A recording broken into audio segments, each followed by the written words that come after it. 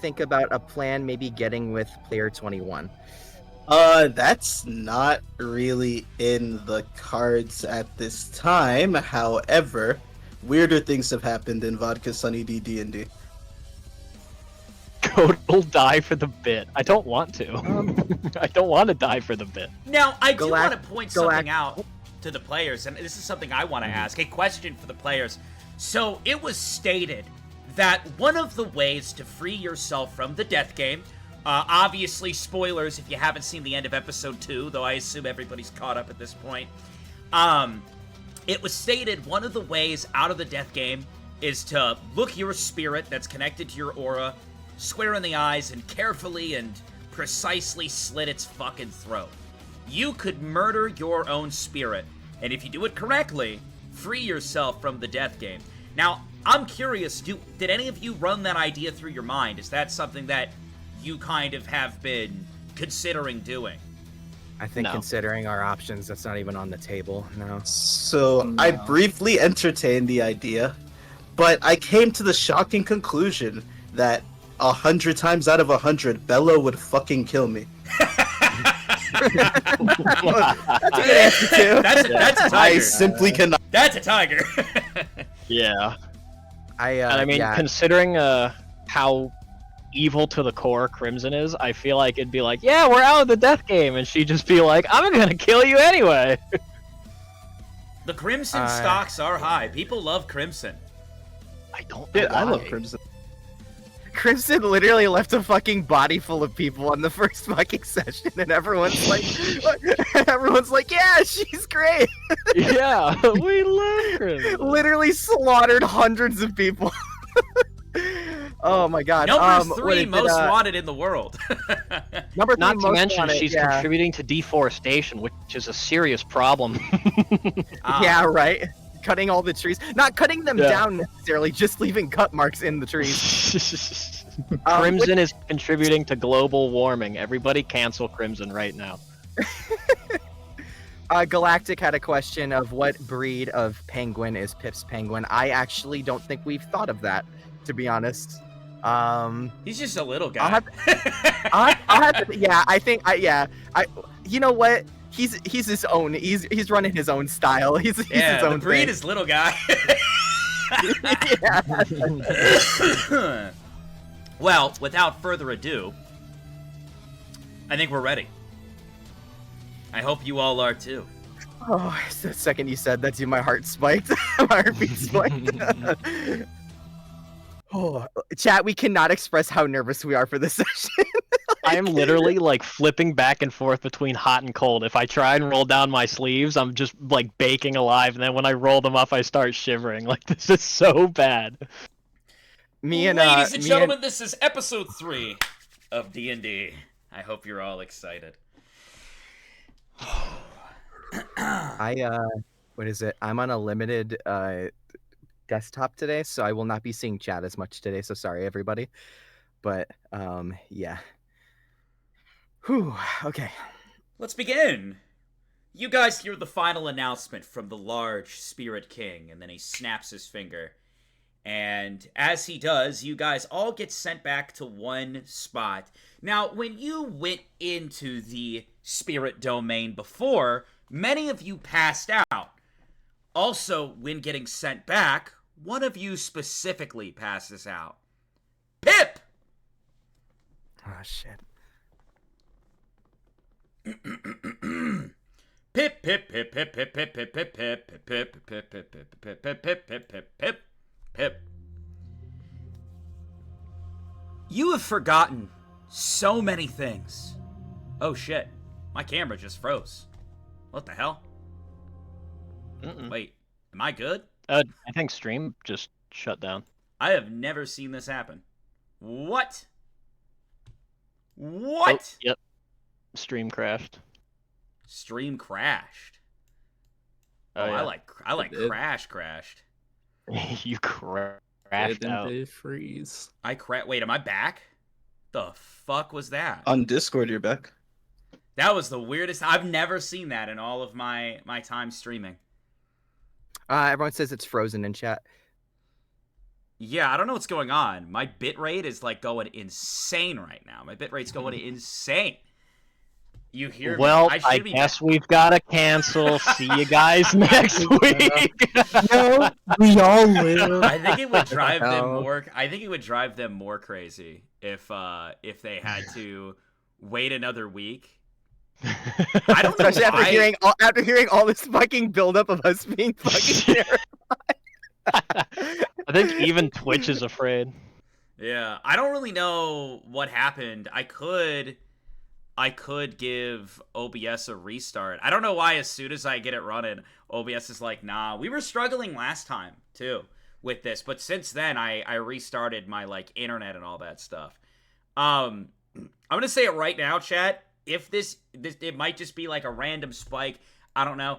If this issue does continue, I may have to give, like, OBS the old restart. But hopefully it's good enough. Hopefully we're all good. Hopefully. Let me check. Oh, my bitrate's in the red. What the fuck happened? What happened, little bro? OBS is also scared. I mean, worst comes to worst, we can kill off the YouTube stream, unfortunately, as much as YouTube wouldn't like that. But are we all here? Type 1 if you can see me and hear me. Did we survive? Started over. I don't know what happened. Nothing happened yet. I said Pip 3 times and the stream blew up. It's like fucking. That's the curse. It's like Bloody Mary. It's like Bloody Mary. Pip fucking crashed the stream.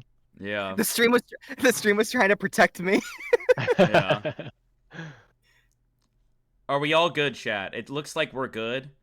I'm going to continue from where we left off. If we have any other lag spikes or issues, let me know in the chat. I'll keep an eye on it as well. Worst comes to worst, we will end the YouTube live. So if you're watching on YouTube, hop on over to Twitch. I don't know if YouTube died. I don't know. But that is an option we can always do. But we are starting with Pip. I'm glad it happened right before we started. So we get a nice little laugh. You know, I feel like it broke the tension. But how about we bring that tension back? Oh. Pip! Can you hear me, buddy?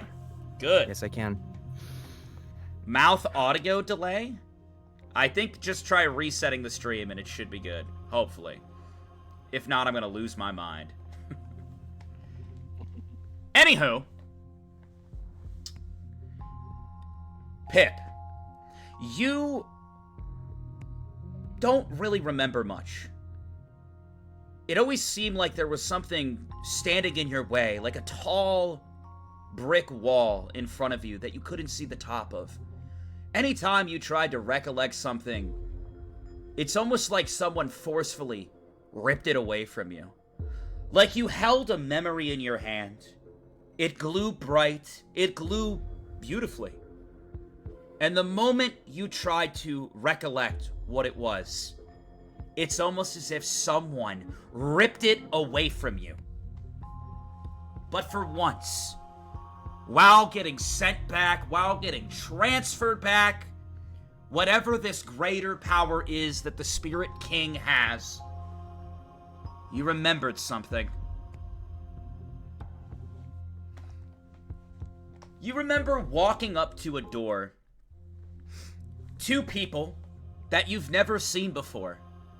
One on the left side, one on the right side, or maybe you have seen them before. You think. Roll a 20-sided.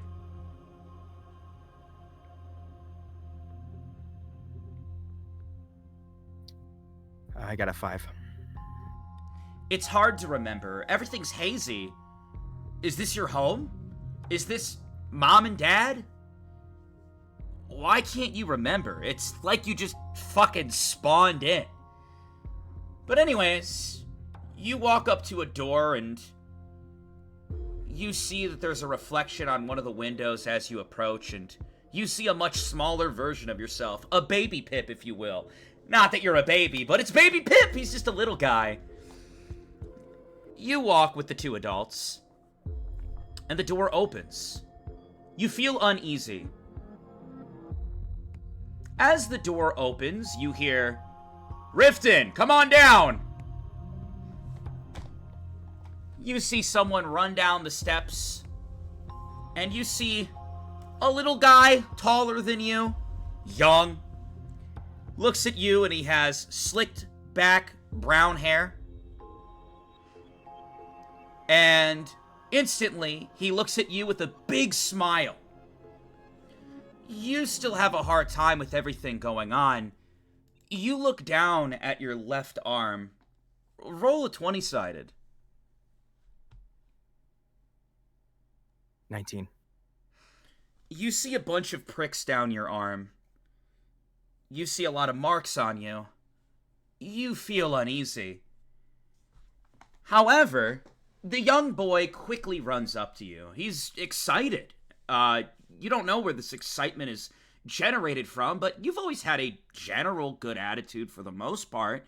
And the boy seems kind enough. I mean, you don't sense anything bad from him. But he runs up to you, and he grabs your arm and says, "I want to show you something." Do you go with him? Yes. Okay. He quickly runs you over to the other room. And you've never really seen stuff like this before. It's weird. You see a whole bunch of, like, what look to be, I'm gonna call them dolls and action figures to convey to the audience what we're talking about, but to you, they're just little people. You sit there in confusion, but watching the excitement of this individual in front of you can't help but make you smile to some extent. He starts stacking blocks on various blocks, and then starts making weird sounds like as he moves stuff around.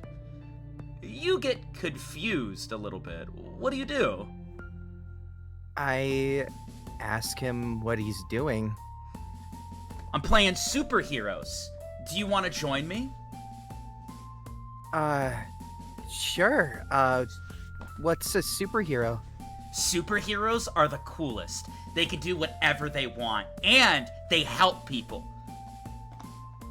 Help people? You see him quickly run over, and you see they have this, like, what looks to be, I mean, we're gonna call it a television for communication purposes, but to you, it's just a big box. You see it has a massive crack in it, and he quickly runs over and attempts to play something for you. You are having a hard time seeing the screen and understanding what's going on, but the kid's excitement is just beyond contained. You also find yourself strangely alert to whatever's being shown on the big screen. Roll a 20-sided. Nat 20.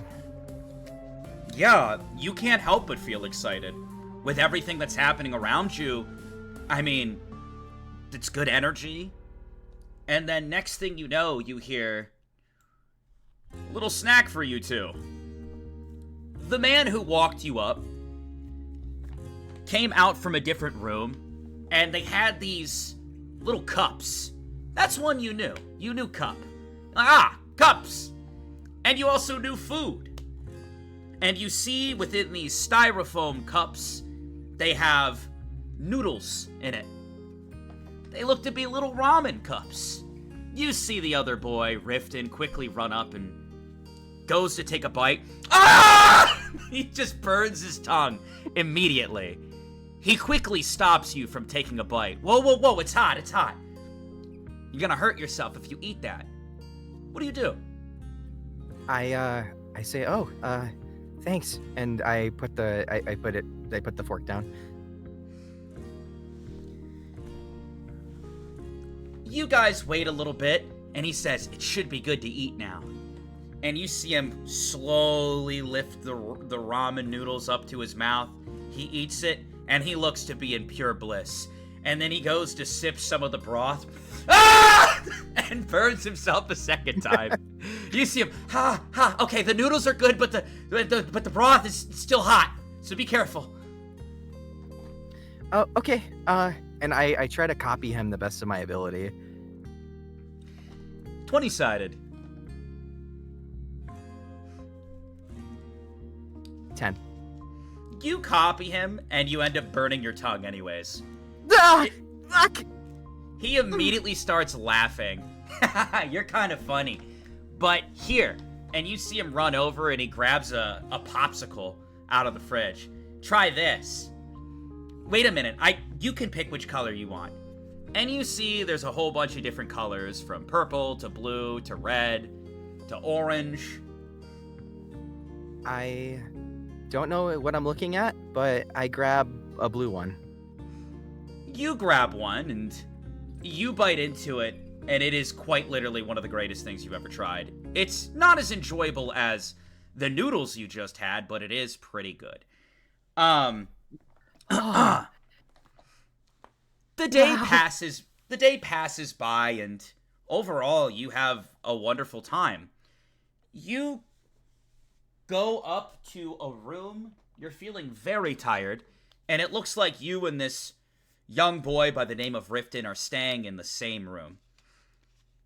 As you lay there down within a very comfortable bed, you look up at the ceiling and just wonder why you're having such a hard time understanding things. Again, it's almost like you're holding something. You're holding everything you need to know, but it's not yours. You're not allowed to look at it. And this is constantly what happens every time you try to remember. Everyone kind of makes you a little bit uneasy. It's a lot of information hitting you at once, but you had fun today. And then the next day happens, and you have more fun, and you learn a little bit more. And then day 3 comes along.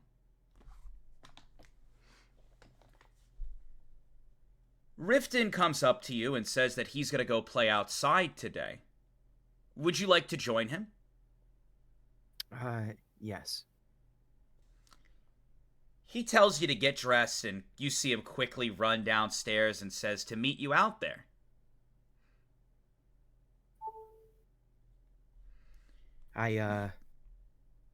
Yeah, let's have fun.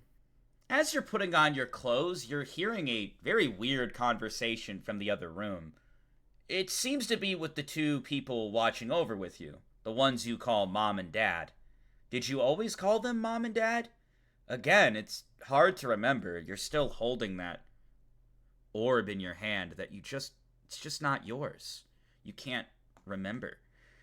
Would you like to go listen in on the conversation, or would you like to immediately go outside? I'll listen in. You quickly run over to the door with a smile on your face, and you go to listen in. So what was the point of this? It'll be okay. It's good for Riftton. We're waiting for further instruction right now. I get that, but this whole thing seems really shady. I don't like it. Listen.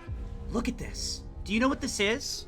You kind of peek through the door, and you see the woman who walked you up hold out her hand, and an orb appears in front of her. This is Vaughn's new creation, the Vaughn. And one of his people, one of his higher-ups, gave it to us. It's called a virtual pocket. Vaughn's been creating all sorts of stuff, and it's going to take over. And we have an in on that right now. For now, we'll just wait for what they say. Yeah, I just don't really see when the money comes in. It already came in, honey. I just got this earlier. Look. A number flashes on the screen, and you see him.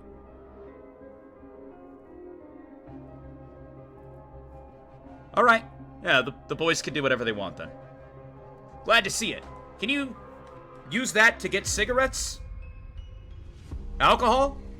Whatever we want, honey. I'm telling you, this is gonna be the best thing we've ever done. Anywho, you quickly run outside, not really understanding anything you just heard. And as you run outside, you see a whole bunch of kids playing. They're kicking a ball around. You don't really see Riftton. Would you like to join the kids? I'll look around for Riftton really quick. You're having a hard time finding him, but roll a 20-sided. Maybe you get lucky. 14.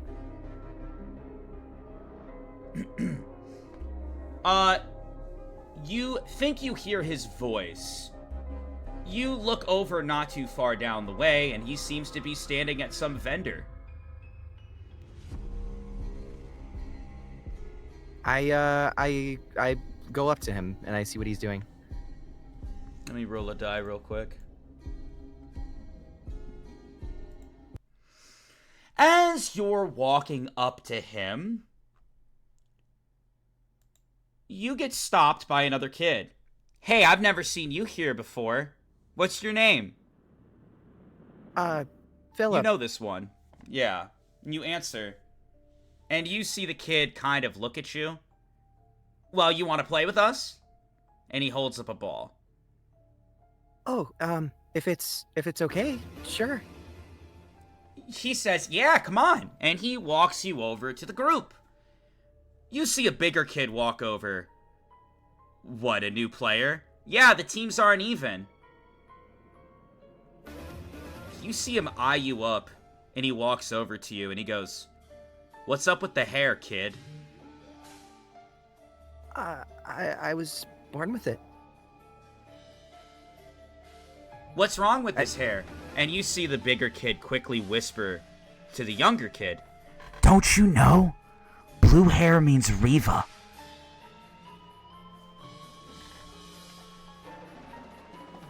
You see some of the kids kind of whisper. And one of the other kids goes and says, yeah, I don't want to play with you. You see a few of the kids start to side with you and say, no, we're down a player, we're down a player. And then a few of the other kids start saying, nah, go change your hair color and then you can play. I'm sorry, who's Riva? You don't know Riva? This kid is stupid. Some of the other kids actually laugh, even though what he said wasn't funny at all. You start to feel kind of weird with people pointing at you and laughing. And then one of the younger kids jumps up and actually grabs you by the hair and sees if it pulls out of you. He goes, is this even real? And he yanks some of the hair. It hurts a lot.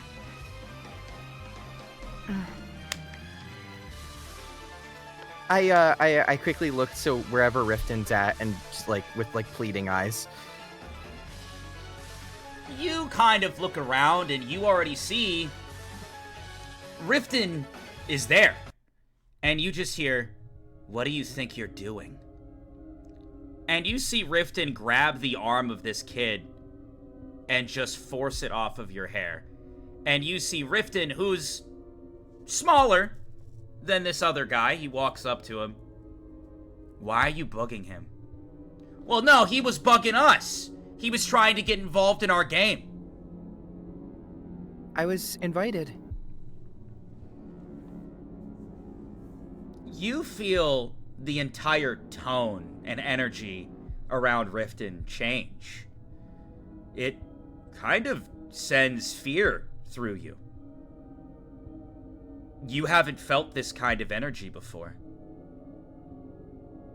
You see Riftton go up to the kid, and he grabs him like this. It's my little brother. And he's not weird. Don't pick on him. If he wants to play, you let him play.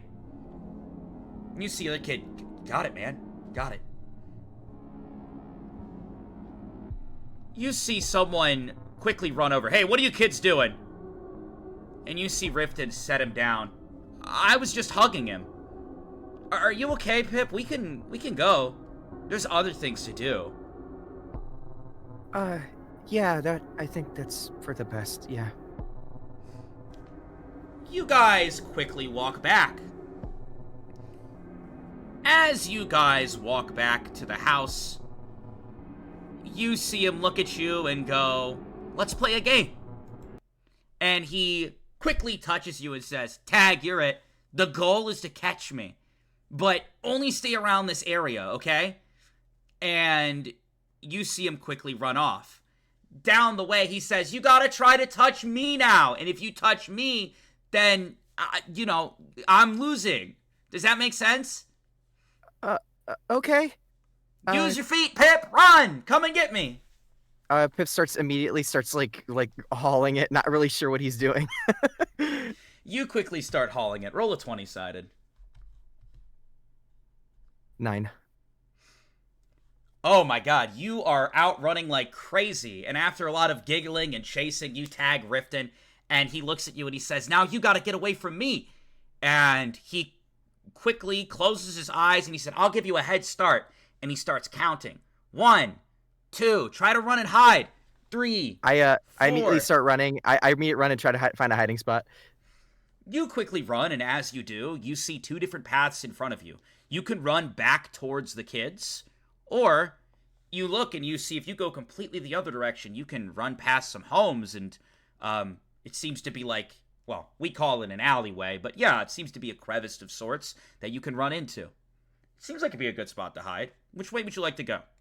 Let's go to the alley, because I don't want to get beat up. Okay. You quickly run to the alleyway, and as the sun is setting, you hide, and you hide, and you hide, and you don't get found. Would you like to come out? Yeah. You come out, and you see something horrifying. Just beyond the house, there is a gold dome. And you see something with several eyeballs just staring at you. It has all sorts of limbs, deformations on its body, several mouths. It's completely black. And you see it just kind of tweaking a little bit. Thankfully, despite it looking absolutely horrifying and striking fear in you, there is a large gold barrier between you and whatever this thing is.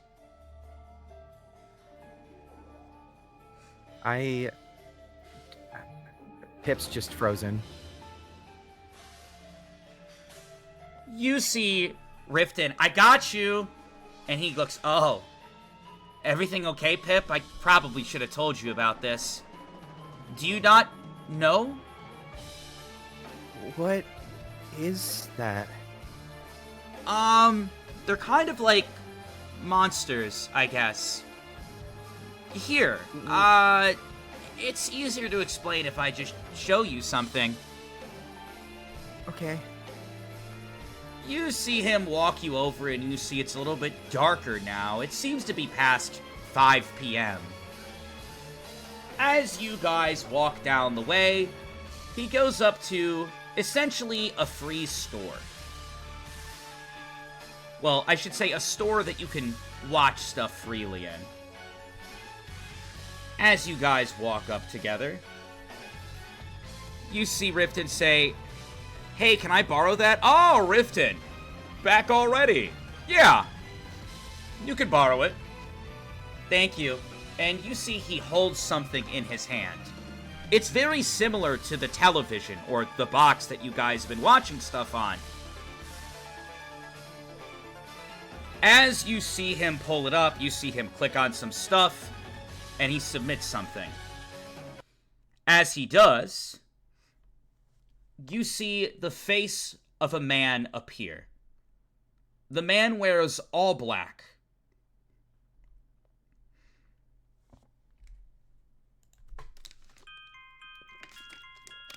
"Hello, everybody! My name is Vaughn, or you might know me as Lord Vaughn.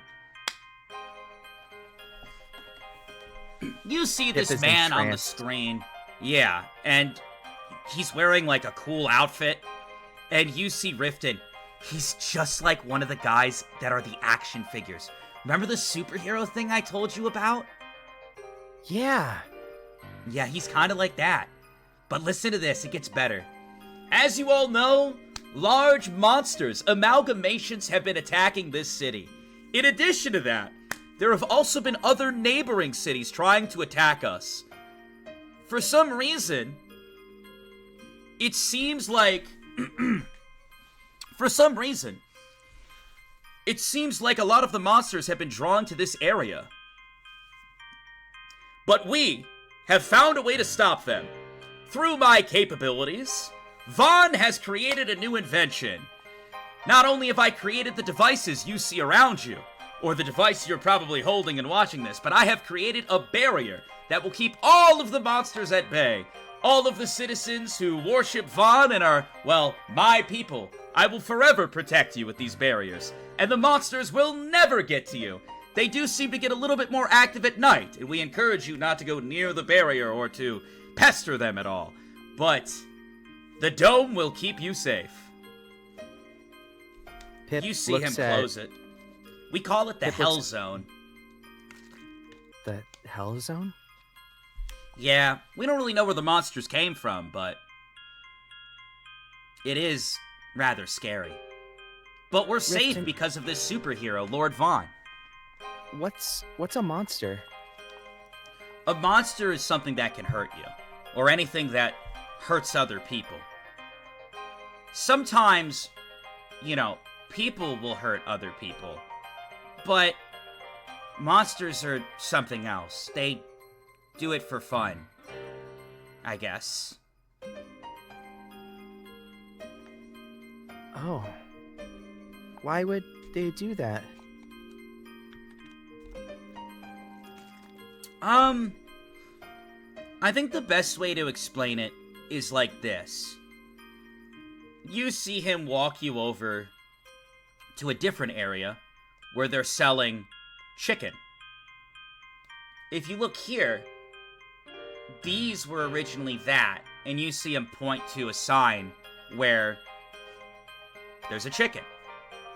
You know how we need to continue to put stuff in our stomach to kind of feel better, to kind of grow?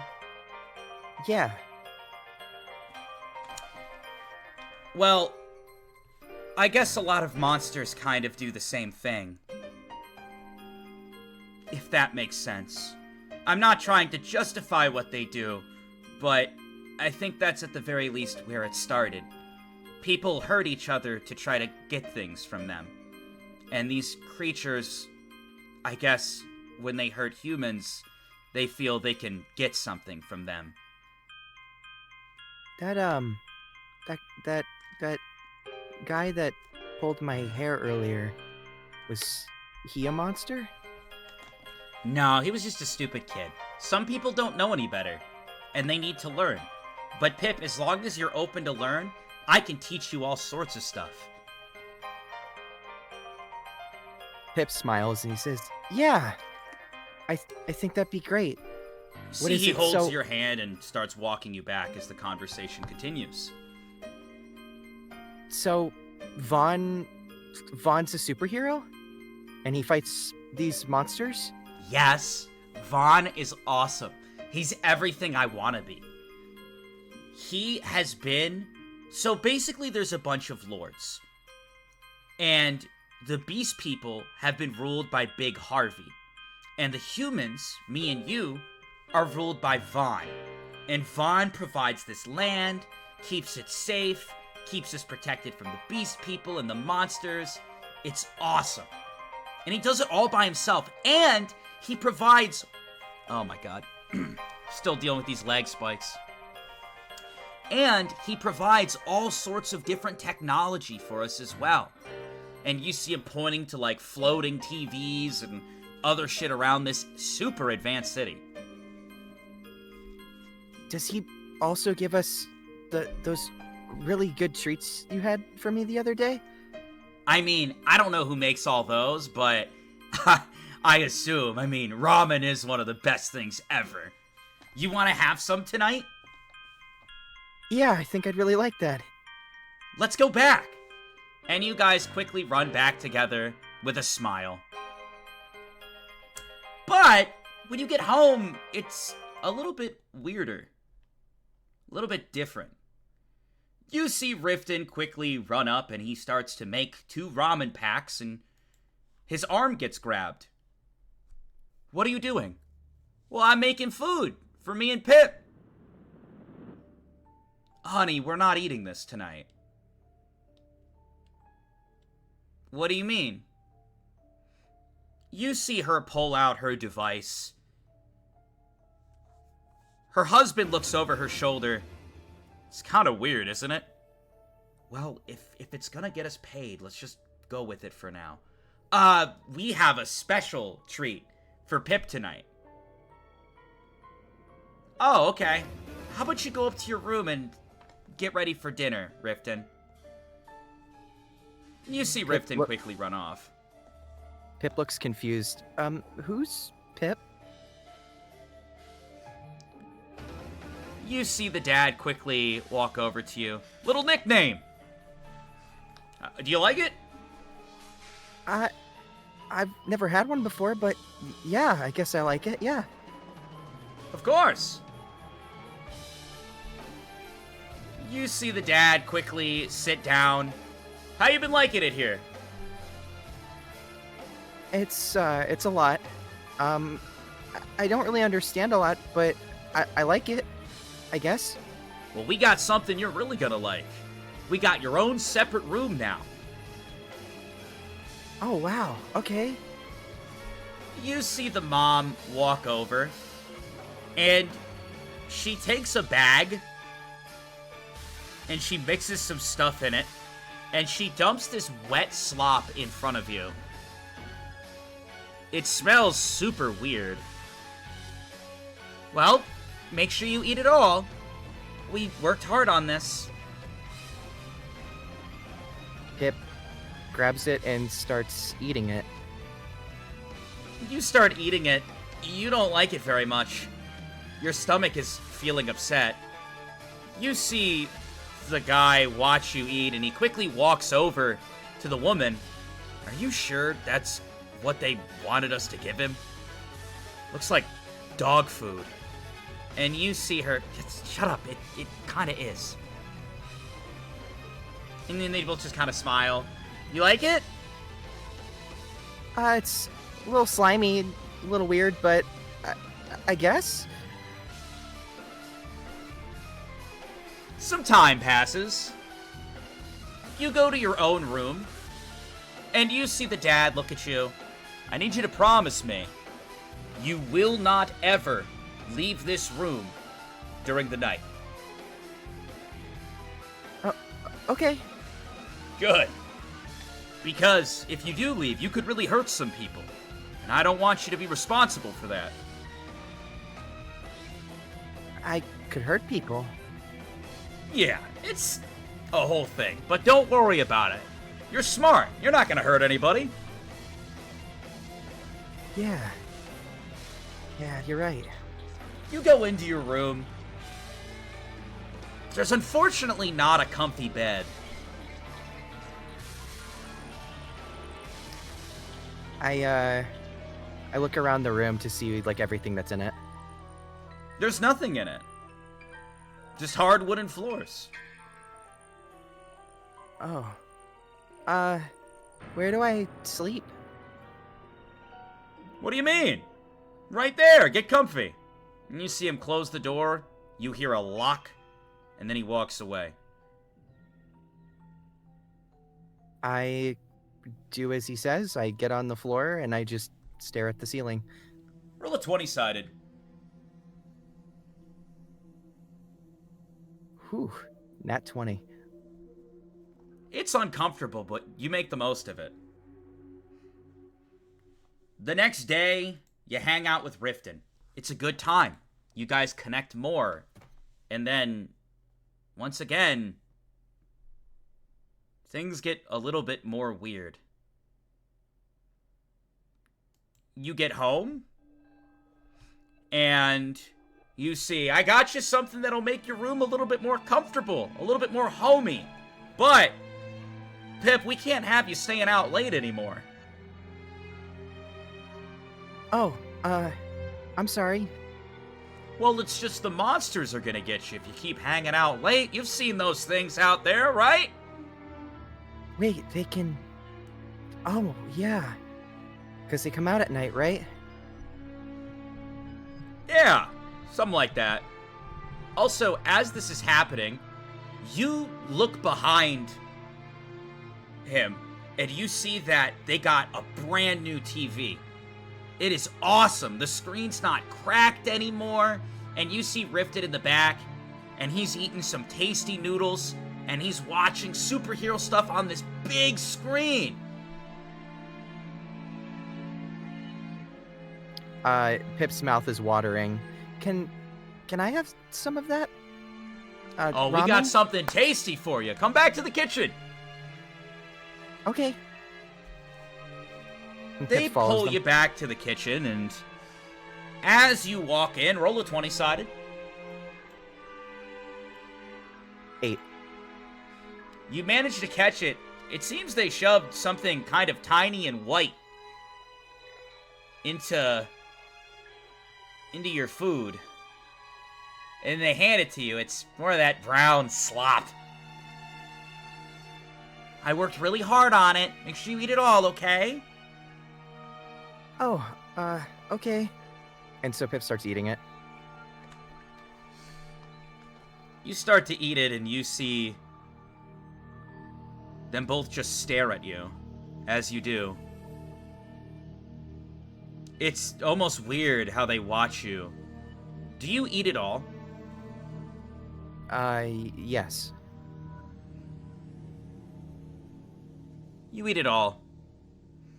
You're feeling uneasy. You ain't looking too good. Here, let me walk you up to your room.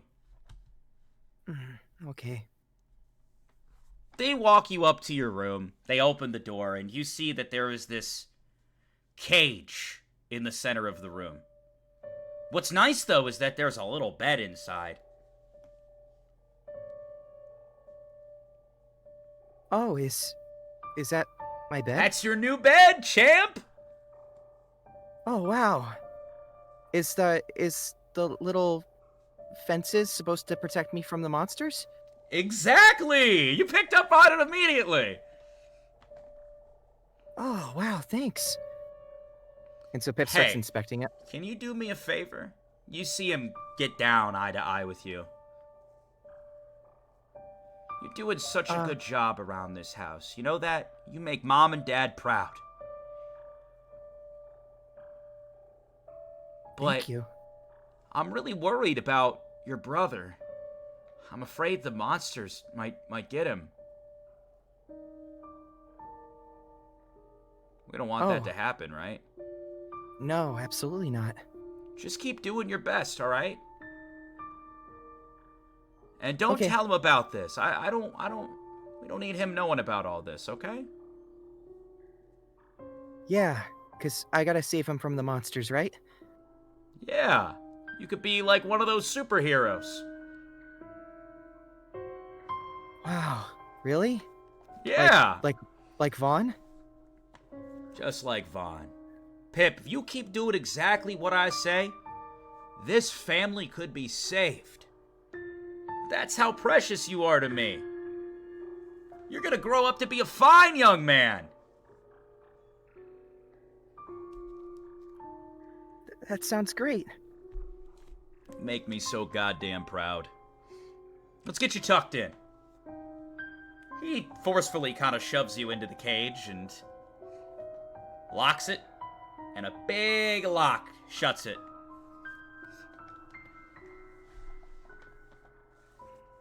Thank you. You're uncomfortable. It's compact. Of course!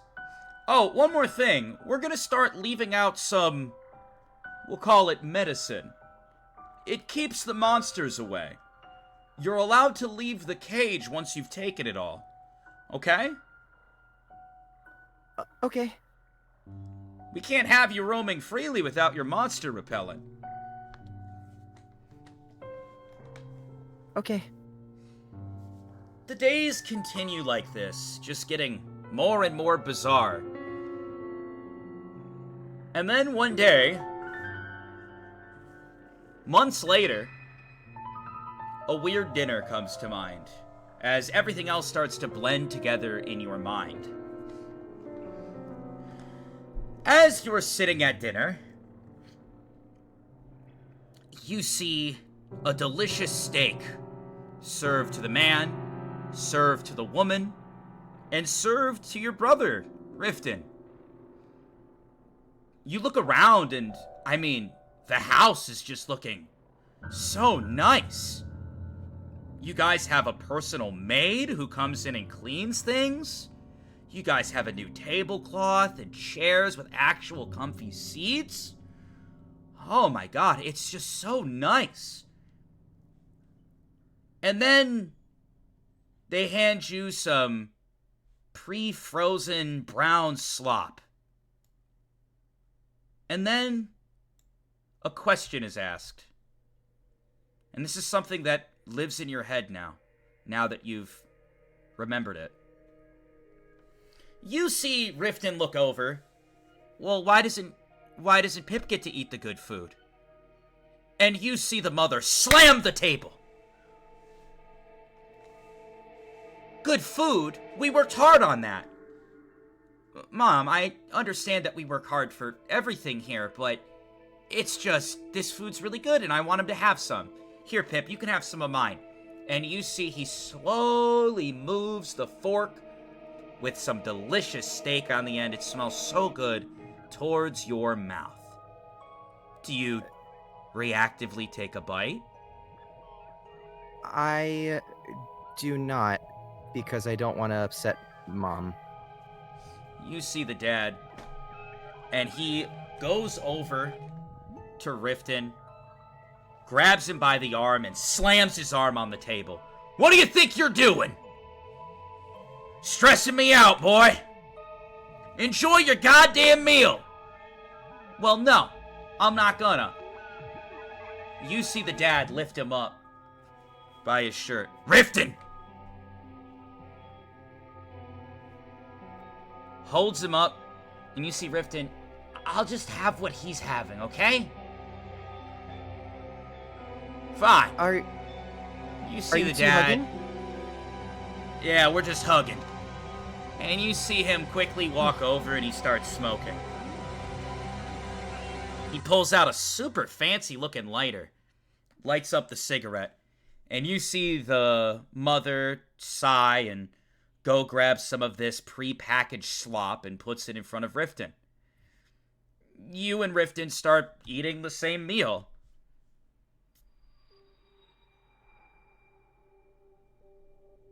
Nighttime comes. More and more little white things in front of you. We'll call them pills for communication purposes. And then for the first time ever in the middle of the night, you hear some clicking, and the door opens up and creaks open. Hey, are you in there? And you see Riftton poke his little head in through the door. You said it's like late night, yeah? Oh, it's super late. Whoa, hey, get out of here. The monsters, they're gonna get you. Shh, it'll be fine. You know I'm a hero, right? You see Riftton quickly and quietly move over to the cage. Oh my god, it's worse than I thought. Pip is super nervous. He thinks that he's gonna die. Hey, listen, it's okay. Do you want to sneak out with me? We can play tag again and stuff. I feel like we haven't in so long. I miss you. No, it's way too dangerous. No. No, it'll be fine. Also, Pip, what are these? And you see him pull up these little white things that are portioned for you. Oh, it keeps the monsters away from me. You see him look. I don't know what this kind of technology is, but it looks like it isn't gonna unlock unless these are all taken. Pip, are you okay?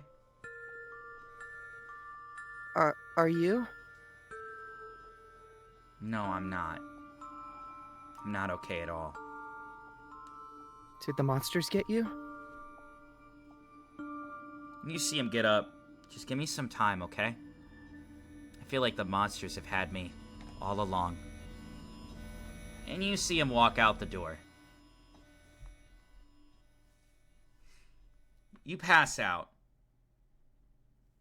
Some time passes, and there's an overwhelming amount of little white pills at the side of your cage that you have to get through. Roll a 20-sided.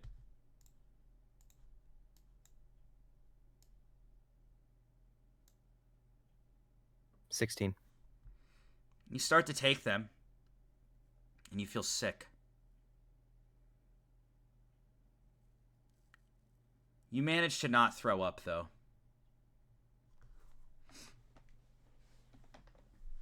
You pass out. It seems like no one has let you out in so long. You don't know how long you're out for, but your dad ends up coming back into the room. Oh, you got through them all. Boy, I'm so proud of you. Let's get you out of there. And you look, and you see all the little white pills are gone. But you don't remember taking them.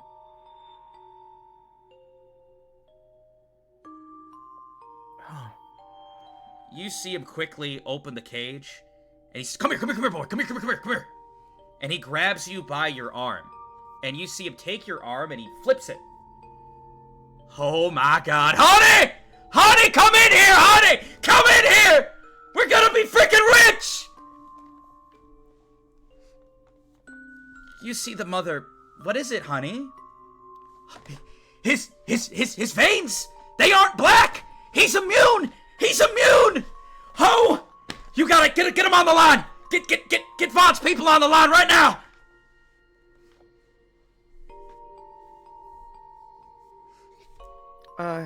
Immune from what? The monsters! You're immune from them, boy! As you kind of look over down the way, you see Riftton hold up his arm, and he goes like this. And as he does, you see black veins down his arm.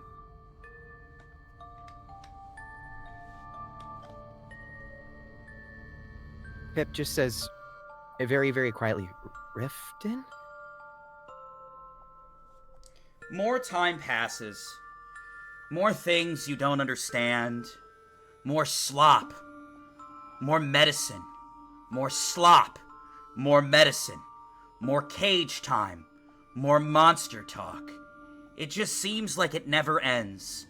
As things around you start to get nicer and nicer and prettier, your situation stays the same. Until finally,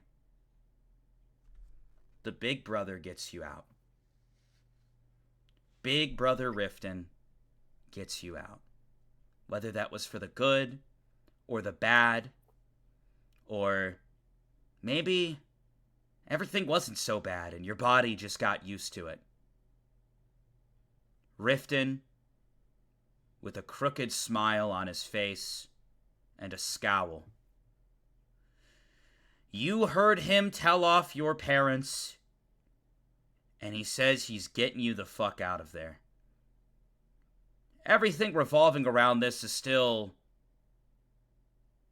kind of foggy. But he got you out.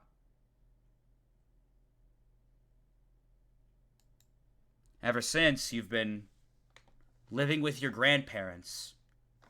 They're nice people, but everything's just so bizarre. You wonder if things are the way they should be. You never really were given the time to learn. But one thing is for sure. You definitely feel.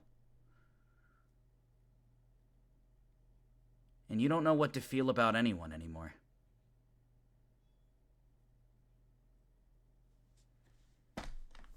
We're gonna go to the other ones. We're gonna go to Kodal, Salus, and Safe.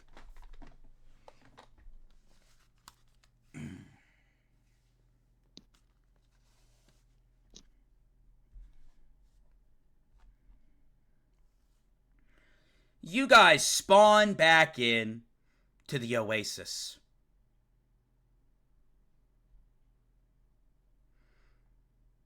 And as soon as you do, you see Rita quickly run up to you guys. Hey, are you okay? Rita! Hey! Her tail wagging back and forth. And you also see a passed out Pip and a passed out Baby Blue. They're both unconscious from the jump, it seems. Hey, Rita, are you okay? I don't know. I have no idea how long we were gone for. You see her tail kind of dies down. Hey, are you okay? And she looks past you, and you see Crimson kind of stand up, and you see her look down at a passed out Baby Blue. Good. She's unconscious. Let's get this over with then. You see her quickly turn over to your group, and she stares at you, almost as if her energy that she was putting out before was completely fake. Basically, everything you knew and felt about this girl is out the window suddenly, now that Baby Blue is unconscious. What are you talking about? You see her quickly walk towards your group. And as she does, let's just be honest here. We all listened to the same meeting just now, right? That doesn't Correct. mean that we have to kill each other. No, that's exactly what it means. No, I didn't you thought it hear? would be... We can work together. Why would I ever work with you? What could you ever accomplish that I couldn't?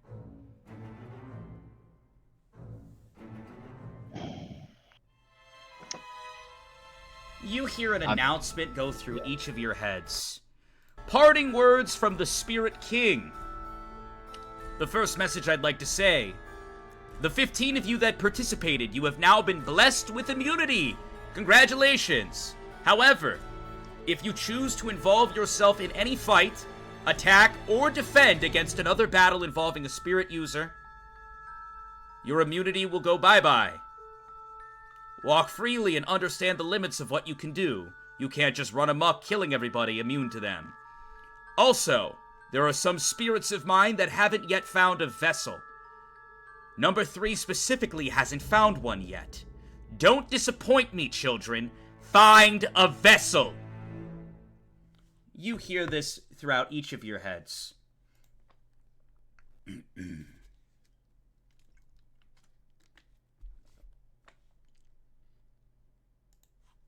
Number 3? Huh. You hear a voice come from Crimson. Hey, listen. Even if we can't take out those two right now, you should definitely take out the one with blue hair and the one with the hat. We have to kill everyone, remember? Yeah, I know. Just shut up. You see Crimson with 2 glowing red eyes start to walk towards you. You see Rita. Well, what is all this about killing? What's going on? She walks right past Rita and directly up to you, Kodal. Hey, we're in the circle. That's true. We are in this oasis. And it says no fighting. No violence. So be a man and walk outside with me now. How about no?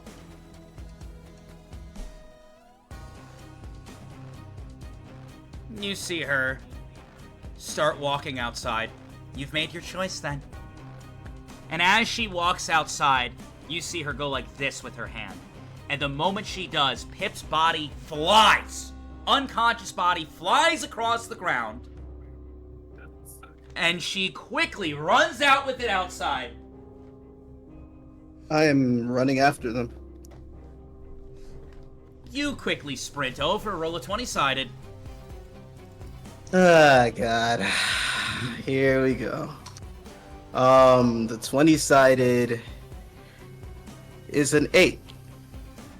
The 8 is good enough. You manage to get over and you grab Pip, and you feel a force pulling him. And you see her standing right at the edge. Hello, I'm gonna run spirit up and... gods. Surely this counts as interference. I'm gonna grab Safe from behind and I'm gonna pull him backwards. 20-sided, both of you. I rolled a... Wait. Sorry, I was creating it. I rolled a 14. I rolled a 5. You said you rolled a 14? Yeah. Thanks to Kotal's strength and quick thinking, he manages to pull you guys and you stumble backwards. As you stumble to the ground, you see Crimson just roll her eyes and she looks very irritated. And then you see Rita step up. I'm so sick of this. What is your problem?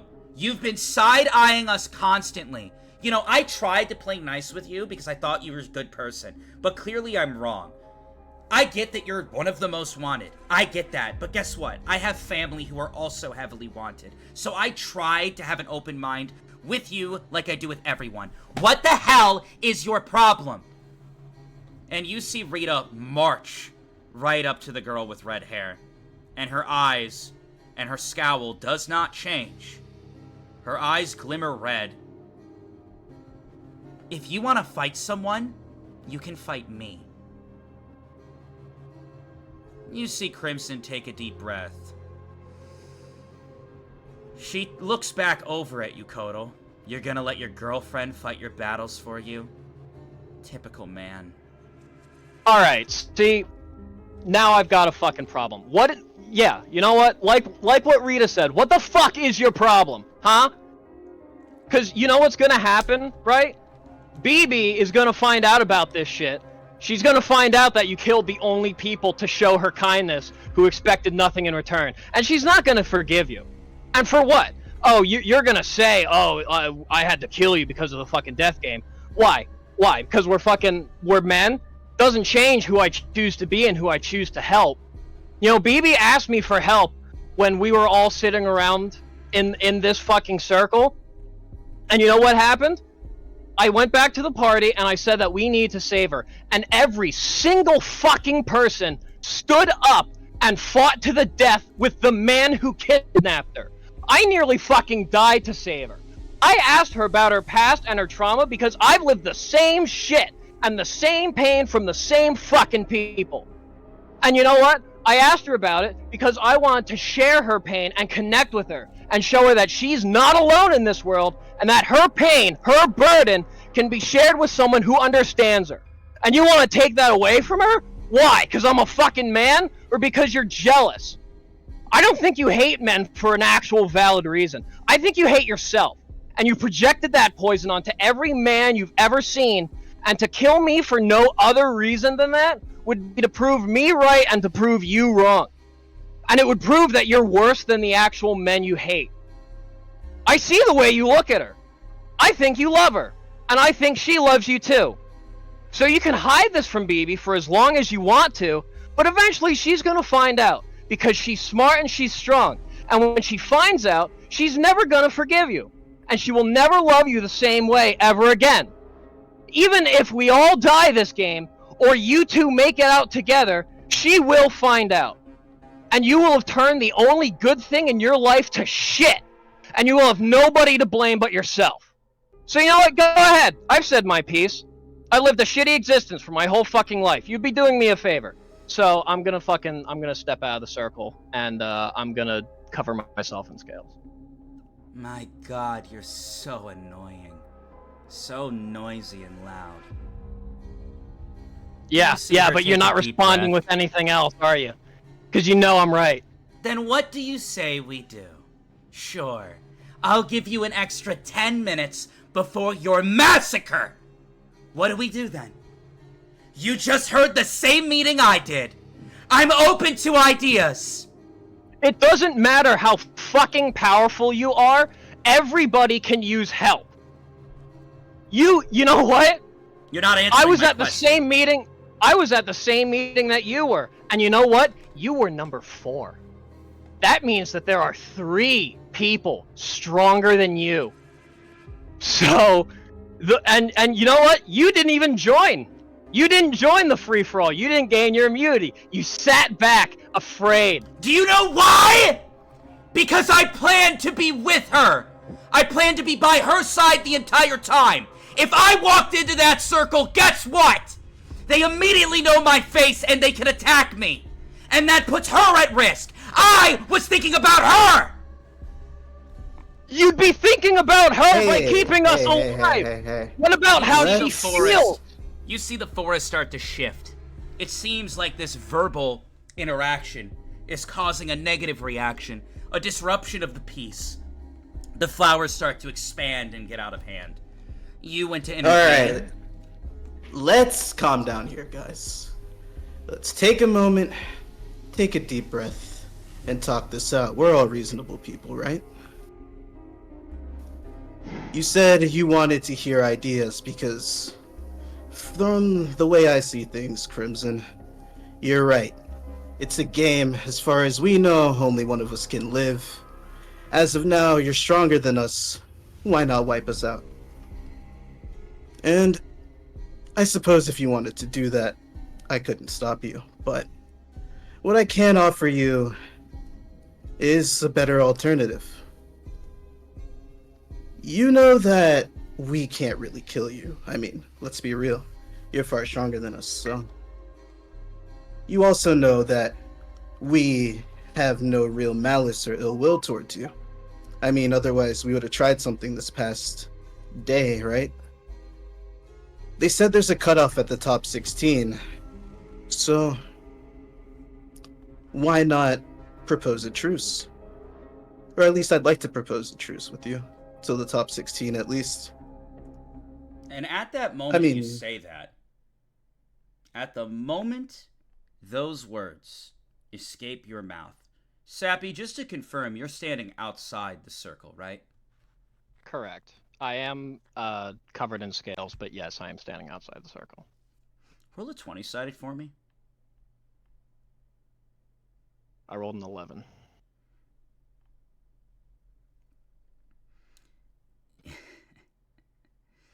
You don't know how, but right next to you, someone appears. Exactly what I was thinking! Form a truce! You see a man with tattoos down each arm Son of a bitch. and several piercings across his ears. It's the number 21. He walks right past Sappy and walks right past everybody else and gets real close to you, Safe. Tiger Daddy, I've been looking for you. You see him just kind of eye you up and down, strictly looking in your nether region area. I take one step back. You see him take one step forward. You want to make truces with people now? That's just perfect. I was thinking you and me could make a truce of our own, though I like to be exclusive. So we'd have to kill off everybody here. Yeah, I can't really co-sign that one. Come on, man! Listen, are they holding you back? Do you need me to do it for you? No, that's good. That'll be quite alright. I think they're fine just the way they are. Alright, I'll make you a little deal. I won't slaughter everyone here if you tell me how big it is. You see everyone slowly just turn and look at him. What? Even Crimson, who had a scowl, just looks up at him. What? Can't the guy have goals? Like you're any better! I mean... Anyways, you want to answer the question for me? Bro, my life hangs in the balance over what Safe's dick size is. Brother, what? What the fuck?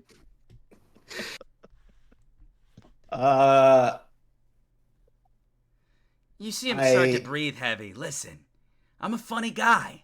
You see? They're cracking smiles and stuff. I'm not such a bad person, but can I run you through a hypothetical?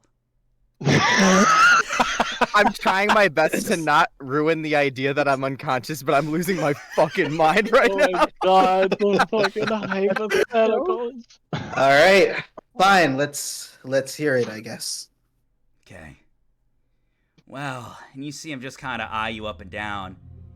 If me and you were on the same team, we'd have to fight all sorts of evil people. And it's possible that while we're fighting people, you know, our clothes might get torn off. Best case scenario, your clothes.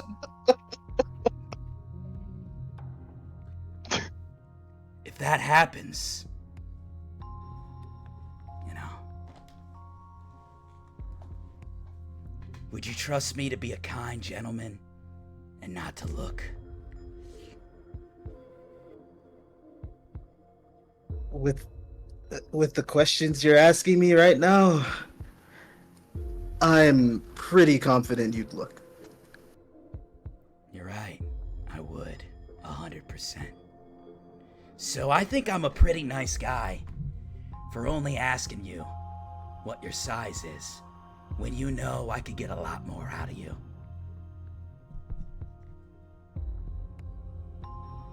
You see him breathing heavy.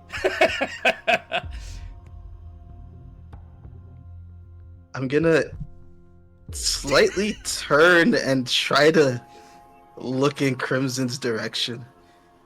You see Crimson just like, I hate men, I hate men, I hate men, I hate men, I hate men, I hate men, I hate men.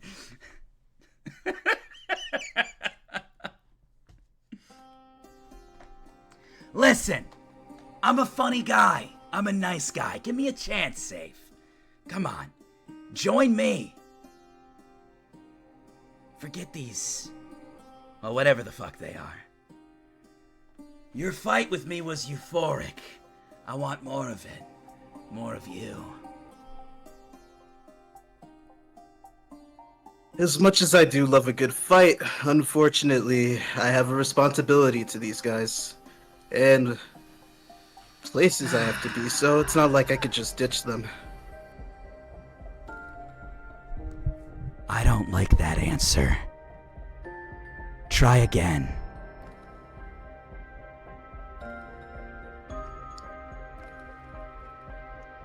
Alright. I lean in real close to number 21's ear. As soon as you do, he licks your cheek. Let me roll something real quick. Hold on.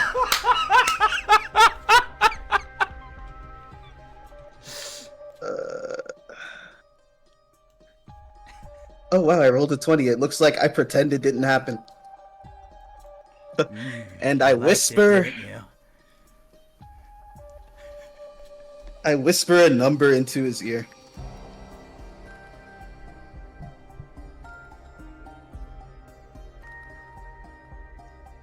Okay. The question is, does chat get to know? Are you saying you're gonna send me a DM? Yeah, I'm gonna DM it to you. Chat doesn't get to hear this one. You don't one. want chat to know? Okay. Nah, chat doesn't get to know. Not for free. In this economy, dude. Ooh, spicy. Okay.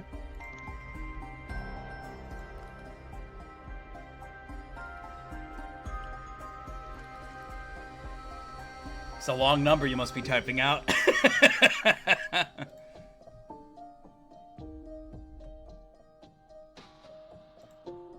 So that's the number I'm going with. He looks at you, confused.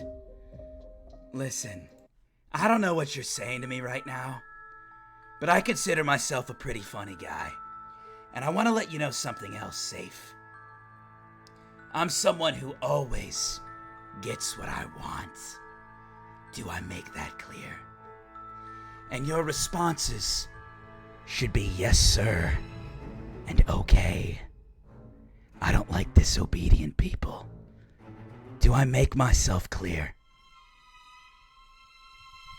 Yeah, unfortunately, blind obedience isn't really my thing. You're gonna have to try harder than that.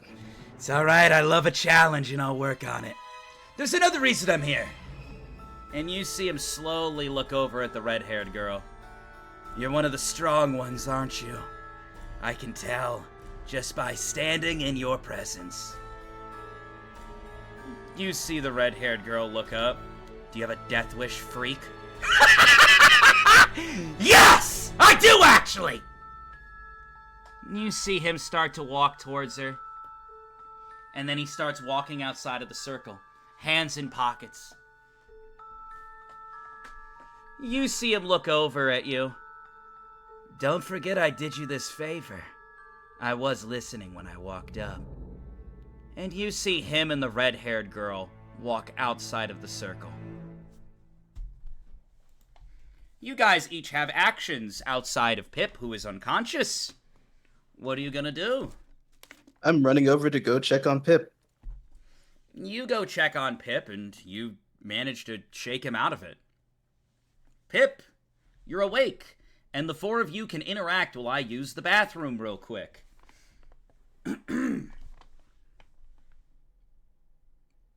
Feel free to interact. Pip just looks up to the sky. Pip, you alright? He doesn't answer. Well, you're alive at least, and that means things can get better.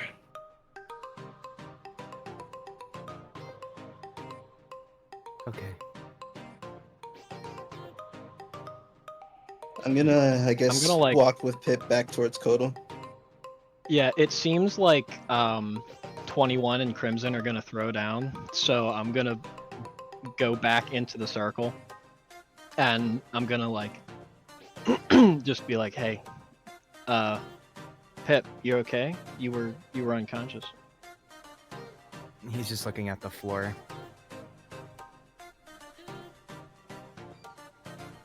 Well, in any case, I don't know how long that fight's gonna take, but that's probably our cue to get the hell out of here.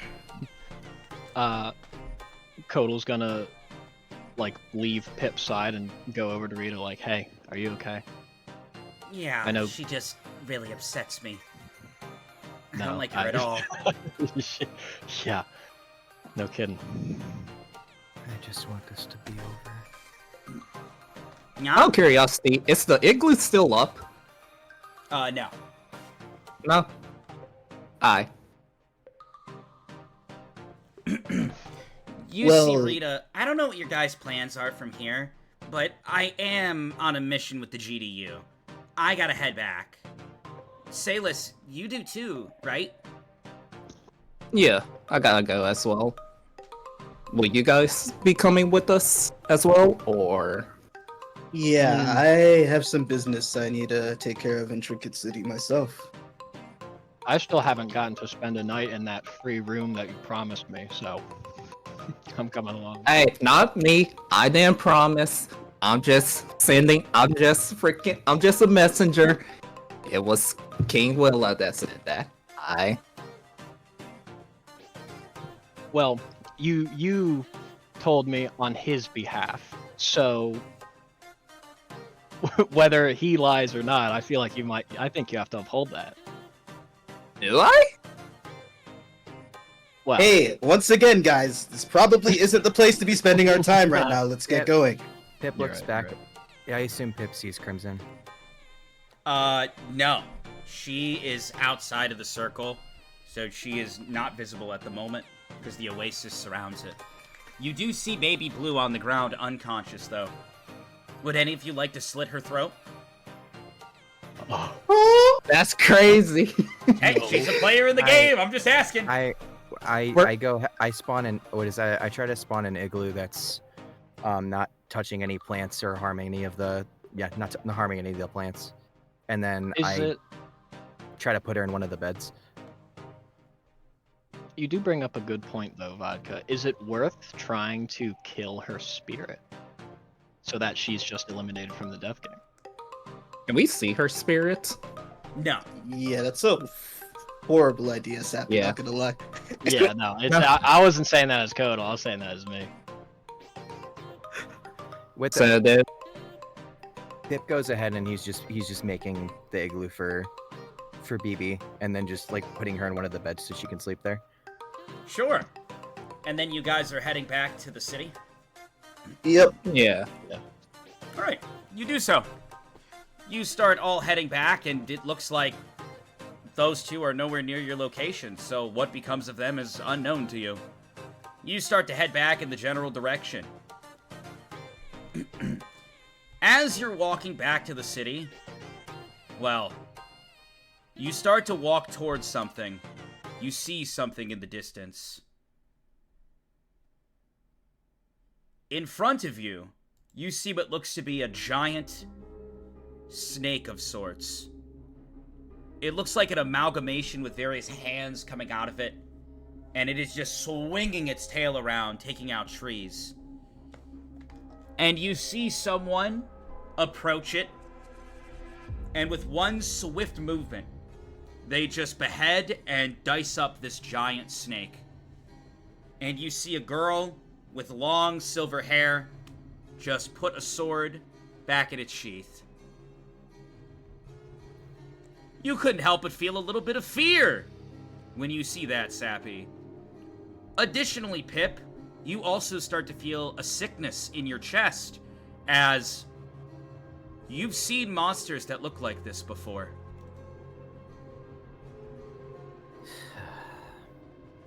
I'm gonna stop walking. I don't want to approach that. I'm getting tired of this shit. Hey, I hope you're all okay. The monster's clear. You should be good to walk now. And you see this beautiful girl turn to you with silver eyes, silver hair, and just a very petite, lean body with a long blade. Did you hear me? It should all be good now. Thanks you. for clearing the way. Thank you. I guess I'll approach her. You approach her, and as you do, you sense energy leaking off of her that would probably like compete with Crimson.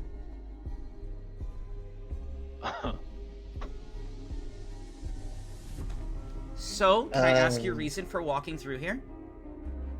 We were headed over to Trinket City. I see. Well, my name is Tiana. It's nice to meet you, gentlemen. And I'm also heading to Trinket City. Do you mind if I walk with you? Sure. Go ahead. It'd be an honor. The name is safe. Wonderful. You see her take a deep breath, and then she pulls out a fan and fans herself a little bit. And you can see her breathing heavily. And then she walks ahead with a slight blush on her face. As you guys all walk, you're free to have a conversation with anybody. Who wants to go first? Yeah, you guys could just talk too while you're walking. So I guess. Pip's just glaring at the silver-haired girl. What brings you here, Tiana? Me? I have a friend who is putting on a little bit of a show at Trinket City. And I want to be there to support him. Oh, a show? Oh, What kind? He's somewhat of an entertainer. It's gonna be kind of like a festival. I've never been to a festival. Where are you from? Oh, I'm from the city of Rain. I see. That place definitely has its hiccups. I do hope everything was okay for you there. Not really, but we don't really need to go into that. You see Rita walking kind of behind you guys, and she's being a little bit more quiet than usual. You also see that she looks like she's trying to just kind of disappear into the background around this girl. Rita, introduce yourself. Be polite. You see Rita, and as soon as you say that, she turns pale white. Oh, I didn't even see someone was back there. And you see her slowly turn. And though she tries to hide it, 2 little cat ears perk up. You see the silver-haired girl walk closer to her, and her smile kind of shifts to a look of negativity.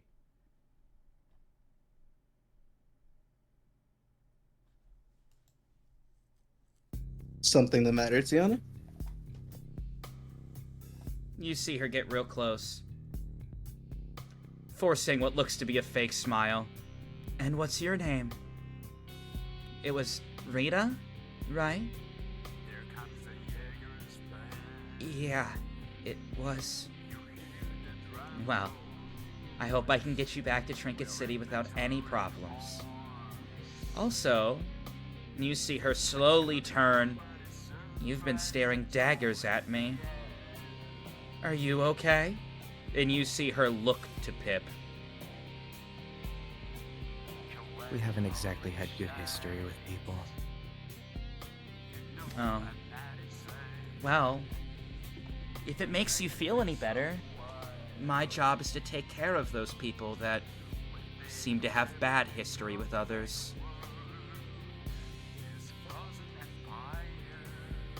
Whatever. You're right. It is whatever. Yeah, he's had a bit of a rough couple of days. Comes from cycles. Of course. My only desire is to protect the people who need protecting. Such a feeble body. I'm sure he needs it. You see her walk ahead. Do it already.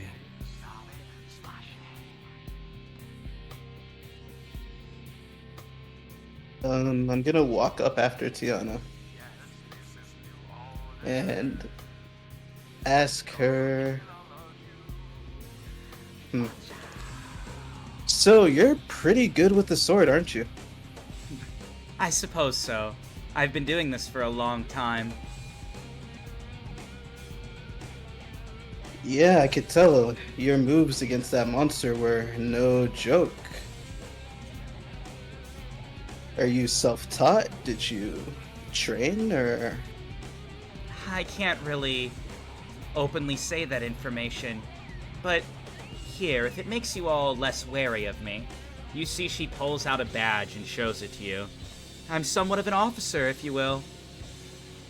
I'm the leader of Detox. It's a little group that keeps people safe. We're like bounty hunters. We look for those who are most sinister and take them down. Well, you just missed her. Missed who? The top 3 most wanted. The top 3? And you see her slowly turn to you. You have information on the red-haired devil? I point to the direction we just came from. Yeah, just like walk like a mile that way. Can any of you confirm this? Yeah.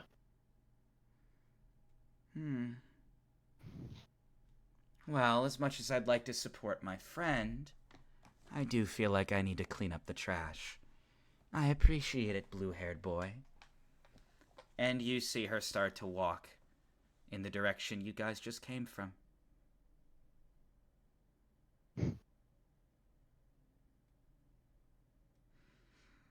Well, You see Rita just like wipes some sweat from her as soon as she walks away.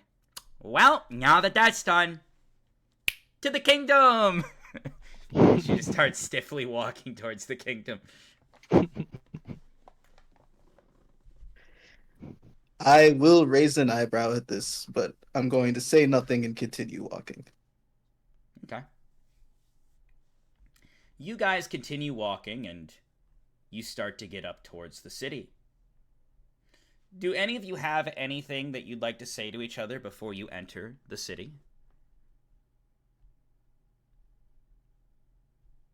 I don't think so. Hey, Sailus. Safe. Is there any way I could talk to the king? Maybe. I did not know, but it couldn't hurt to come with me to talk to him. Alright. I'd appreciate it. Yeah, no problem. All right. After I say this, I'm also going to pull out my pocket and unlock texting. You'd like to pay I'll also do 1,000 that. credits. Okay, so Yeah, 2 people would like to pay 1,000 credits to unlock texting. Yeah, I'm gonna do that. Oh, that's a good idea, actually. I'll unlock texting. Okay, so all 3 of you are doing that? Yes. I'm guessing Pip is just going to stay quiet. Yep. Okay. Pip, I think that you should get the texting feature. That way we can all stay together and, up to date on how we're all doing. I'm around all you guys anyway, for the most part. Well, there's a chance that we could get separated. Whatever. I can buy it for you if you want. It's fine. Okay. You doing all right? He just looks at Kodal. That was really the question you wanted to ask? Dude.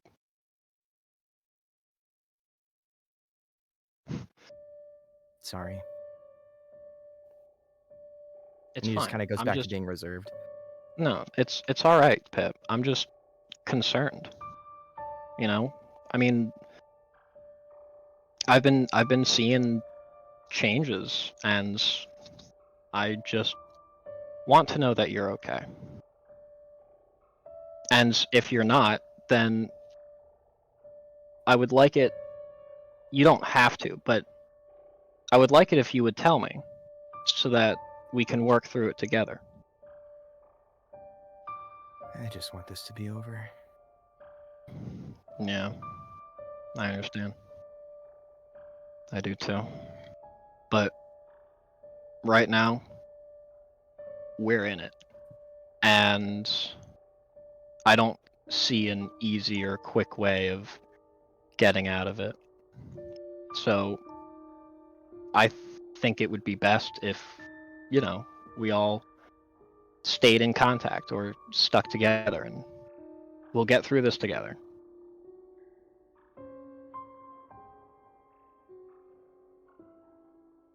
I'll think about it. Let's get the materials we need first. All right. You guys walk up to the city. And as you do, and as you get to the main gates,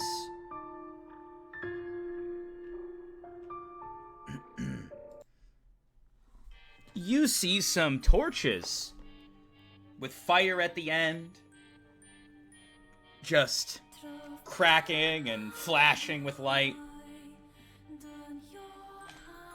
You guys walk up, and as you do, you see the city layout has completely changed, at least in the main district. You look and you see there are balloons everywhere. Everybody with various makeup on. You have people juggling fiery torches. You have people clapping and dancing and drinking. And in the distance, you see someone else swallowing swords and then pulling it back out, and more people clapping. Someone is walking along various coals. It is a whole display. Everyone wearing various types of masks. Flat masks, Venetian masks, masks that only cover half the face going one way, as well as face paint covering their faces. All sorts of stands. Get your cotton candy! Get your soft pretzels. Get your big, fat, thick, hot dogs. Seems the city layout has changed quite a bit in your time gone. But, you know, what you know, Salus, is that events like this happen like monthly here in Trinket City. Though, maybe this was their attempt to try to get people to not worry about all the damages that they were recovering from due to the storm calamities of the spirits entering. So, you're not exactly sure. You didn't hear about it, but you look before you and, well, Tiana did say her friend was hosting a show in town. I'm gonna go up to one of the cotton candy stands. I'm going with them. Hey, excuse me. How much for a big dong? I got you, buddy boy. You look like the kind of guy who'd want one of those. I gotta get him sir, I would like some cotton the powder. Candy. Maybe. I'm not hungry, but I am craving something sweet. What would you like, buddy boy, outside of the quarter-pound dong? How much for 2 cotton candies? You see him. He makes 2 cotton candies without telling you a price, puts it up, throws the dong in there as well. How much for the cotton candies? Well, for everything here that you're ordering, we will be looking at a grand total of 2,000 credits. For the cotton candies. Yeah, for everything right here. And I'm gonna push the hot dog. I'm gonna push the hot dog back towards him on the counter and be like, just the 2 cotton candies. And he just pushes it right back to you. You know you want that in your mouth. No, I really don't. How much for the cotton candies? 2,000 credits. You said it was 2,000 credits for the cotton candies plus the hot dog. I'm asking how much for just the cotton candies. Alright, you know what? You got me. And you see him pull the hot dog back. That's my bad. 1,200 credits. Can I roll to see how scammy this is? Like, if he's... Do you have perception? What's your intelligence and wisdom? My intelligence is 14, my wisdom is 17. Yeah, roll 20-sided. I got a 16. Oh, he's scamming the fuck out of you. Ain't no 1,200 credits for 2 cotton candies? The fuck? Alright, sir. I'm trying to be cordial here. Obviously, 1,200 credits for 2 cotton candies is a little extreme. Seems you got me. It seems you got me. You're right. Alright. You got me. 300 credits. Total. Yeah. It was a joke. Right. Well, see, I'm not really a big fan of jokes like this when it comes to money, okay? I don't care. You want it or not? Well, alright, that's really funny. How about 200 credits and then we'll just How about 400 credits? Okay, how about 150? How about 420? You're a really funny guy. You're a funny guy. You're funny. Alright, here. That's really funny. Hey, you see the snake that's on my neck right now? I don't give a shit. 420. Okay, no, I do. I want to tell you. Something. Okay? Tell me. Yeah. This thing is a cottonmouth. All right, this is a cottonmouth snake. All right, so, all right, no, fucking listen. This is a cottonmouth snake. You're showing the snake. The venom. You're like pointing to it. Yes. Okay. Yeah. This is a cottonmouth snake. Now, see, the thing about cottonmouths is I put my hand over Kotal's mouth. Really powerful venom. No, let me speak. Hold on. Save a very powerful venom. All right. No, hold on. It'd be a really big shame. He's rolling 20-sided. I rolled a 14. I'm putting my hand over Kotal's mouth. Yeah, he puts your mouth and like fucking. Can I roll to resist it? Yeah, 20-sided. Go ahead. Ah, damn, I got a 3. Okay, don't resist it. Yeah, no. Safe. Pip stepped up. Stop jerking us around. Are you saying that to Kotal or the guy at the stand? The guy at the stand. Listen, little man, I'm sorry. Here, have it for free. And he hands you the cotton candy. I want 3 more. Yeah, that ain't gonna happen. Okay, how about this? I'll give you 300 credits, and you give us 2 more cotton candies. Does the king know you're running scams? You mean a little joke at a festival full of clowns? Come on. Not sure if 300 credits is my idea of a joke. Or even the king's either. I would really up your sense of humor if you're going to be doing stuff like this. Well, you can take your business elsewhere. I don't gotta serve you at all, little shit. How about you don't fucking talk to him that way? Hey guys, can we like calm down? It's a festival. Come on, let's not pick fights. You hear, is there something going on here, gentlemen? And you see somebody walk up, and they're twirling a cane. They have a big top hat, and they have a mask over their face. And you see the guy that's standing. No, sir. Aren't you getting ready for the show? I am. I just sent some negativity over here, and it is my duty to make sure everybody's having fun at my wonderful event. And you see him toss the cane and catch it in one hand, and toss the cane and catch it in the other hand. This scam artist over here is trying to charge 2,000 credits for a cotton candy. Now that's not a very funny joke. Get him some cotton candies on the house.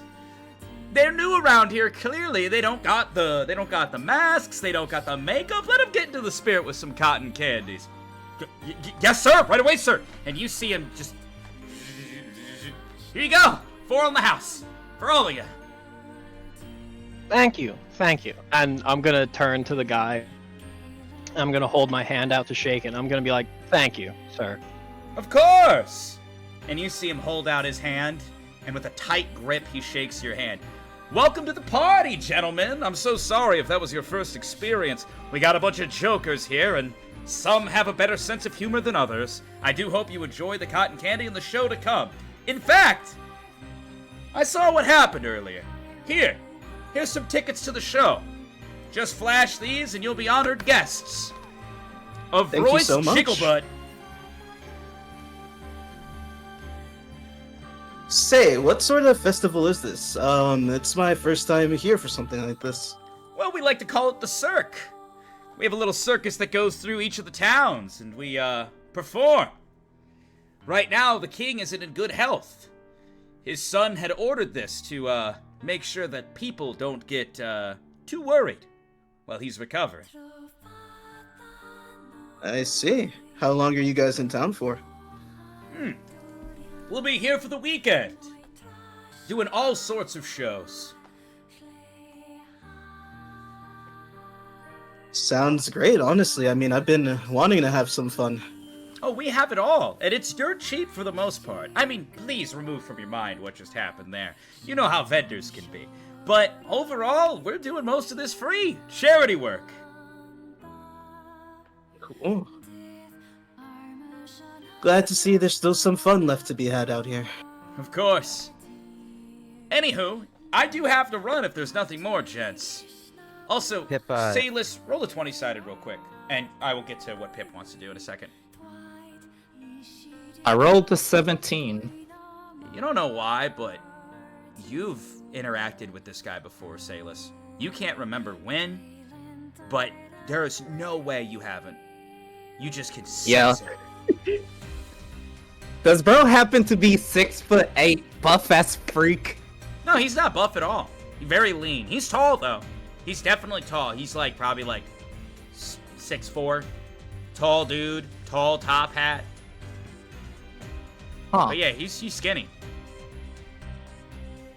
Huh. Interesting. And Pip, what did you want to say or do? I just look at the cotton candy, I look back up at him, and I say, sorry for the commotion. Thank you. Don't even worry about it. Everybody's just trying to have their own form of fun tonight. I hope you can find yours, little man. Yeah, me too. You see him kind of throw his cane and twirl it in the air. And he walks away.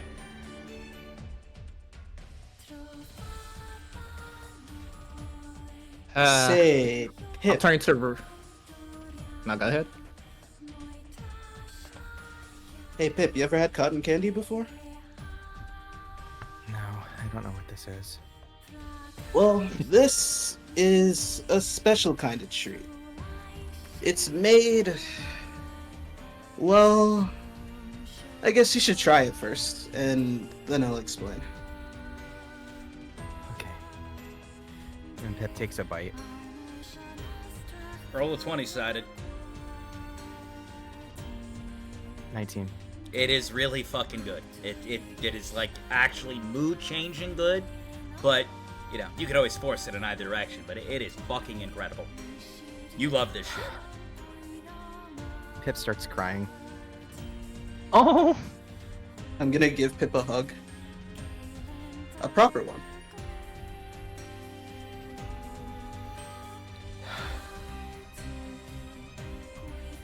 You see, cotton candy, it's made by taking sugar, your everyday average sugar, and heating it up to the point that it can't take any much more, and spinning it round and around and around and putting it through hell. But at the end of the day, we get something as fantastic as this. What you're going through right now, Pip, believe me, I get it. This world you've been thrown into is hard. And well, trust me that you'll be so much better if you make it through all this. You'll come out the other side. Something amazing.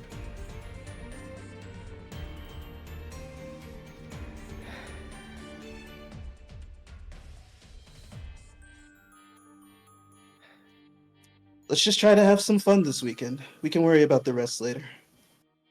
I was gonna kill her. Who? When you guys did that trial, I was gonna join. But I thought about the team first. And when I heard what that extra reward was, I was gonna kill her.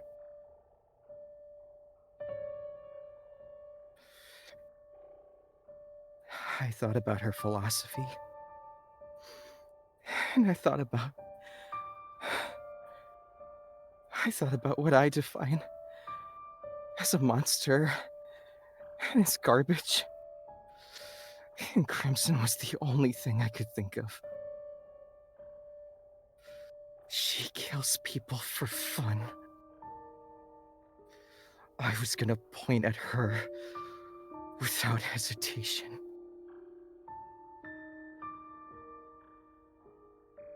And we could have done it. I could have stopped 21 with the igloo. And Salus could have webbed him. And we would have grabbed the pixie. And we would have won. We would have, we could have, we might have even. But what's important is that we didn't. The past, it's in the past, so don't beat yourself up over it. Focus on what's going on right now. One day I'm gonna get strong enough. And I'm gonna kill her. Hit, do you trust me?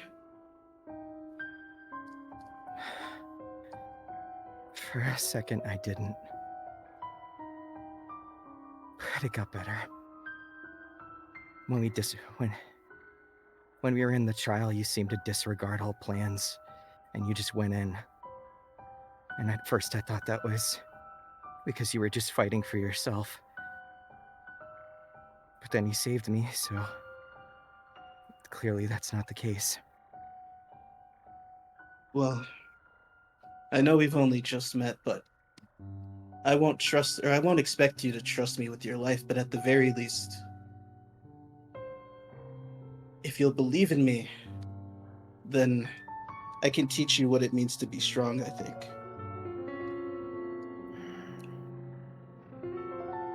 That would be nice. Then, We'll start, but not before we have some fun. We'll enjoy the festival, we'll relax, we'll take our minds off everything, and then we can begin. That sound good to you? Sorry, there's more. Hope I'm not taking up too much time. When I realized that she was by us, when we would come back here after the meeting, I just wanted it all to end. I just wanted to stop. And I was just gonna...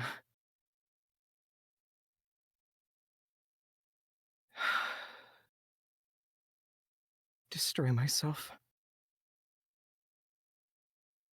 I was gonna let her do it.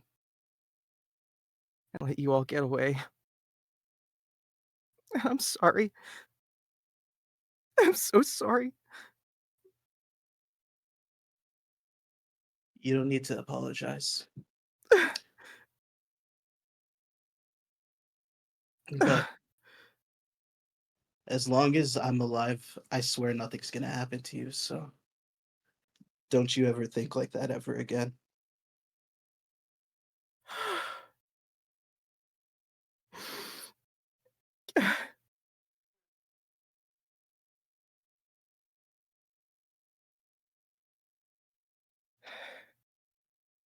This is the first time I've ever had friends. What's wrong with me? Whoa, hey. Don't be talking like that. There's nothing wrong with you.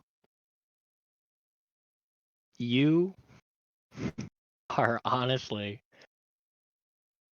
one of the only still remaining rays of sunshine that I've seen in this world. And the fact that you are still trying to hang on to that. You've said you wanted to do all these things. You wanted to have Crimson kill you. You wanted to do this. You wanted to do that, but you didn't. That's the amazing thing about you, is that you didn't. I didn't because I was unconscious, Godel. You weren't unconscious during the fight. You still never joined. I was, though. They were gone when I woke up. Pip, you are special. There is nothing wrong with you.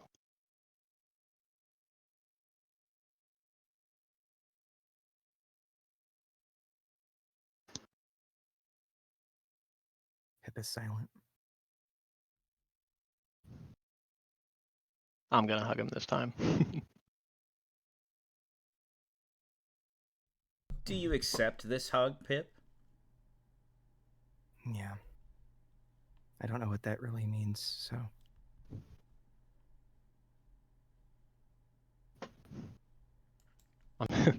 Look, see, man. Rita, hey, I don't really know what's going on, but... Gold? And you see she pulls out a fish and offers it to you. I still feel like I owe you for giving yours to me. Pip takes one, smiles. Doesn't really like the taste, but he eats it anyway. Listen, this whole world's a mess. But we just gotta keep going. Alright? So, like Safe said, try to have some fun, yeah? Just a little bit. For now. Okay.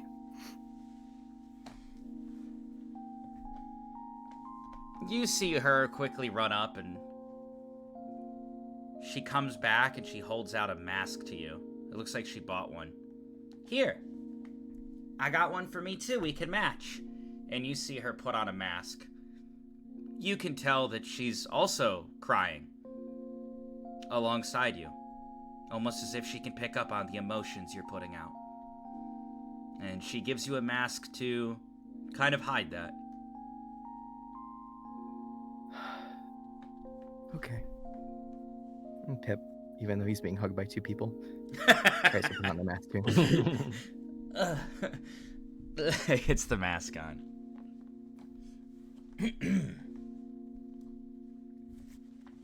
I look over at Kalis. I'm sorry, this is awkward.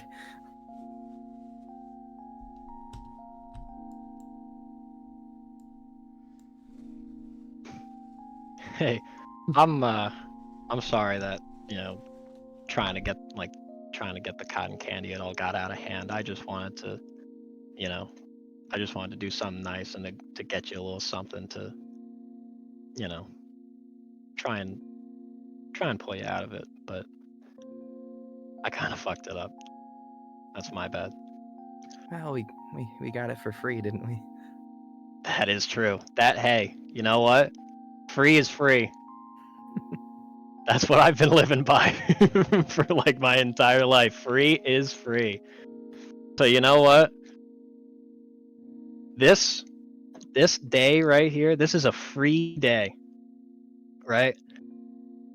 We're all in this shit, this death game together, but right now, Hey, watch what you say, we're in public. Right. But I mean, we're all in this together, and right now we're at Trinket City, like everybody's been saying. We should have fun. This is a free day. I mean, how often are we gonna get the chance to have fun, enjoy some festivities? I haven't had cotton candy since I was a child. I mean, this is great, right? Yeah. Look on the bright side of things. It'll get better. Pip does look over at Kalis and say, I think you were going to say something. Oh, I just had to go back to the king to report back. That's fair. But y'all can enjoy the festival. Thank you. Yeah, no problem. Are you sure you want to go alone?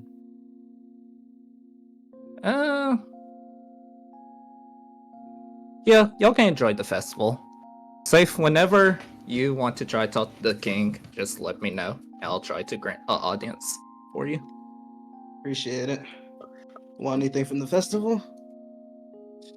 You know what? If they have, like, funnel cake, buy me some funnel cake. But other than that, nah, it's good. Alright, I'll keep an eye out. And I will make my way towards the palace, cause I was sketched out when the freaking 6'4" dude said that the king was sick.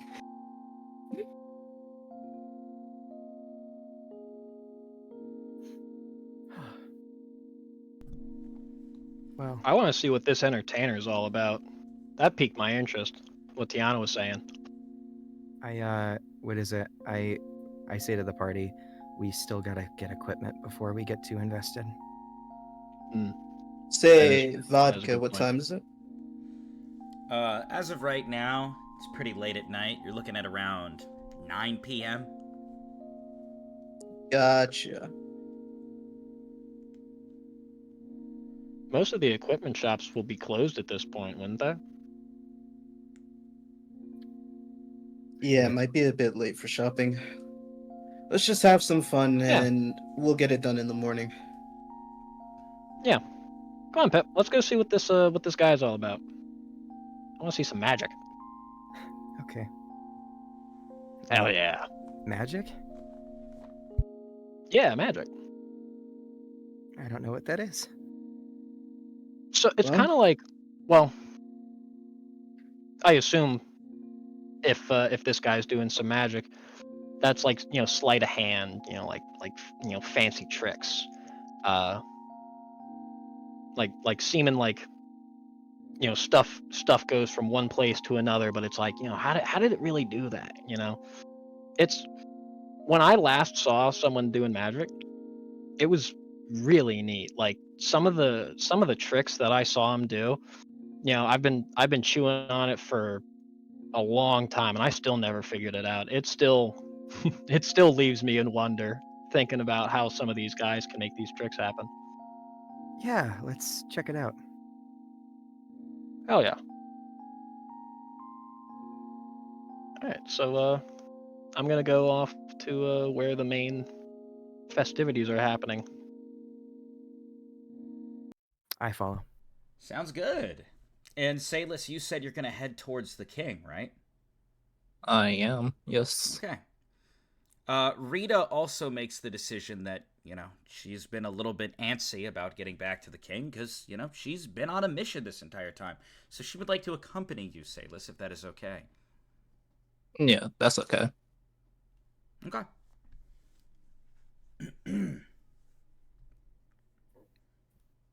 You guys head over that way. And Safe, or where are you going with Safe? Are you gonna try to have fun with Kodal and Pip? Yeah, I would like to keep an eye out for like a stall selling masks or something like that while we wander around though. Okay. Yeah. You look around and you can quite literally go over to the direction Rita ran in and you see they're selling various masks. Would you like to buy one for yourself? Maybe. What are the options like? What's standing out to me? They got Venetian masks. They got masks that cover one side of the face, like on this or this side. They have masks that go here and then up. They have masks of various animals, full face cover masks. What would you like? Well, I guess I gotta go with the tiger mask. So, what are the options for tiger style masks? It's a little bit goofy. It kind of looks like the tiger emote on Discord, if you've ever seen it. It's just like they got an orange one and they have a white one. Well, I got actually. How much are these, by the way? The masks? Well, it looks like Rita dropped a fuckload because these masks, you're looking at around ballpark in maybe 1,800 credits a mask. Yeah, I'm good. No mask Wow. tonight. Okay. They are hand painted. That is so many credits. It's an artistic thing.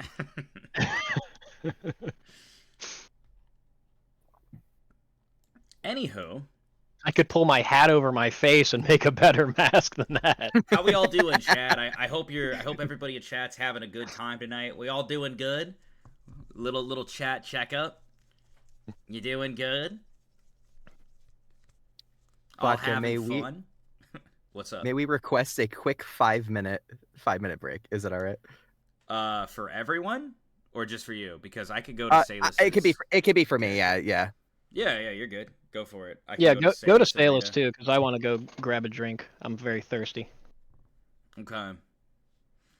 Vodka, we're all emotionally destroyed.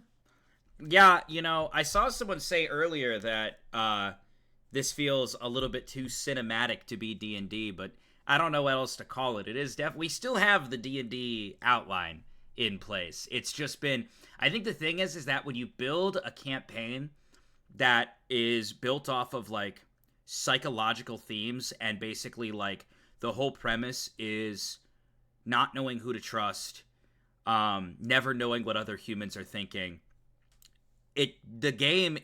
I understand that D&D as a shell tends to be like dungeon, dragon, ghost, zombie, but the whole premise was built upon being a psychological thriller / horror / make you think. That was what we tried to go for. So I know some people were like, it doesn't really feel like D&D. Well, I don't think most DMs are building stuff with inspiration from like Your Turn to Die and Danganronpa, and we're really trying to tackle the more psychological approach. So it's a lot more conversation heavy than it is battle heavy, where, D&D campaigns tend to be pretty battle heavy a lot of the time. But I hope you guys still like it. I do. Yeah, someone just said it. There's always the option to go more story heavy or fighting heavy, and we wanted to go more story heavy, more conversation heavy, and there will be fights. I mean, the fights have been awesome so far, and I'm here for it for sure.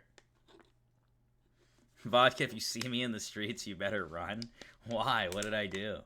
No. The fuck did I do?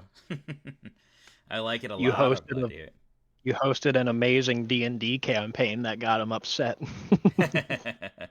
I live for the lore. Yeah, it was built with that in mind. I built it with that in mind. I did know going in that it was going to be different, and I even said to Nako, I was like, one of my biggest fears with this campaign is that I feel like a lot of people who are like veterans of D&D are going to come in and they're going to be like, what the fuck is this? And I just feel like you could see that same traditional stuff anywhere, and it's still fun to watch, you know, but I really tried to build something special, and I think we're cooking. I think we're cooking. We'll have to see where it goes, you know? We'll have to see where it goes. You know what you did? I don't know what I did. Is it because 21 is the perfect character? Is that what we're calling him? The perfect?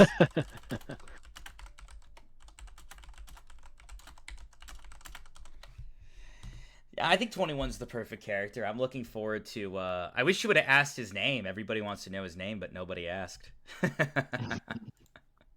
Yeah, I don't think I'll be asking for his name anytime soon. You're the only one he fucks with. What you mean?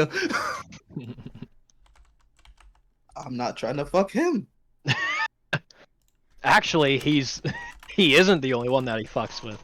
21 fucks with everybody. Does he? He ignored all of us and went straight for safe. You heard what he said. Doesn't matter, man, woman.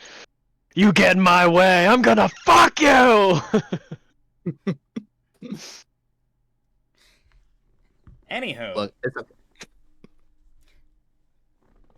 Anywho. Salus and Rita, they're walking back. You see Rita look over to you, Salus. Hey, is Pip gonna be okay? I honestly do not know, but I trust Safe will take care of him. I hope so. You see her get closer to you. Thanks for picking me, by the way. This has been a whole roller coaster, and I wouldn't be here if you didn't choose me over the others.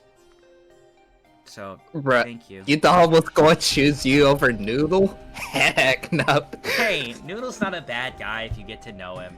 He's just a little on edge.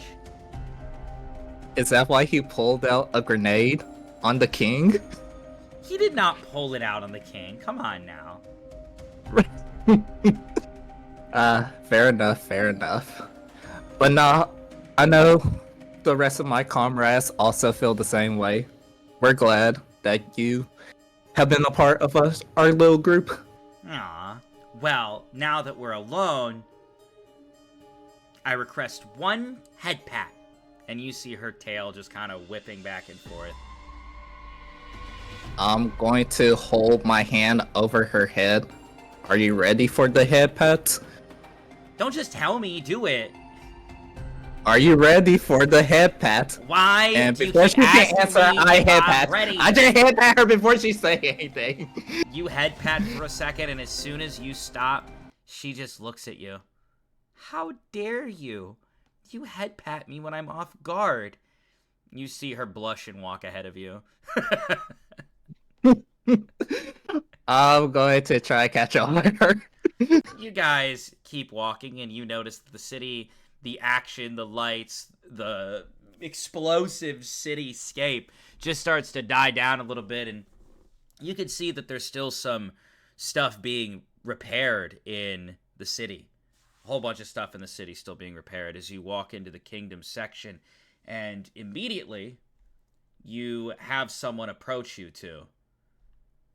Can I help you two? No. Looks to be a guard. We're here to report back to King Willow. King Willow? Oh. Yeah. Are you Salus? Weird that he knows your name. You don't really recognize this guy. That is me. And who do I have the honor of speaking to? Ah! I'm one of the people, helping out the king's son currently. Here, walk with me. I'll guide you. May I know your name? Yeah, Rufus. It's a silly name. I stick out my hand. Well, nice to meet you, Rufus. Of course. And he shakes your hand. and you guys start to walk towards the kingdom.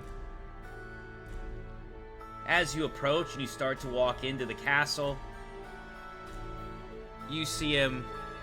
He should be in his chambers. I don't know that they'll let you in, but you have personal relations with the king, right? I've heard about you. He's been very worried since you left. Well, that's why I'm here to report back. All right. Yeah. You know exactly where you're walking, and you head down the chamber with Rita. You go up a few stairs and down a long hallway. And there it is. The corridor of the king, and it's heavily guarded. You see some of the guards standing on duty, and they go, "Oh, Salus is back. I'm guessing you want to speak to the king. He's not doing too well right now." Yes, Rita and I would like to go speak to the king. Whoa. The cat girl's not going with you. But you can go in, Salus. You see the cat. She's one of my comrades. King Willow trusted me with my comrades. At the very least. Salus. Unfortunately, the king is not in good health right now, okay?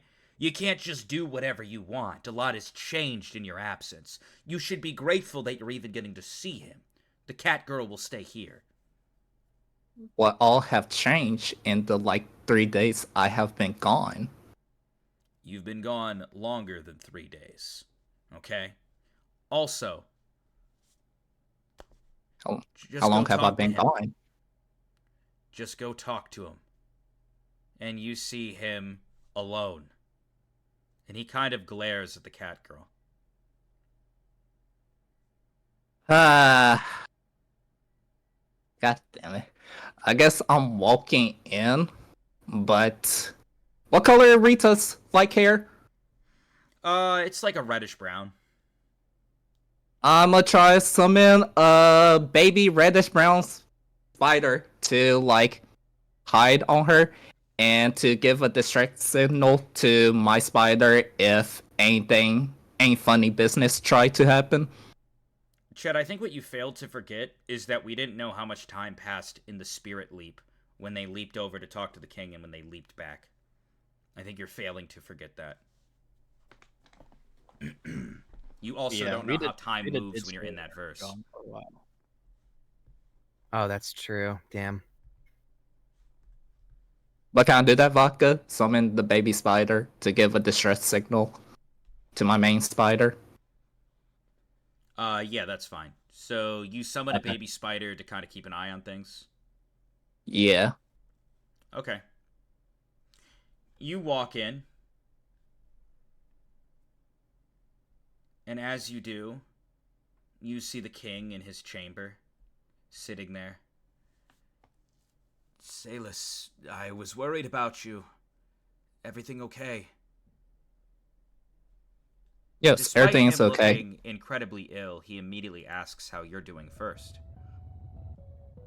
I am okay, but are you okay? I'm alright. You've been gone longer than expected. It's been almost How? 10 days. 10 days? We're still working on repairs to the city. God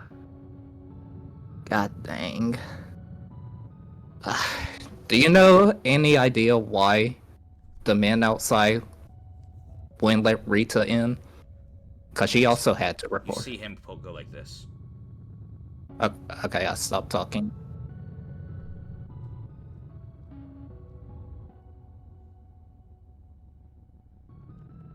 You see him pull out a paper, and he starts to write. And he kind of leans it towards you. And it says, Are you caught up in something?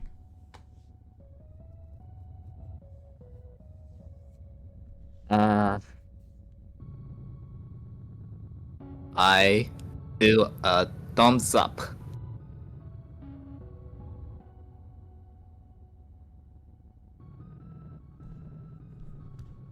You see him write something else.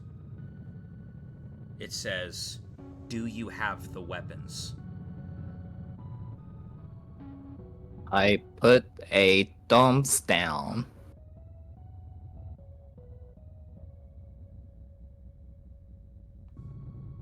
While also tilting my head like weapons.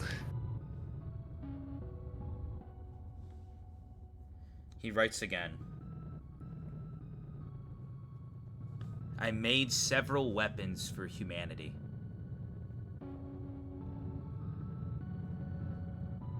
They're incredibly powerful and should help fight the devils.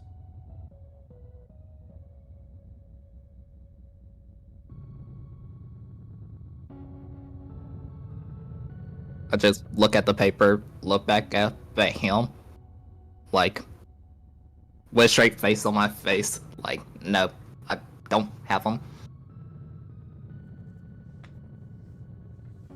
You see him get up, and as soon as he does, he coughs up some blood. That's not a good sign. I am running over to him to try to stop him from stumbling if he's doing that. You see him start to breathe heavily. He reaches down underneath his bed, and he pulls something out. He quietly hands it to you. It's a turquoise box. I guess I will carefully open it. But not where the You're opening it, or is there something else? I am going to open it, but not where, when it opens, it's directly at me or him, kind of like away from both of us. And I'm going to peek at it once it's fully opened, if that makes sense. You do, and you see a weapon inside. It looks beautiful. It is a dagger that honestly looks like it was made with the racetrack of Rainbow Road from Mario. It is a dagger that is completely rainbow, and it's about this tall. I'm gonna look back at King Willow. You see him look. I made sure they couldn't take them all from me. This one is for you, my most trusted soldier. Out of curiosity, is this dagger small enough to hide in my sleeve, like how my dad hid his dagger? Yeah. I'm gonna try to do that! I'm gonna do that. You see the king write something down. Says, we'll talk later. Come back in 48 hours. It should be better then. I give him a salute. He also writes one more thing. What does he write? I'm proud of you. I just start tearing up. Wipe my tear. Nod my head and get up and get ready to leave. As soon as you leave, you see one of the guards turn to you as you walk out. A rather quiet interaction. Everything okay? Yes, just confidential info that I had to give the king. Confidential? What do you mean by that?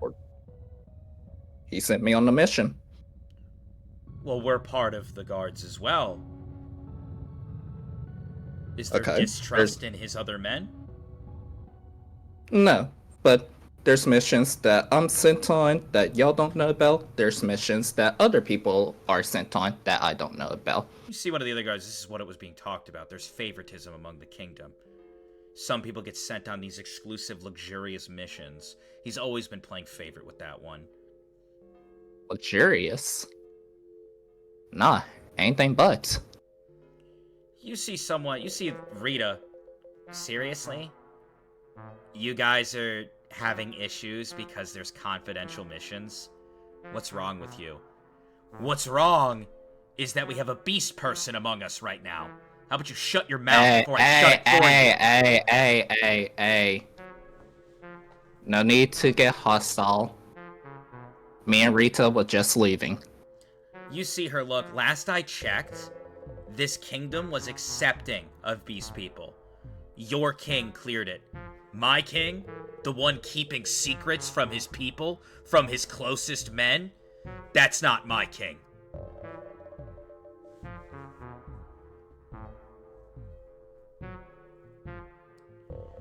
You see someone overhear this conversation and turn the corner. You see a very fat man, almost like a miniature version of King Willow. What's going on here? Not your king? I'm sorry. I'm sorry. Prince Gristle, I apologize. You will not speak out of tongue. He's still the king. My father's still in charge. I should have your head for that. I'm thinking an execution would do some wonders around here.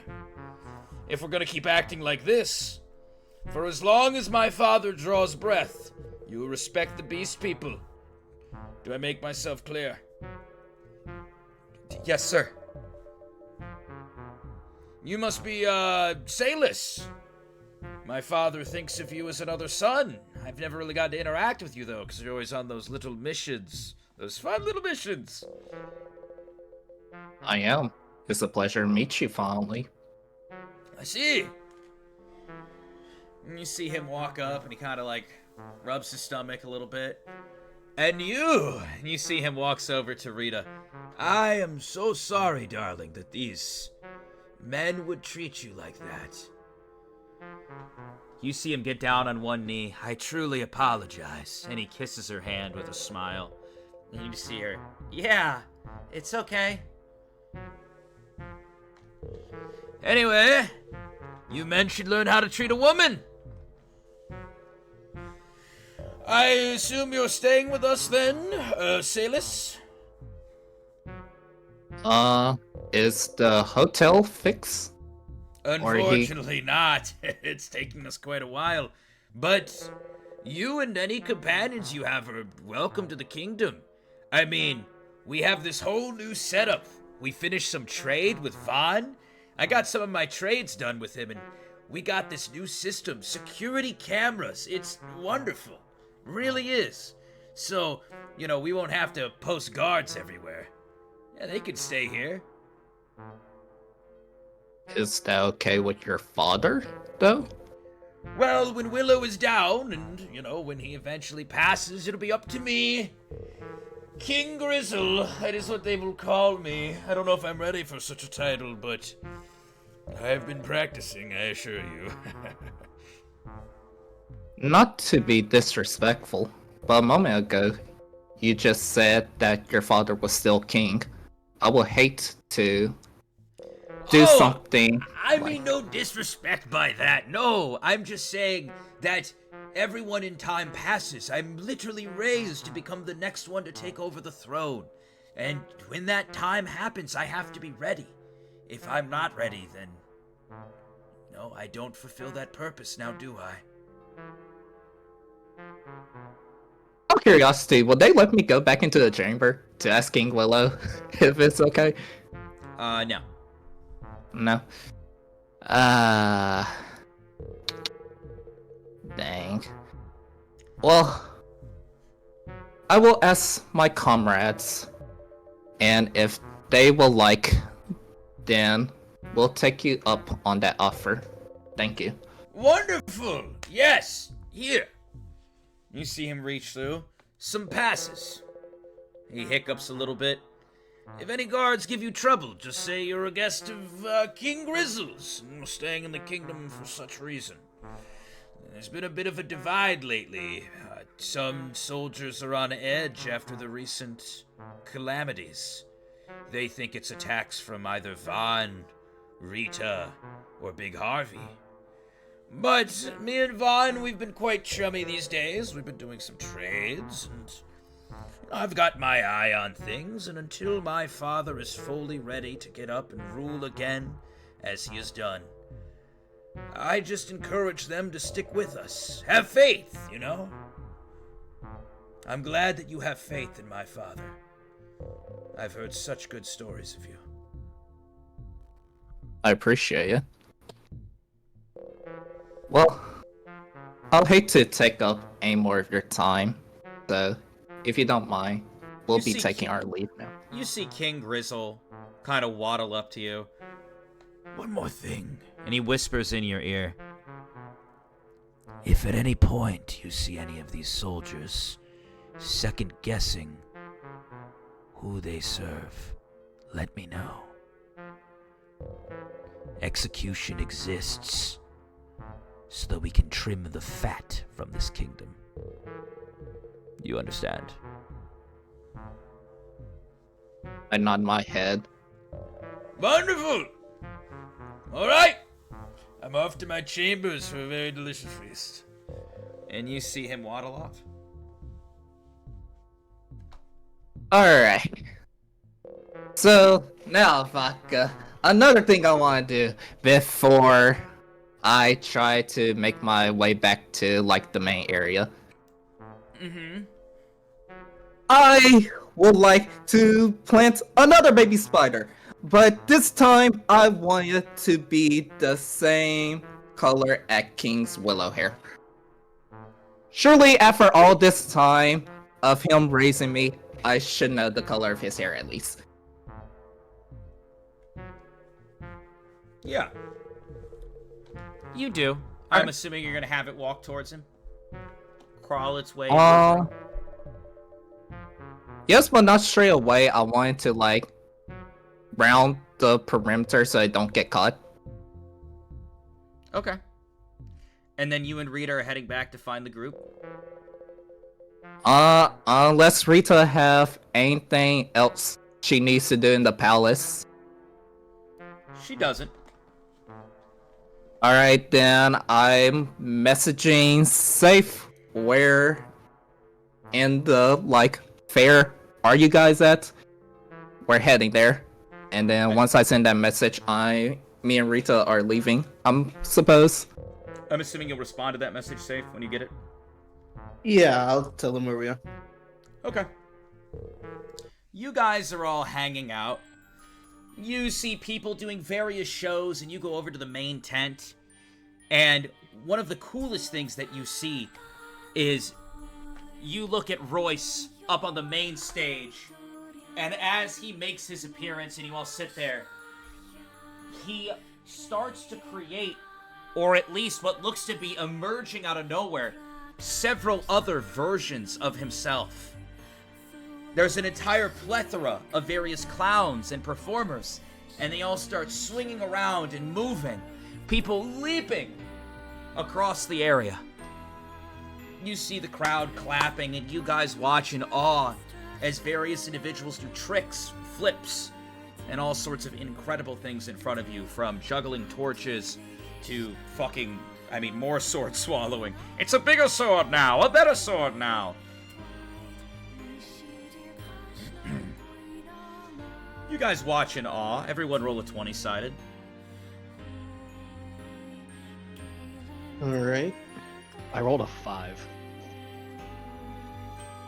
I also rolled a 5. Well, you sit there and watch. Pip, you were starting to feel better, and maybe you are, but you start to see all these exotic individuals walk in. Various masks, various hair colors. Roll a 20-sided. 15. As you look, you see someone walk by with similar hair to yours. And then you remember something. You remember sitting there and hearing your father yell, "What are you doing, boy?" Well, he was getting picked on for it. You can't go dyeing your hair, Riftton! Which is to look like Pips. The kids were being mean to him. It's not a big deal. It'll change over time. Boy, don't go making decisions like that on your own. Just came back to you. It seems like memories are starting to slowly flood back ever since that gap transfer. Pip wants to lean in and explore it. Roll a 20-sided. 13. Maybe when you sleep later, you might be able to recall more. But it did jog that memory for you. You're not sure how you feel about Riftton after everything. After finally having a moment to calm down and sit and watch this amazing performance in front of you. Finally getting to breathe and relax with yummy treats and friends that have hugged you. You don't know. But you do remember throwing the lock on the ground. And kind of yelling at Riftton the last time you guys interacted. Regardless, you take a breath. And you continue to watch an incredible show. Thinking to yourself that maybe tonight, you could sleep on it, or take the day, if you will. You guys continue to watch the show. You get a message back, Salus. You're heading back. The streets are very empty around you as you continue to walk. Roll a 20-sided. Me? Yeah. Okay. I rolled a 18.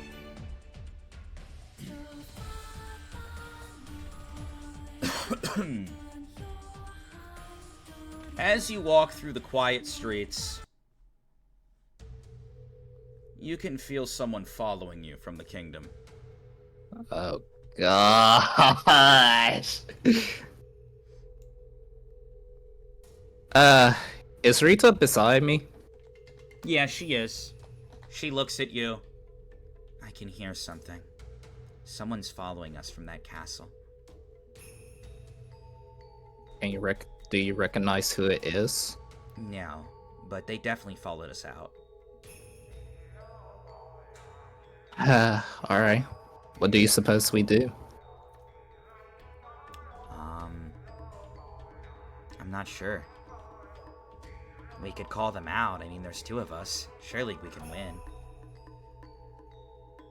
True, but do we really want to start a fight in the middle of the streets like this and cause the king more problems? I don't want to cause problems for anyone, but they're following us, and they haven't shown themselves. We don't know what their motives or intent are. So the best thing we could do is ask. We can't really control if anything happens to the city. We have to defend ourselves. We're also in a part of the city that's already kind of leveled. It seems most people are at that festival.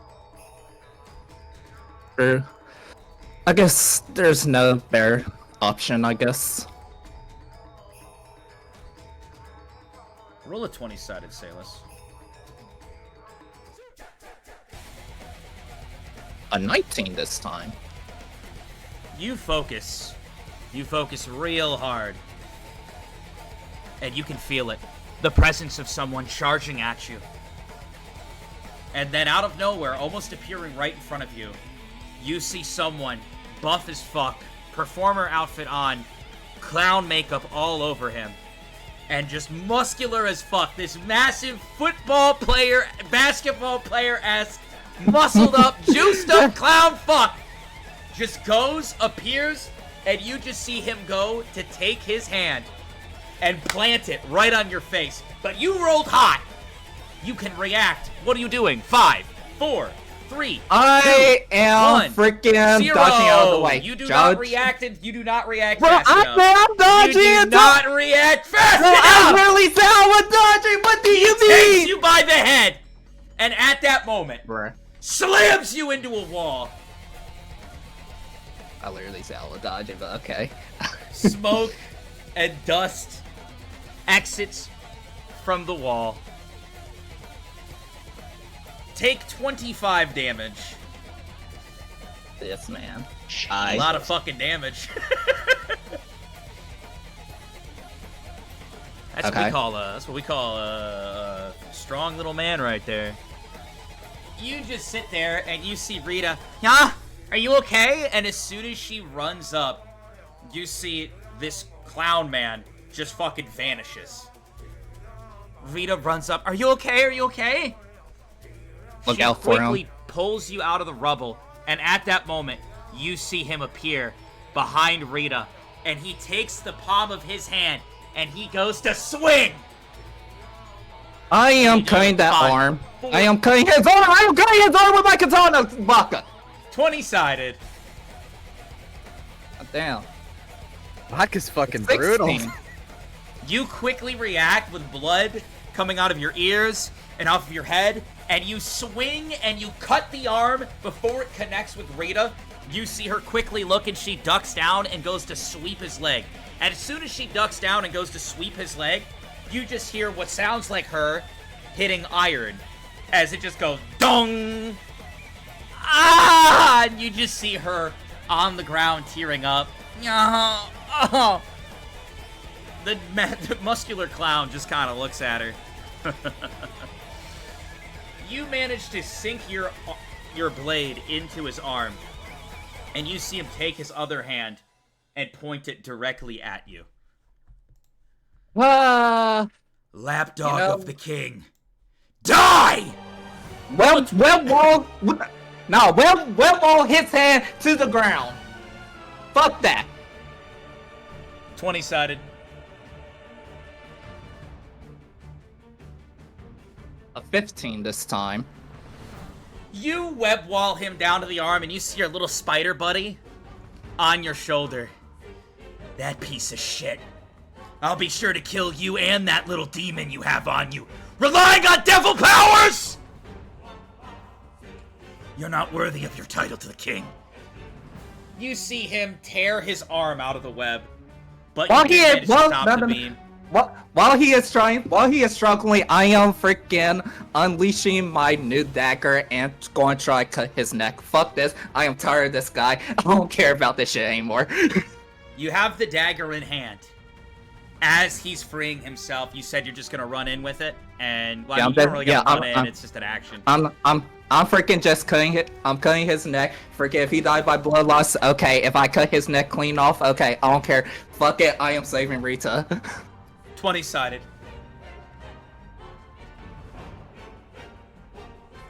18 this time.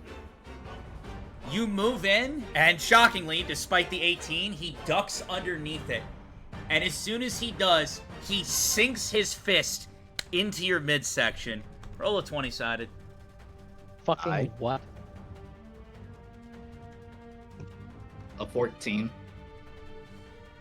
You also managed to just flex, and it seems he was thrown off balance from this punch and from this dodge that he did and an arm being restricted.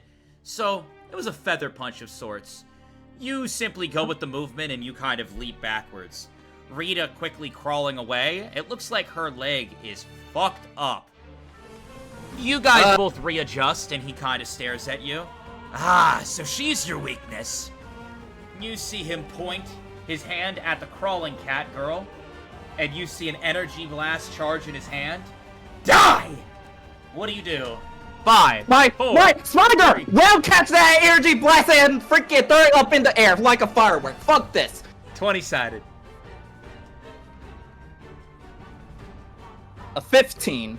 You see he lets a blast out of his hand, and Anansi steps up, shoots a web, catches the blast, and sends it back at him, not listening to you to throw it up in the air. And as soon as the blast gets sent back at him, you see him. You really thought that worked twice? And he bashes the energy blast in the direction towards you, Kaylee. You see it coming directly towards you. 5, 4, 3. I'm dodging out the way! Dodging out the way, Vodka! Dex check twice. First is a pass. Second is a 1. You managed to just fucking Matrix style that shit. Duck underneath at the blast. Blows up on the side of the building and rubble starts to fall. How close to his face am I at this point? You guys are not too far away from each other, both kind of just standing looking. You see him start to walk towards the cat girl who's still crawling on the ground. He goes to grab her by the leg as she's crawling. You see her one leg is turned black and blue from her kicking him. He picks up the other one. So he already picked her up? Or is he about to pick her up? I'm letting you know that that's the action that's occurring. Walling him, like, completely, like, just trapping him and trying to pull him away from her. 20-sided. A 13. You manage to web him. He doesn't get to the girl in time, and he gets connected to the wall. Really? We're gonna keep doing this shit? You see him immediately start to tear the webbing off of him again. How far away is he? Not too far. Like maybe an action of movement. While he is trying to freaking tear the webs off, I am running towards him. Alright, you start to run towards him. You see him, he has something on his waist. And he shoves his hands through what's on his waist, and they look like bracelets. You see the bracelet just click, and then it clicks. It's some sort of weird bracelet that looks like it goes into the palm of his hand. As you're running towards him. Can I see his hands? Yeah, you could see him do this, yeah. Well, walling both his hands together. Fuck this, so he can keep doing that. 20-sided.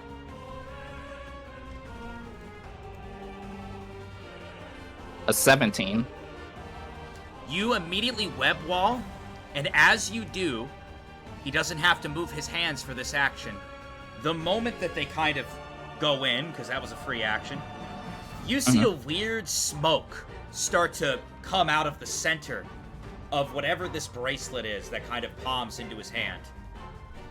And the smoke immediately negates and wipes out all spider webs. And you see Anansi start to get sleepy and lightheaded. Okay. You see him smirk. This weapon was specially designed to wipe out people like you. Those who rely on the devil's energy.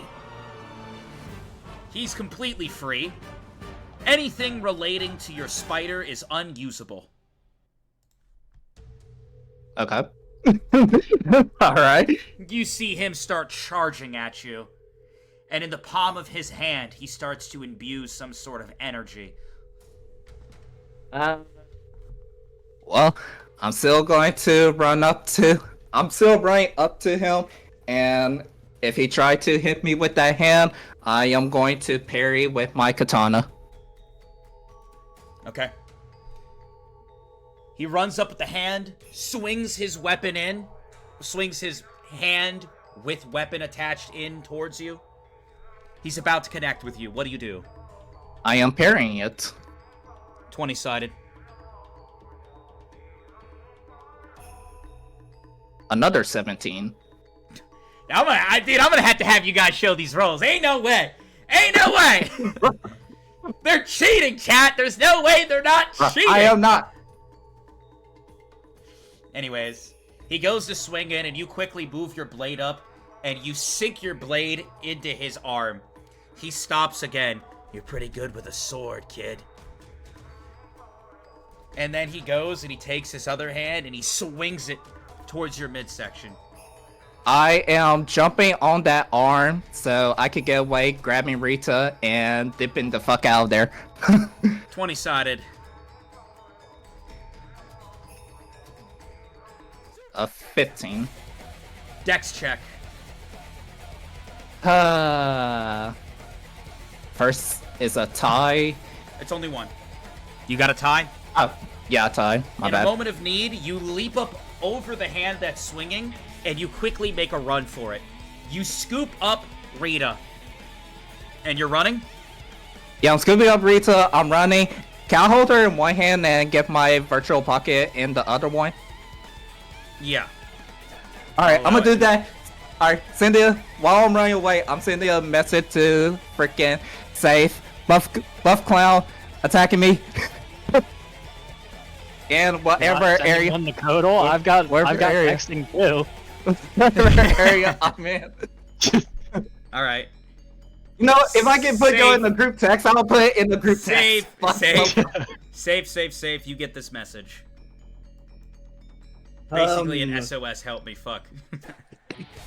All right. I'm gonna tap Pip on the shoulder and tap Kodal on the shoulder, and I'm just gonna motion to them that we need to go. Buff Clown attacking me, SOS. What a meme. I've got a proficiency in navigation. Do you think that I could use that to navigate the streets to wherever Salus is? Yeah, I'd say since you have a proficiency and you're pretty wise and intelligent, you should be able to recollect your movements. Roll a 20-sided. Oh, 19! They gotta be cheating. Anyways, I will share my screen. No, I'm good. Okay. You quickly start guiding them and running up the way. You manage to reconnect with Salus, who seems to be out of breath and not doing too well. He's carrying an injured Rita in one hand, whose leg is completely fucked. I run up to both of them and I try to hug both of them. Okay. A normal hug? No, I want to use I want to use Huddle Hug Healer. I can heal people by hugging them. Sure. Roll a 20-sided. 13.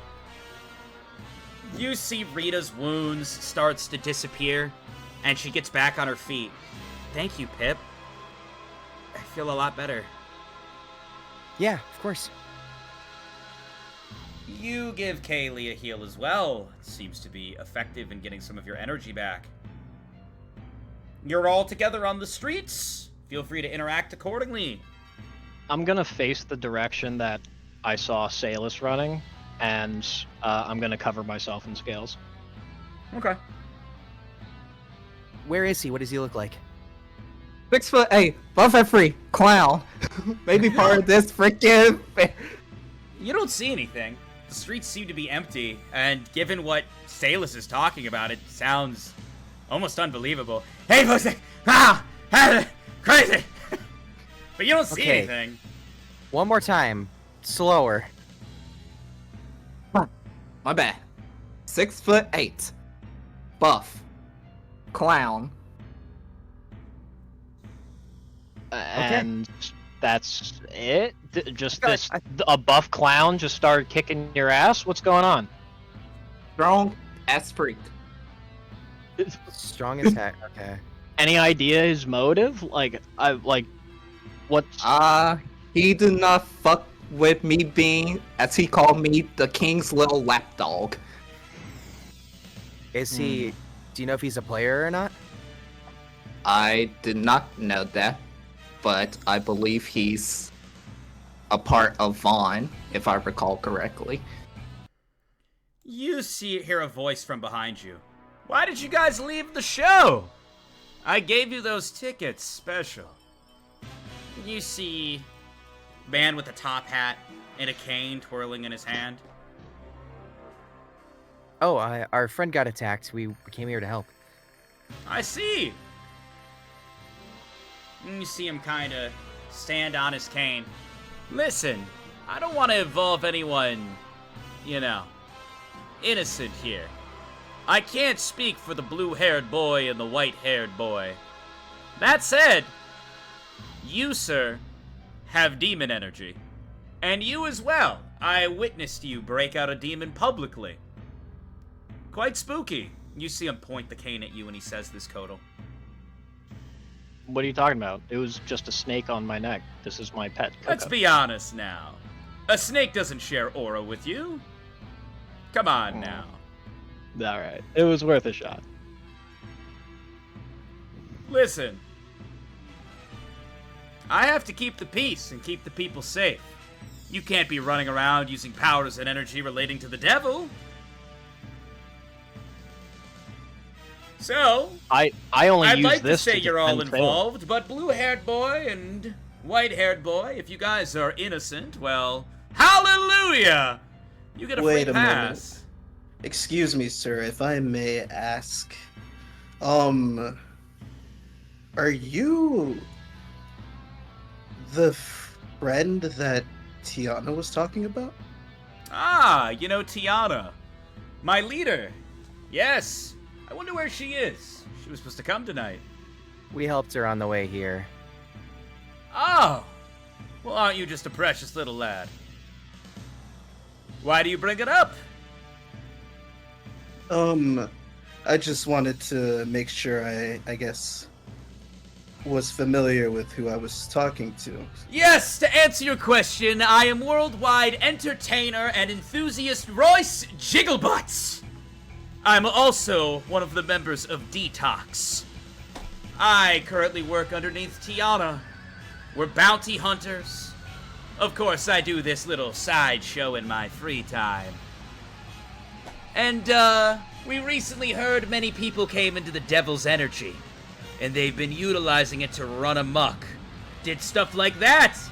You see, he points over towards the leveled inn.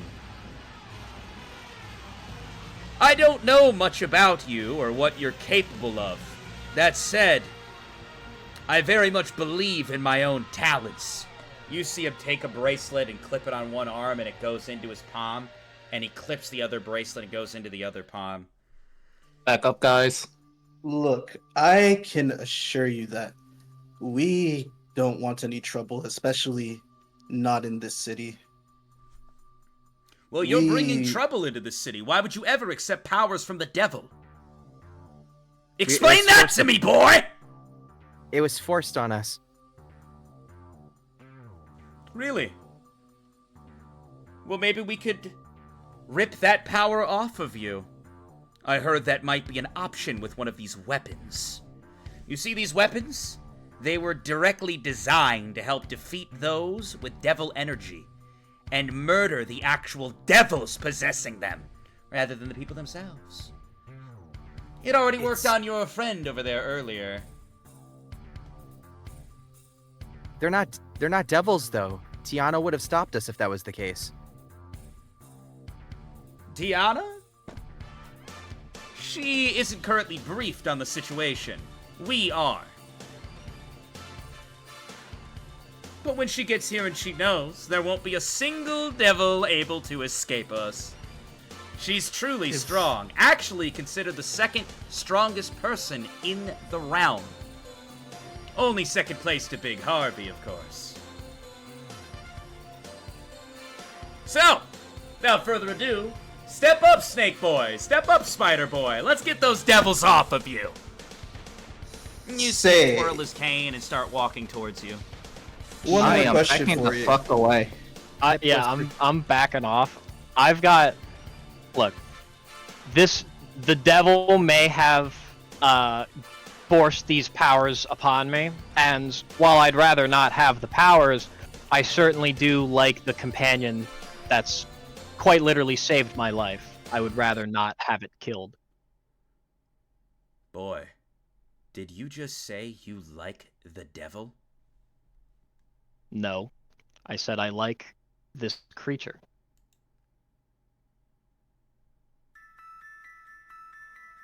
You are pleased with devil powers being given to you. Well, this one needs to die. He's already being consumed.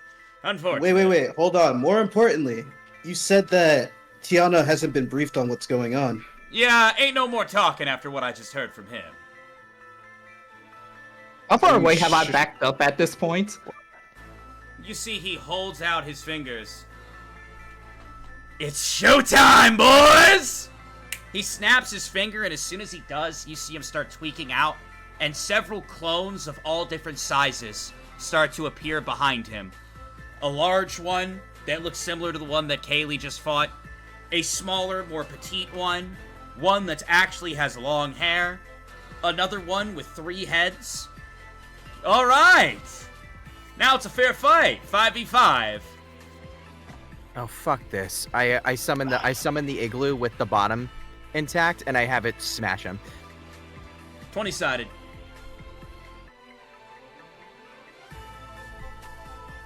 13.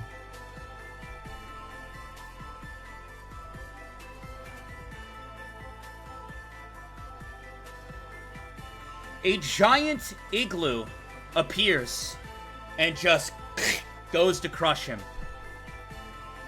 And at that moment, you see smoke appear from the palm of his hand. And it looks like it completely negates and deletes the igloo and the energy that is creating it from existence. You see a bunch of snow laying on the ground beneath him. I just said that these weapons were built to kill devil users. Well, little blue hair, seems you gave yourself away since that energy came from you. Speaking of devil users, if you'll let me speak, currently your boss, Tiana, is up against an actual problem with the same abilities that you're speaking of and no way to negate them. She's currently after the Crimson Devil. Number 3, strongest person in the realm, eh? What does that have to do with me? I have faith in my leader. Are you trying to find a way to run free currently? There's presumably 4 devil users in front of me. Potentially about to enter the kingdom. Why the hell would I be foolish enough to listen to any of the bullshit you're spouting, boy? Salus, do you have proof on you that we serve the king? I do. I literally pull out the note that he gave me, where it says, "Go on a mission." You expect me to believe some random chicken scratch on a piece of paper automatically alleviates this? If you don't believe me, I can go to the kingdom myself, and you can see. And who wrote this exactly? King Willow? Yes, King Willow.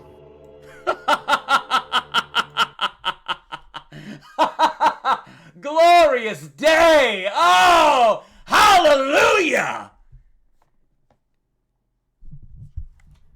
King Willow is a weak, feeble, dying old man whose expiration date is closer than you think. Nonetheless, he is still the king. Yeah. Well, I don't really care for how the king runs things. Additionally, I work for the government. So, buckle up. Hold on. Wait. So you're saying that we bring about bad energy and that we're causing all the ruckuses. We've been totally fine until you started something. I don't believe that, actually. I walked over because I sensed bad vibes. The one right there, he points to the person with the snake. He points to the one with the snake. The moment he walked in, talking like a big man, trying to pressure and ruin the vibes of the party and the perfectly fun, festival that was going on. Though it might be true that my man was also in the wrong in all that. But you stepped up ready to fight, Snake Boy, threatening all I wanted was to buy some fucking cotton candy. Yeah, and he's trying to charge me a ridiculous amount. Something as simple as that could happen without threats, right? You've allowed the devil energy to consume you all too far. I literally just wanted to buy fucking cotton candy. Well, now you're literally gonna die. No more talking.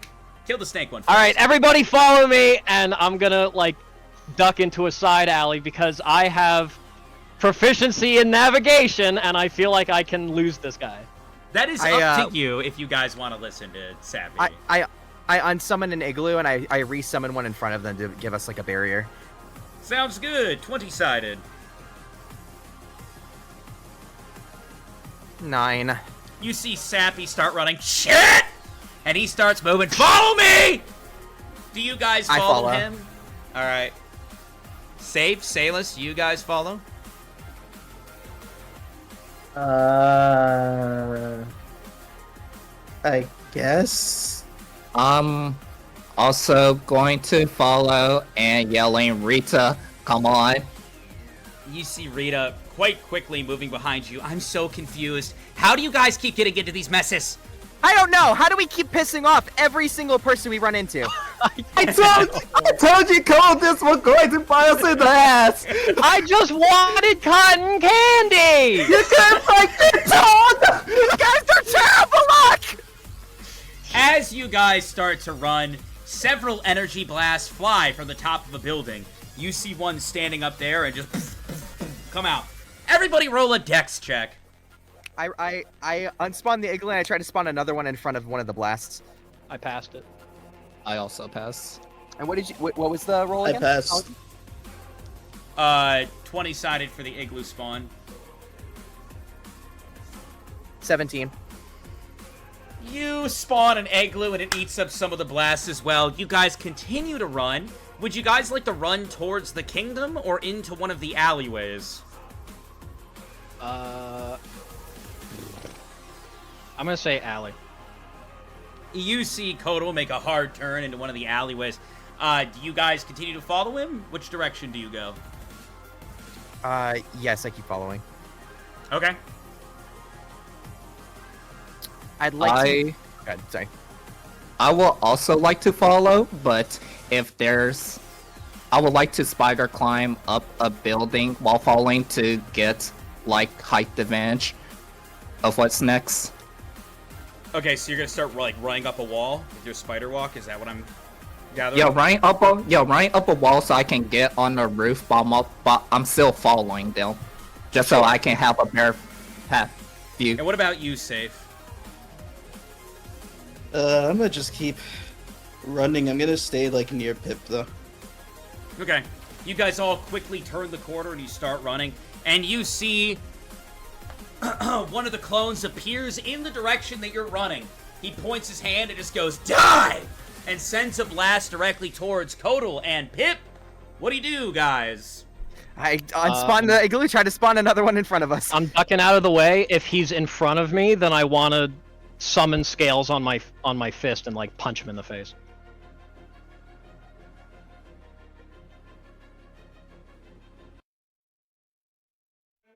Sorry, I was eating nuts. They're very good. Yeah, you would eat good. nuts. Eating pecans. Of course, you would hit nuts. Anyways, Eat nuts. you guys run in. Blast comes towards you. 20-sided from Pip. 19, let's fucking go! A snow igloo appears in front of you, eating the blast. At that moment, you sprint past it. Kotal, you're moving in. You got scales, sharp scales all over your body, creating an offensive and defensive energy around you. You go to swing towards the clone. 20-sided. 9. You fucking connect and you don't know what it is. You don't know if you've just had a bad frickin' day with one bullshit mess after another, but you connect hard. And you sink your fist right into this thing's stomach. And, surprisingly, you don't know what it was, but the moment you do, a red gem just gets knocked out of its midsection and flies into the wall and shatters. And the moment it does, the clone just melts down and disappears. I'd like to use a proficiency.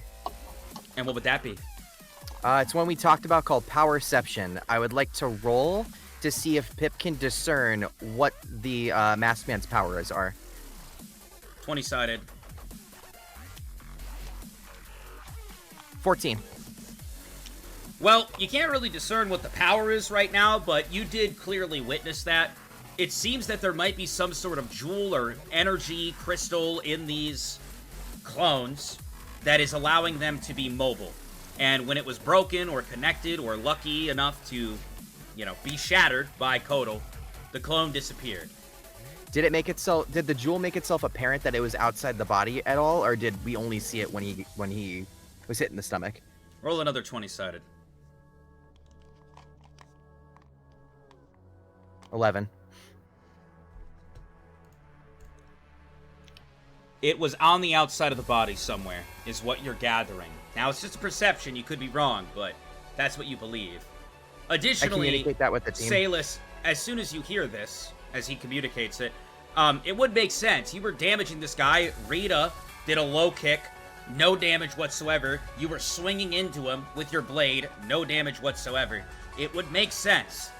Additionally, in terms of making sense, the moment you get to the rooftop, Salus, you see one of the clones appear in front of you and just goes to swing the palm of his hand towards your head. What do you do? 5. I'm dodging out the way! Dex check twice, bitch! I'm getting so fucking First, it's fed a up pass. with your bullshit vodka. Second one's also a pass. He swings at you twice, and you dip, duck, and as soon as you duck underneath, you see a necklace hanging from it with a red jewel at the end. It looks like it might be an exception, where they don't all have to be in the body. Am I still sliding? Or have Yeah, I stopped sliding? you still have some momentum to your movement. Am I like sliding under them? Or how was I dodging? If you want to, you can stop too. You have action over your movements. Well, while I'm still sliding, I'm going to try to rip the gem necklace off of them and crush it in my hand. Dex check 2 more times. Brother. First is a pass. Second is also a 2. So I passed that. Gimme! Sure, you slide underneath him. You grab the necklace and you crush it in your hand. Vodka builds enemies and I kill them. He was my rose. Sure, he's fucking dead. Moving on. Look for the gems, guys!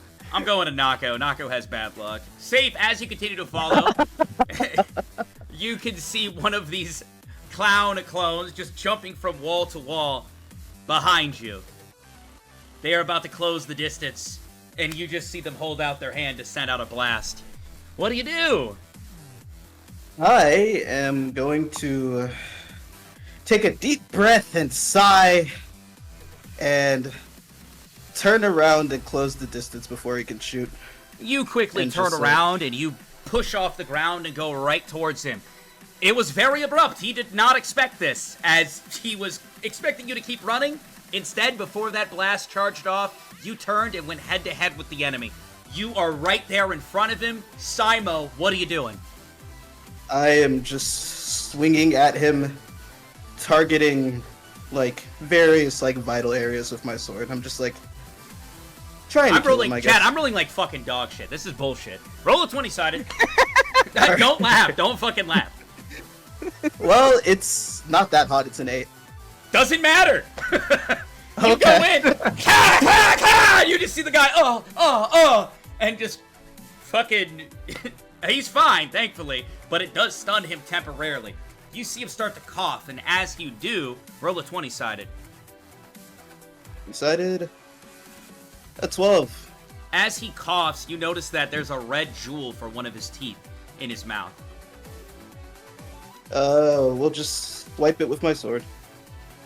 Sure, 20-sided. Alright. It's a 5. Finally, a good roll. You go to swing and you see him push the sword away, and he sinks his fist right into your stomach. Ooh, you like that, Nako? You heal a nice little crack, and you cough up some spit. I love it, I love it. Send this motherfucker...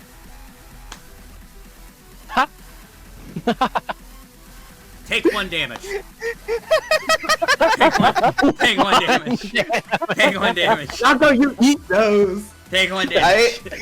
You feel a crack and you spit up some saliva and it was just, oh Take one man, you Take 1 fixed my damage. back. It was really I'm done. making me a little I'm bit. done. You feel like you feel like you just got hit by a nice masseuse. You get pushed back a little bit. Alright, I'm gonna go for the gem again, I guess. Sure, 20-sided. A 17.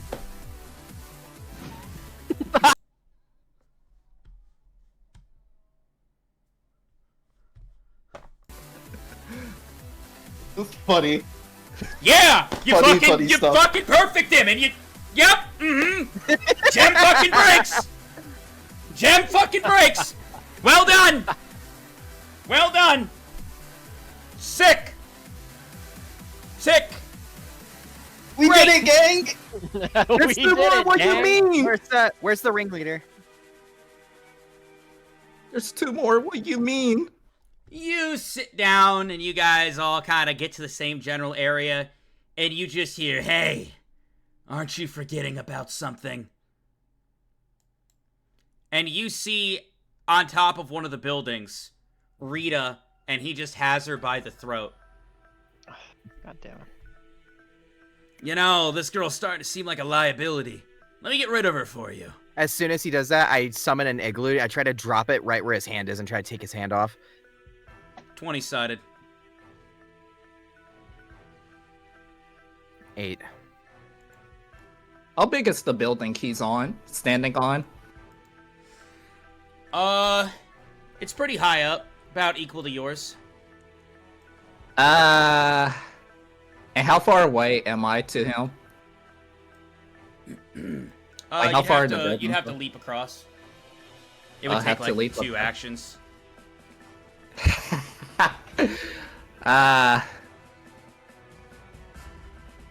Well, fuck it. We're about to try falling.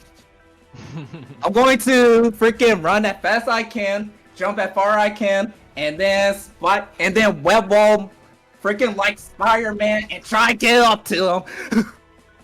As you guys are all plotting and planning, you go to send out your igloo and it doesn't spawn. Unfortunately, you did not roll hot enough. Welcome to my world. You see him look. I will crush the girl's throat. Unless one of you guys take your own life. Hurry up. If anybody moves, she dies. At that moment, you see Rita just take her hand and very quickly with lightning movement just sink what looks to be her cat-like claws into the side of his ear. And you just see a red earring shatter. Yo! And the clone just disappears. Let's fucking go! You see her breathe a little bit. Sorry, guys. I saw it and I got a little too close, but he's gone now. Where's the 5th one? You guys all stand there. Wow! Incredible! All my clones done. But the truth of it is, it's just a paper cut for me. And you see him wipe some cuts off of him. Look, can we put a stop to this already? Like I close said. is he from us? He's walking down the alley, maybe 2 actions of movement away. Like I said, we don't want any trouble, man. We can, we don't have to do all this. Well, sadly, I do want trouble. I want you all to die right here, and I believe in my powers. And I believe in this weapon. How do you feel about King Gristle? Or Prince Gristle, I may say. Prince Gristle? A wonderful Yeah. man. Much more smart know- and capable than his father. You do know he gave us permission to freaking do these missions, right?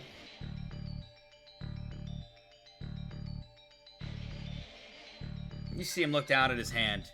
Man, you guys sure yap a lot. He snaps his finger, and you just see him appear behind Kodal. And he takes his hand and goes to plant it directly, the palm that he used with Am the, I fast used enough with to the smoke. intercept this? What's Am your I able to- dexterity? Am I able to summon 18? I haven't slept scales yet. on my elbow and stab him in the liver or something? We'll have to see. Yeah, my dex should be at 18 though. I haven't slept. You might be. Roll a 20-sided. Not a dex check. A 20, wouldn't you believe it? Funny ass day to be playing D&D. Oh god, hold on, let me share this shit real quick. No, take a look at this shit. It's it's real. Fucking way, dude. Oh my Sure. It's real. You're It's fast real enough funny. to react. Sure. What are you doing? I'm just grabbing his hand when he's reaching for Kono. You grab his hand, and you stop it in its tracks. Can I walk up to him and sock him? Wait. I want to. Okay. I've retracted what I originally wanted to do. I want to summon a bunch of sharp scales on the back of my heel and try and like heel kick him in the fucking balls. What an asshole! Can I summon a bunch What do you mean, what an asshole? I wanted cotton candy. Lanka, hear me out. Can I summon a bunch of spiders to go in his ear and bite him from the internal? He about to feel spiders from the inside. No, you can't do that. No. You can't summon micro spiders. Like, you can summon small ones. No, baby spiders can fit through the ear. No, Baby spiders no, I'm not allowing that right now. No. What no. you mean? What the fuck is wrong with you? No, you sicko. No, not allowing that right now. Anyway, I want to walk up to him and I want to sock him, try to knock him out. 20-sided. Do I get? I just wanted to talk. Do I get to roll my testicle? Nah, they're violent fuckers. Yeah, 20-sided both total and Pip. I got a 7. I rolled a 15. Guys, don't destroy the bracer. Kotal just does this roundhouse fucking cyclone super kick right to the dude's nuts with blades at the end, and you see him. He starts throwing up in his mask and falls to the ground. Everybody starts pointing and laughing. Ha ha ha ha ha ha ha. See, bitch. I know you wanted to talk to him, but it looks like this is what's happening now. Curb stomping him on the back of the head. I'd like to grab his arm. Kotal starts crushing his skull. I'm stopping him. I'm stopping Kotal from doing this. 20-sided Kotal. I am stopping Kotal from doing this. 20-sided Kotal, it was said. 20-sided. Okay. I hate it. Well, this time I got a 1, so. Okay. Good to know. I try to, while all this is going on, I try to grab his arm and then take the bracer off. You do so, and Kotal, your role was actually for placement. And funny enough, the 1 is usually in the most critical spot. So you fucking take your foot and you put it right in the back of his neck, and you hear a Yo! And he just goes silent and falls to the ground. Loot his body! I'm running down and looting his body, see what I can find. You guys fucking serious? I'm like, Pip kind of backs I'm up in done horror. with this bullshit. I've been eating shit for the last 3 fucking sessions. All I wanted was some goddamn cotton candy, and then this motherfucker shows up like, "Hey, Snake Boy, fuck you." all right. You see Kotal you celebrating over the body very happily after. No, I'm not dislocating his celebrating. neck. I'm fucking. Well, yeah, you I'm are. fucking That was a raging. celebration. That's a reflection. No, of character. I'm me. No, not in character. You should I'm have said that celebrating. then. Kotal What are you is- talking about? Kotal celebrates. No, Kotal doesn't celebrate. Roll a You fucking 20-sided. idiot. Roll a 20-sided. Oh my god. Are you rolling a 20 side for 20-sided. celebration? I rolled a 17. He's having a grand celebration. All right. I walk up to Kotal. Yeah. And I'm just gonna like place a hand on his shoulder. And I'm going to give him this look as if I'm like genuinely about to kill him. Do you realize what you just fucking did, Kotal? Dude, you just killed a guy. Let me tried break to this kill down us. to you, Kotal. Let me break this down for you, Kotal. Did you not hear a single word out of this guy's mouth? Do you not know what detox is? Did you not just see Tiana? And now you want us to go and say, "Oh, hey, Tiana, while we told you to go somewhere else, one of your trusted men that you came here to see mysteriously wound up dead." Explain that one for me, Kotal. Please, please, please tell me how this was a good thing.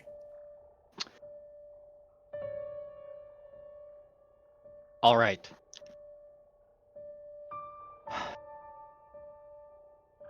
This guy, again, as you've said, part of Detox. Okay, actually, I don't have time for this. I'm gonna run over to the body. Okay. And I'm gonna drag Pip along. We should grab the bracer.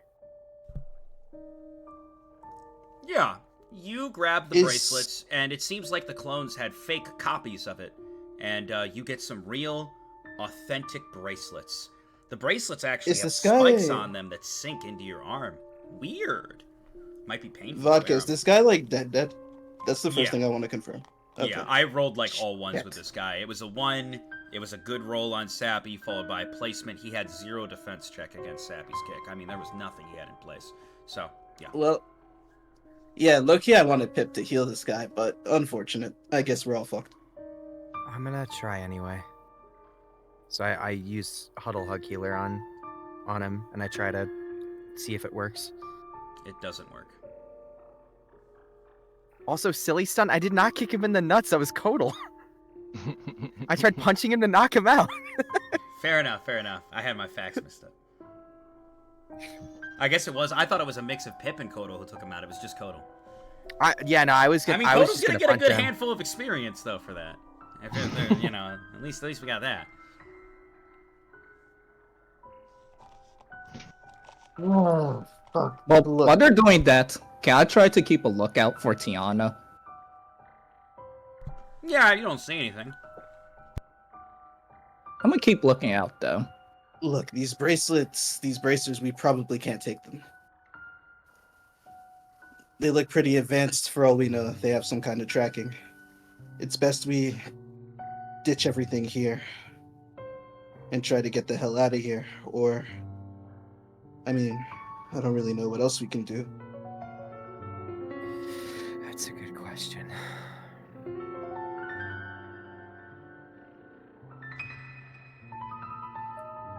Obviously, we can't stay in the... Probably can't stay around here. We need to start moving on before we get caught. Agreed. Sailus, you know this place. Any plans? I agree that we should get out, but we should probably try to get supplies before leaving. When we're heading out. It's the dead of night right now.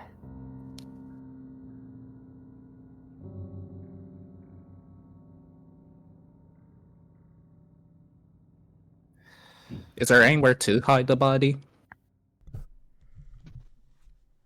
I mean, there's like it's like pretty vacant here. So there's like wrecked rubble and all sorts of stuff with the buildings. This was the area that mainly got really messed up from the storm. So yeah, you can hide it somewhere.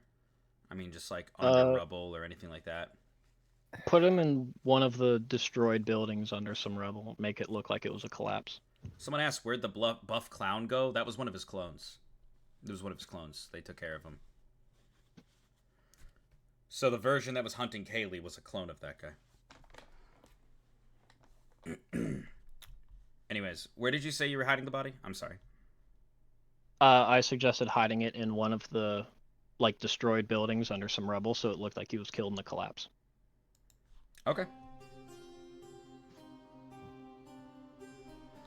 Are you guys all content with that? Pip's just watching in horror.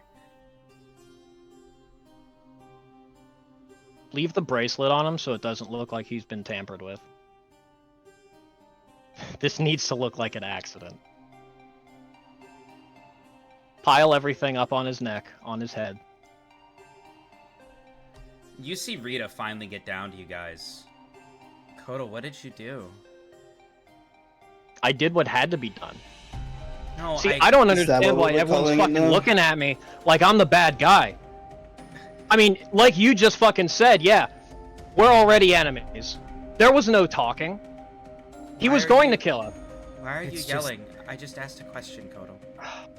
You see her tail kind of drop down. And she looks kind of scared. I'm sorry, okay? I'm stressed. Safe was, like, Safe gave me this fucking look. And, you know, we just got attacked. We were just fighting for our lives. And all I'm seeing is hostile looks. Kodal, I'm just stressed out. It's not hostility. It's not hostility. It's different hearing you're in a death game and actually seeing it. He was going to kill us. It was us or him. Well, one thing that you notice and that I want to point out, when you defeated Salus, when you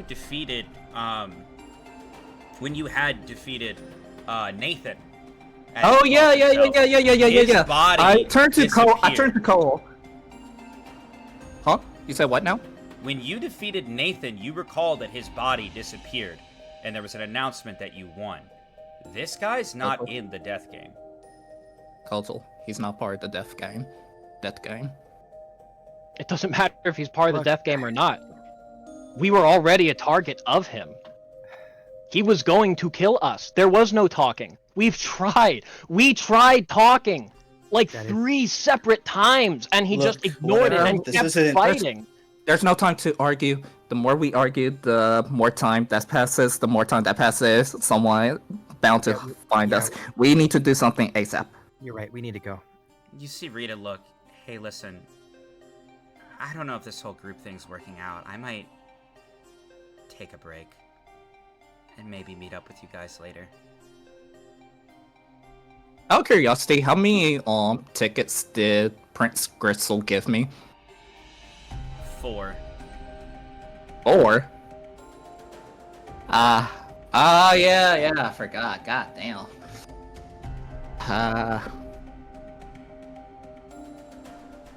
Listen, I understand the situation, but I don't know. As someone who's part of the GDU, usually we try to find ways to, I guess, capture and cause the enemy to submit.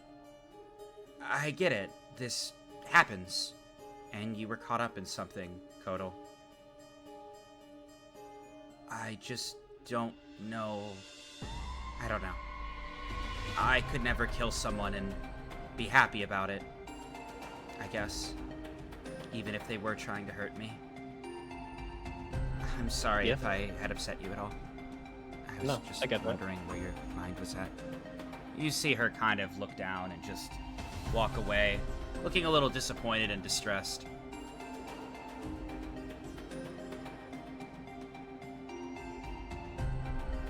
Well, anyways, let's get moving. Salus, you know a place we can stay?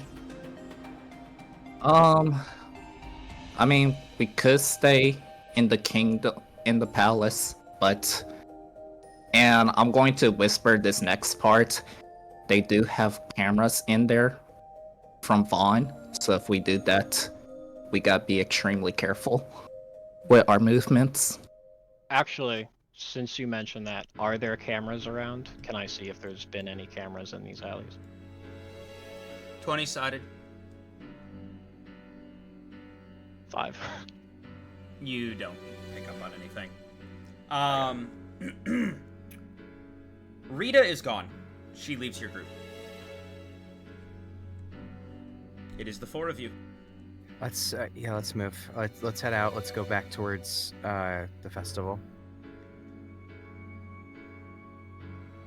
It'd be good to have alibis right now. Sounds good to me. Aye. So, yeah, that's what we're gonna do. We're gonna go back towards the festival. You start to walk back towards the festival, and almost as if your good luck runs out, you see someone, after walking for a little bit, walking towards you. Each of you roll a 20-sided. Fuck. A 12. I rolled an 11. I also rolled a 12. I rolled a 3. You see Tiana. Fuck. Lo and behold, walking up towards you. Well, look who it is. Coming from the kingdom? Just past her is the festival. You guys are in the very vacant and empty part. Did you find Crimson? I did not, unfortunately. But I really appreciate your insight. I'm looking for a friend right now. He's not on his... Well, people are getting weirded out because he was supposed to do a big performance, but he's not there right now. So I figured I'd go look for him.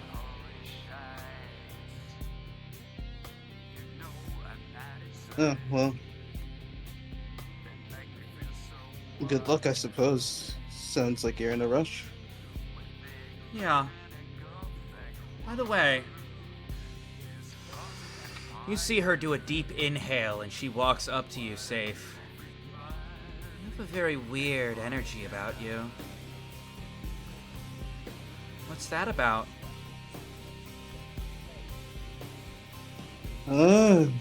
Wish I knew. Your guess is as good as mine, honestly.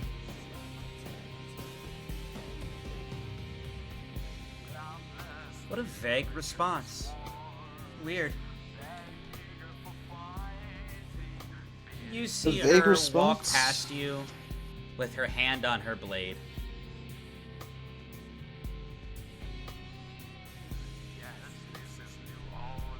Hey, I wanted to say sorry for earlier. For staring at you the way I did. Oh, it's okay. I only want to work with Detox to remove that which is bad from the world, and you gave me some good advice. I'll find the Crimson Demon, don't you worry, and I'll slaughter her, along with any other criminals, or anybody tapping into powers they shouldn't. Promise. We want to make the world a better place for people like you. It's okay. Thank you. I gotta go find my friend now. Thank you so much for your time.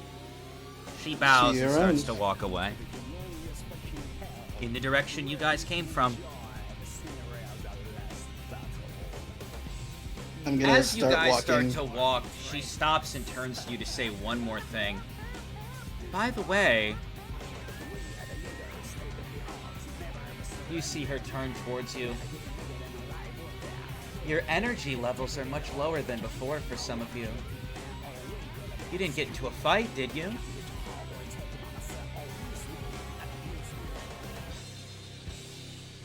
No, it's just been a long day. I see. Alright then. You see her continue to walk.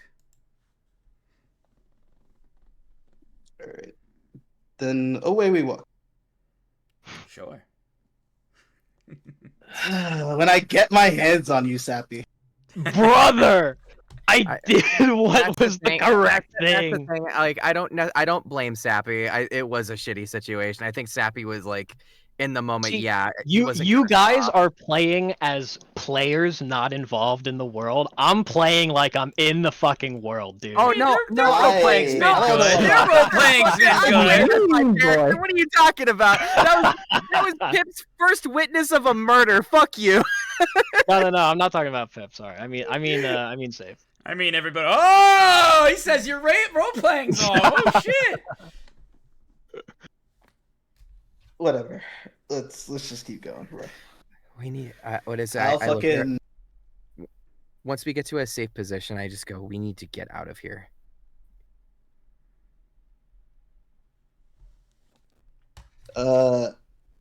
Yeah.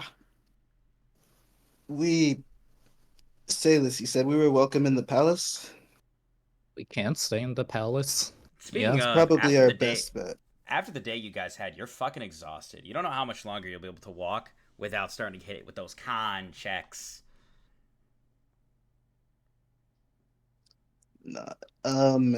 Chances are, Detox or not, she can't just, like, walk into the palace. So that's probably our best bet. Oh, do y'all want to go to the palace? Yeah, let's do it.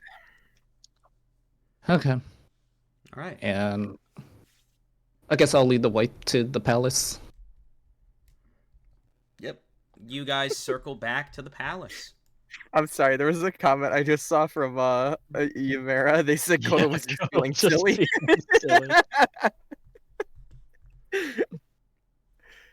Oh. Yeah, we fall into the palace. Okay. You guys go into the palace after some walking. You know, you get there. You move your way in. You see the guard up front, and you immediately hand him the gold passes. Right, Sailus? Yeah. Okay. Yes.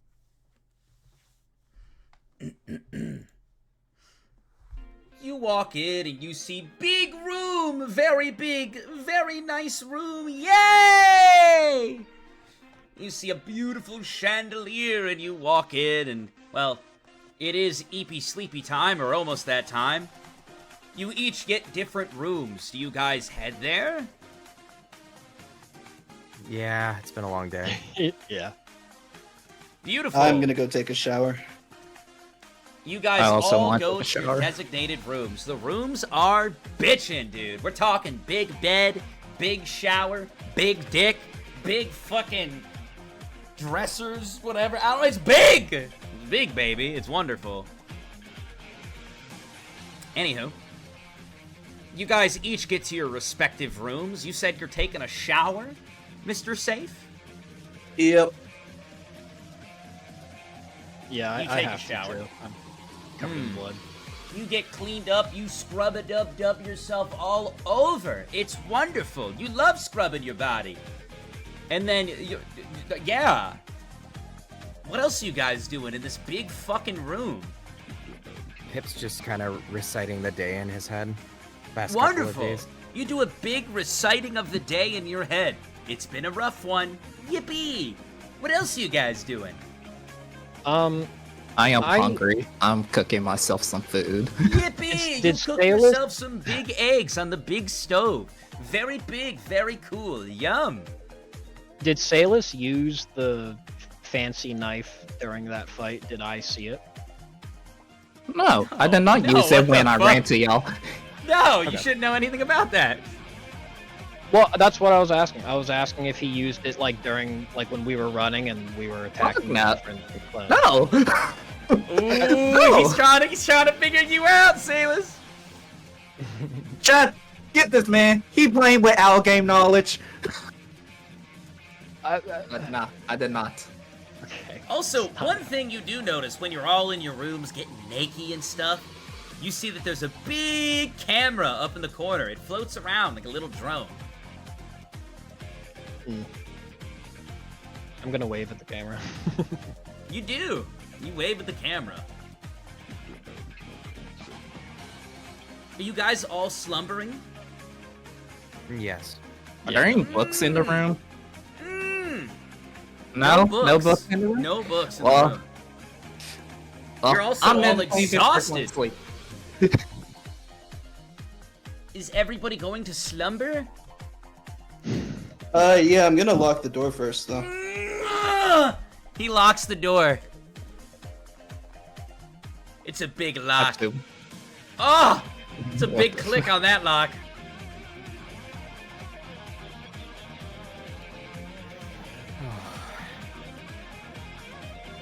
Yeah, what is it? Pip is just staring at the ceiling. Staring at the ceiling, reflecting. Terrible times.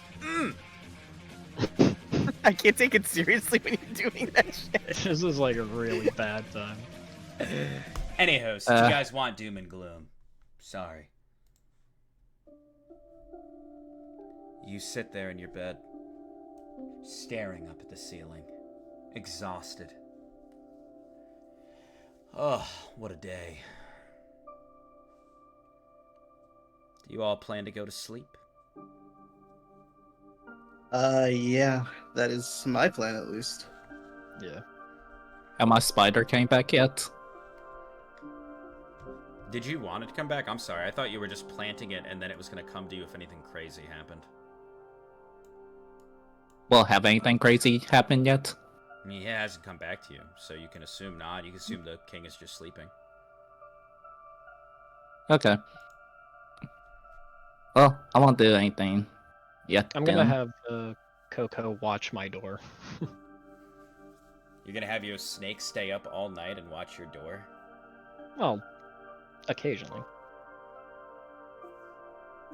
Okay. Like just a couple hours shifts. You're gonna put your snake on shifts? Yeah. Okay. Like- it refuses. Okay. You're the vessel. You stay up. Okay.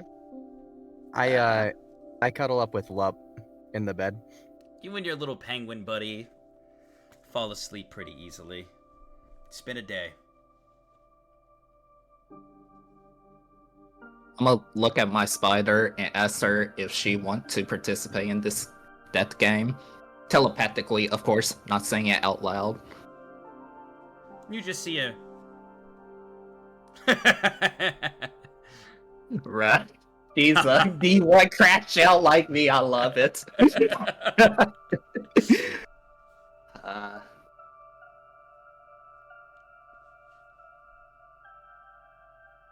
Yeah, I guess I'm gonna go to sleep and hide my dagger in my sleeve, like my dad used to do. Everybody roll a 20-sided. I got a Alright. 14.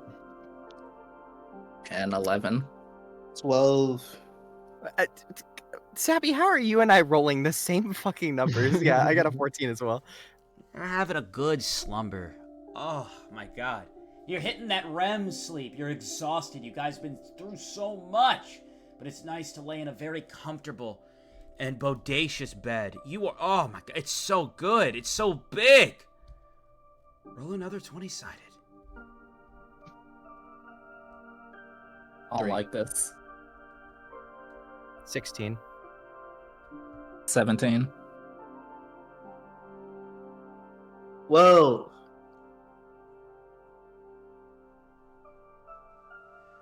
Guy's still just in the deepest slumber.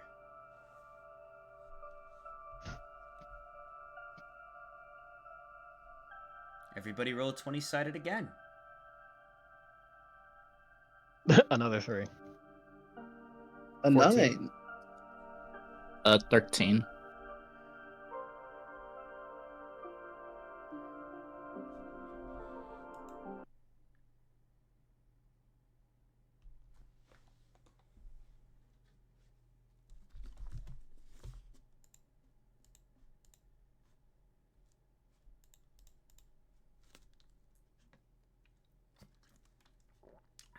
I don't like that look from Vodka. Alright, who died? Who got killed in the middle of the night? Sayless. Vodka. You wake up. Head pounding. You fucking slept and slept and slept again. And you don't know when, but your little spider buddy has been trying to wake you up for a hot minute. Oh gosh. It is just yanking on your sleeve with the little spider on the return. I'm staying up and looking around to see. It's so quiet. It's absurd. There was more noise last night. It's daytime now. I would like to pinch myself to see if I'm actually awake. You are. Okay. Is there a window in my room? There is not. Do I sense any energy of any kind besides my spider? 20-sided.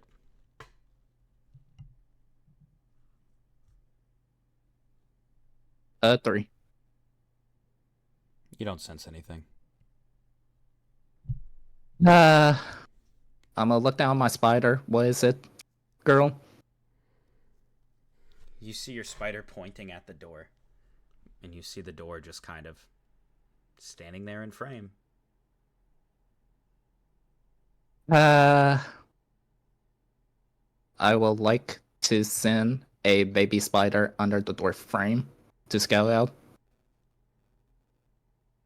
While also prepping myself. Another 3. Okay, you failed to summon. Alright. I'm going to freaking... Actually, I asked my spider to open the door with a web. While I'm prepping myself. Ready to freaking get my dagger out, but I also have my hand on my katana.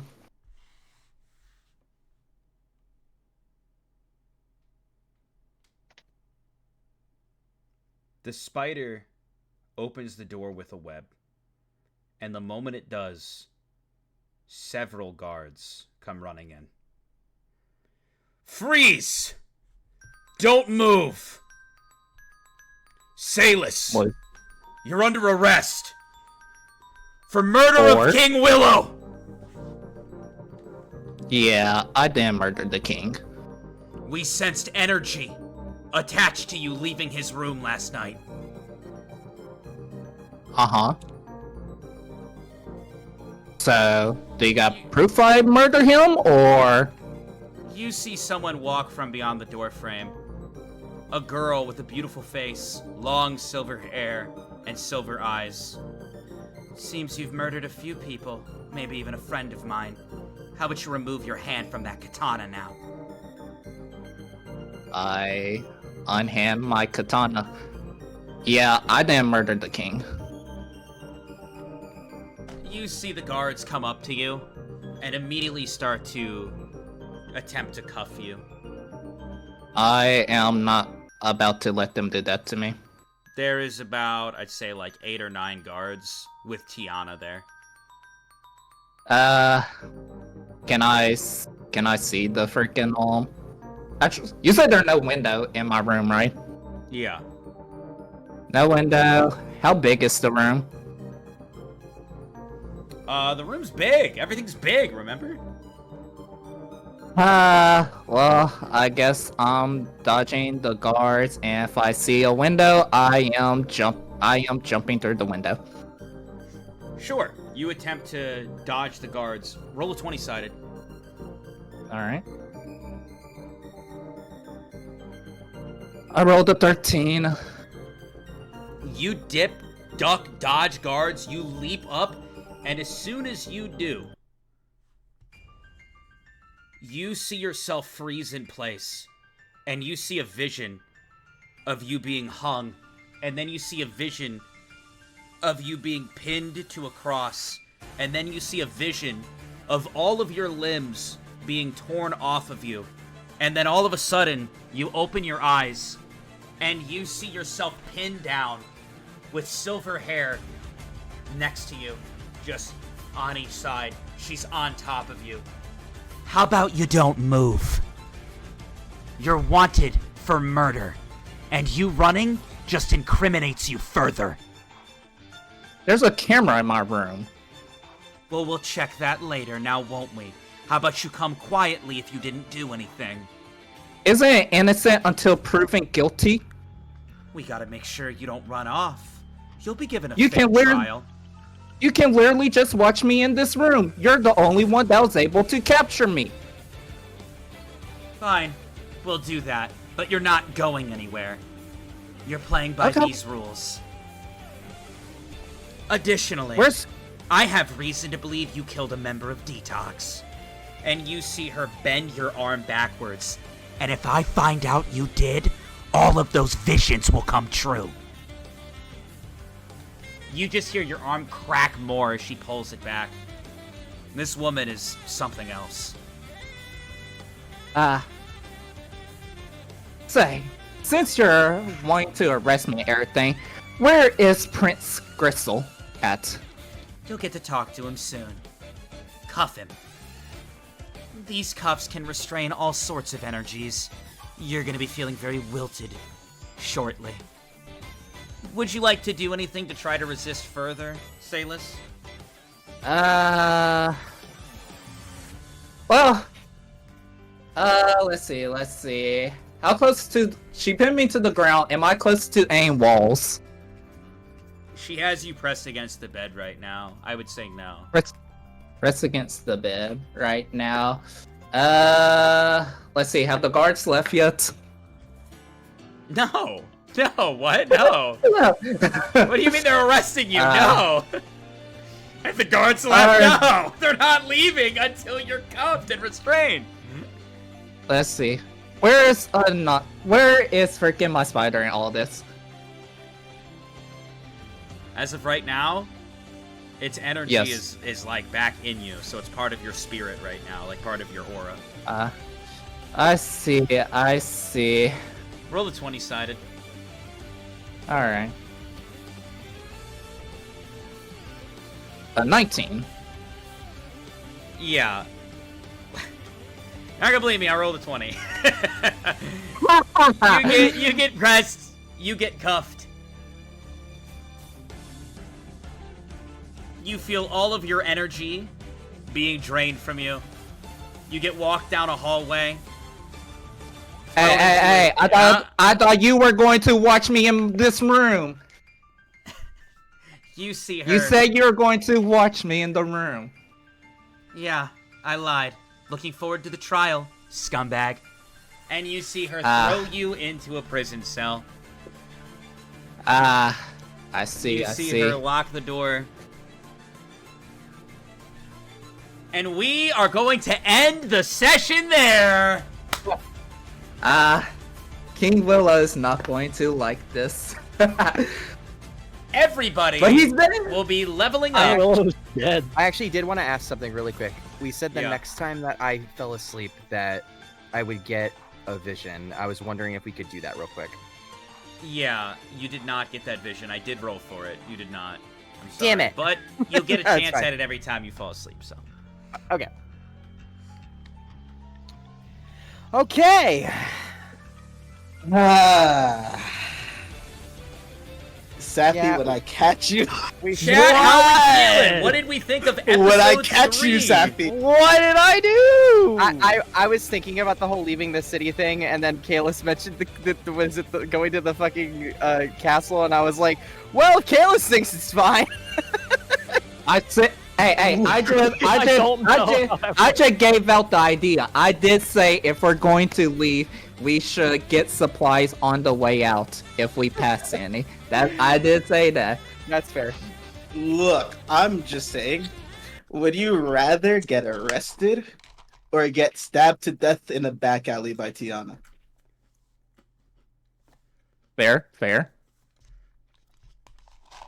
Yeah.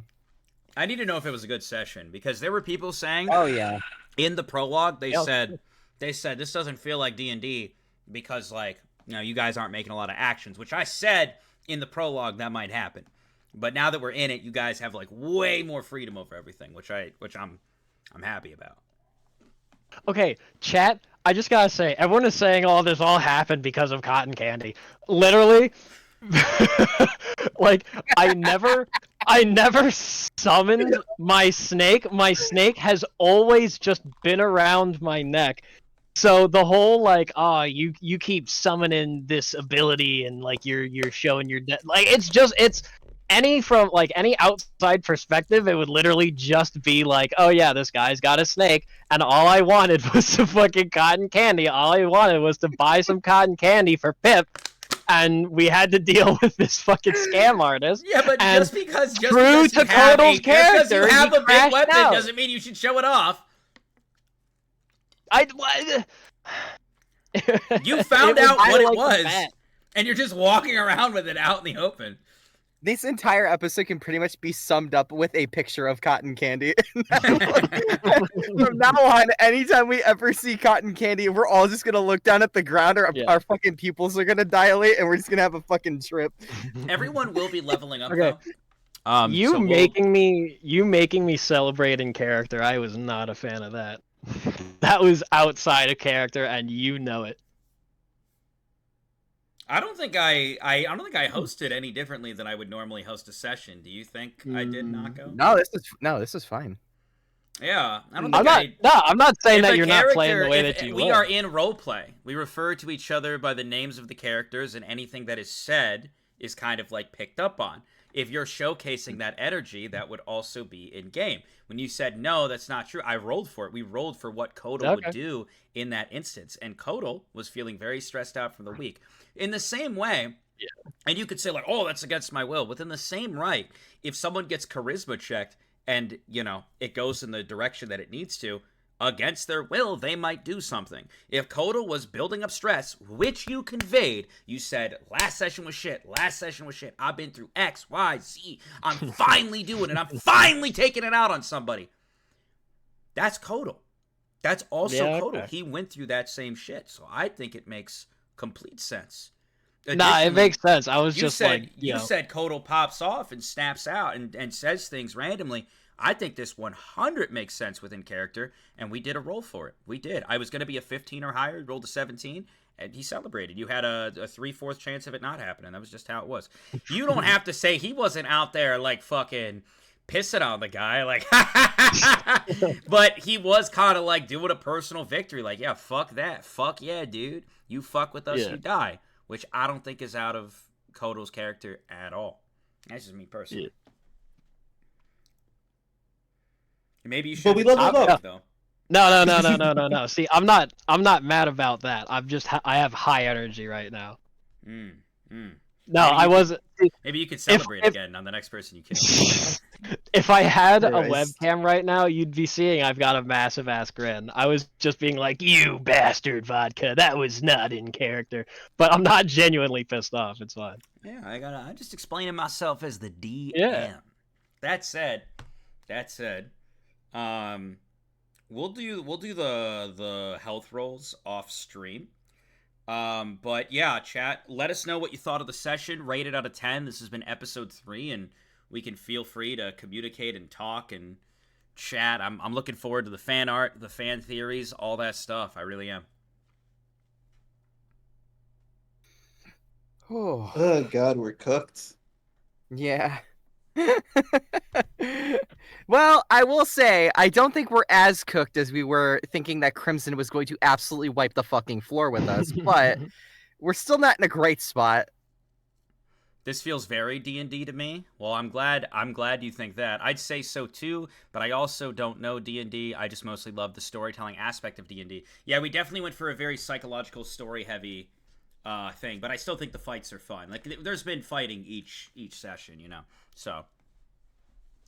At least an hour of fighting each session too. So, you know. Yeah, narratively, it's very balanced, I think. Yeah. If we need more player 21 scenes. Oh yeah, you didn't tell him how big it was. I don't think we do. I didn't tell chat. You didn't tell chat, or you didn't tell him? Oh, okay. Well, yeah, that is true. Now you gave it away though.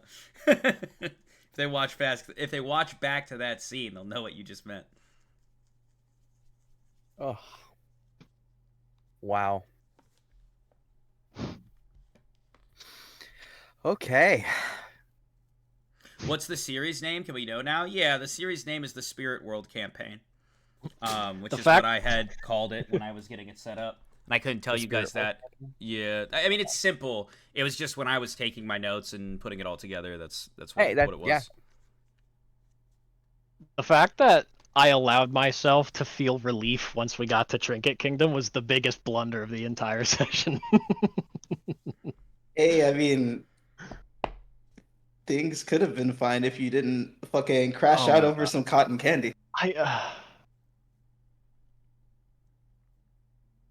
Well, chat, you can open up any questions to the players. I'm going to wind down as I do. You're welcome to talk to them, see what was going through their heads, see what they think of certain characters, interactions, happenings. We'll give you guys a few minutes to chat, and then after that, we'll be wrapping it up. I guess, chat, question for you, favorite moment? Moment/moments.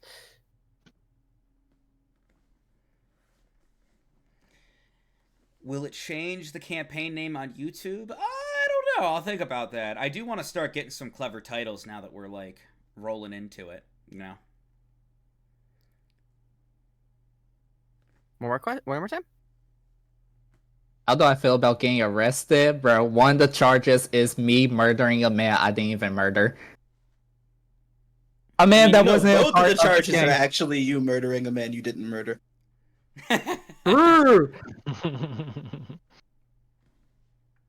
But Kaylee, your energy left that room last night. Around and guess what? There's also and guess what? There's also a camera in my room that was watching. You specifically said there a camera. You could send a poisonous spider to go bite the king, and then go back to you. My spider don't have that ability. But do they know that? Someone. Hey, I can prove it. Someone had a question for me. Safe feelings about Kodo killing someone. It's not so much a problem with the fact that Kodo killed someone. Safe does like vaguely dislike killing, but it's more so the person that he killed was a truly, truly poor choice of people to kill. Hey man, it was coming. It was coming to him. Because it's like my whole goal is to like keep Pip safe and not make Safe a wanted criminal that's being targeted by Detox. And now both of those things are out the fucking window. Yeah. Oh no. Well, I feel like it was gonna happen eventually with all of this stuff. Like with all the powers, like I feel like it was only a matter of time before like every one of the players became a public enemy. Yeah.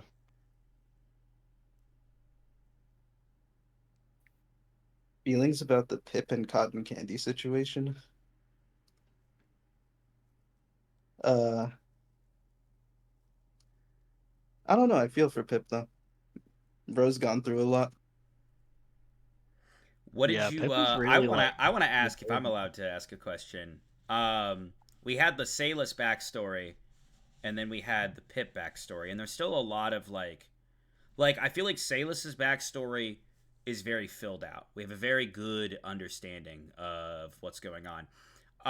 But with Pip, I think there's still a lot of empty spaces, and I think we'll learn about that as we go. What did you think of the backstory, Dakota? Because for those who don't really know how we kind of like script some stuff, so basically each of the players build their characters, and they do build kind of like a past of themselves a little bit. They send it to me, and then I try to workshop it in my own way to fit the world and fit certain things to make everything make sense. So this was definitely, a lot of you guys were freaking out over the happenings, and there's going to be more. There's going to be more stuff that goes down. I'm not going to spoil everything. But of what was showcased, I guess I want to ask Dakota, do you think that I did it justice? Because I was a little nervous going into the session, because I know that you were writing your ass off. Yeah, no, I spent weeks writing that. So, and I wanted to keep it open-ended for you because I was like, I don't know your universe the way you do, of course. So I was like, okay, I'm gonna give like a general synopsis of what I want. I spent more time on how Pip reacted to it and the things that happened in the aftermath. But I pretty much have told Vodka that I want to be Pip in the moment, discovering how bad it was. So I know some things because I had to give examples of things that Pip has seen, but then I would kind of was like, Vodka, take the rest of it. And I think I was texting the guys while the session was going on. I almost fucking cried in the middle of in the middle of the backstory because I don't know if I conveyed it, but I was like shaking the entire backstory. And then what is it when I actually had like those really like those monologue scenes? Yeah, I had thought about those interactions for a while, and it felt like those were the right times to do it. But I made sure I took no notes on it. I didn't want it to feel like a rehearsed thing. Like I wanted it to be very much in the moment of things that I just think of at the time. So that was probably one of the most improv things I've ever done in terms of a performance. It's funny that you say that. I never write down statements for D&D ever. Because the thing is you don't want to get, as a DM, I don't want to get too locked into a statement or like rehearse a statement and get too locked into it, because any die roll or any interaction from you guys can change that.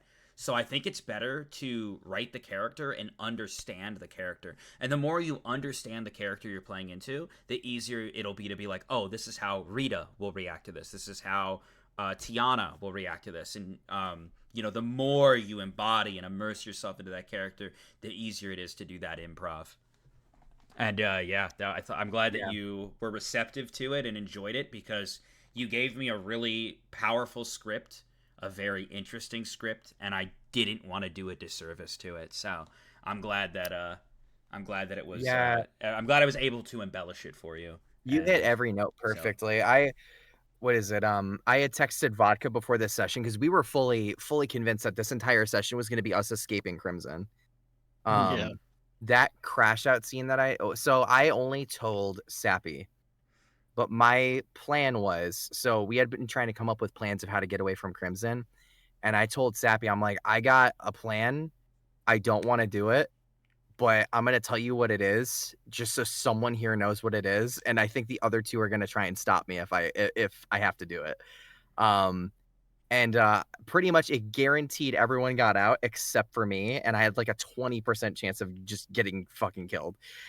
So the plan was I was going to take the igloo and I was going to spawn it like 100 feet in the air. And then right before it hit the ground, I would unspawn it, do the same thing over and over and over again.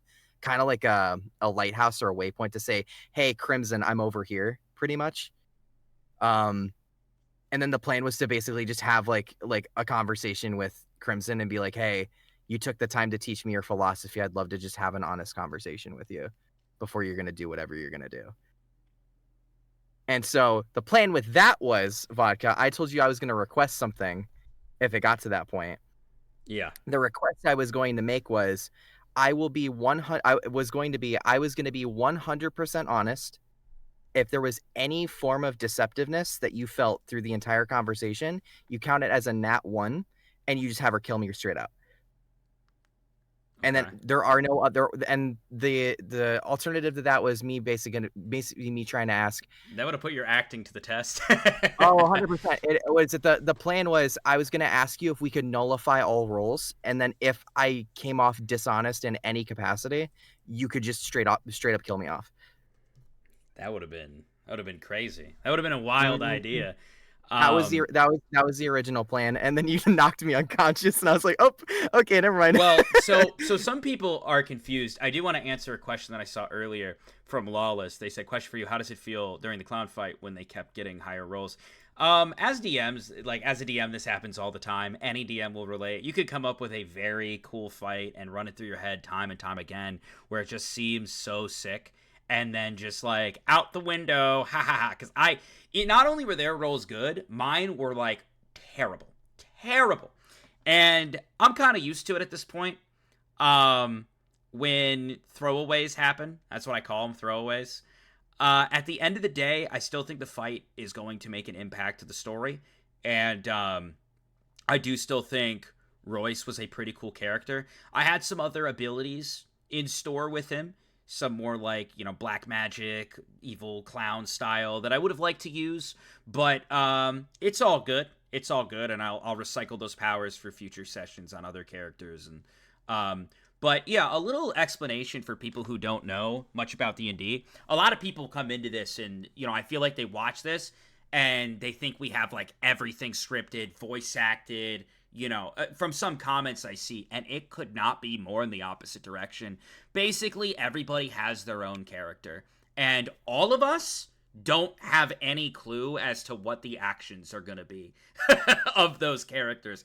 And that's what makes it so awesome is, yeah, I'm creating all the NPCs, the world, and whatever, but at no point am I ever going in deep to study into what I think these guys are going to do. I'm very empty-minded to it all. I don't think about what the reactions are or how they're going to respond or what's going to be voice acted to me. None of that. I have zero clue as to what's going to happen in this death game, and I prefer it that way. That's what makes it equally fun and rewarding for me. The best thing I can do is create the environment and the characters it's going to be in, and then they focus on what they're going to do. And I know that they kind of like have been, all week, I had the busiest fucking week of my life.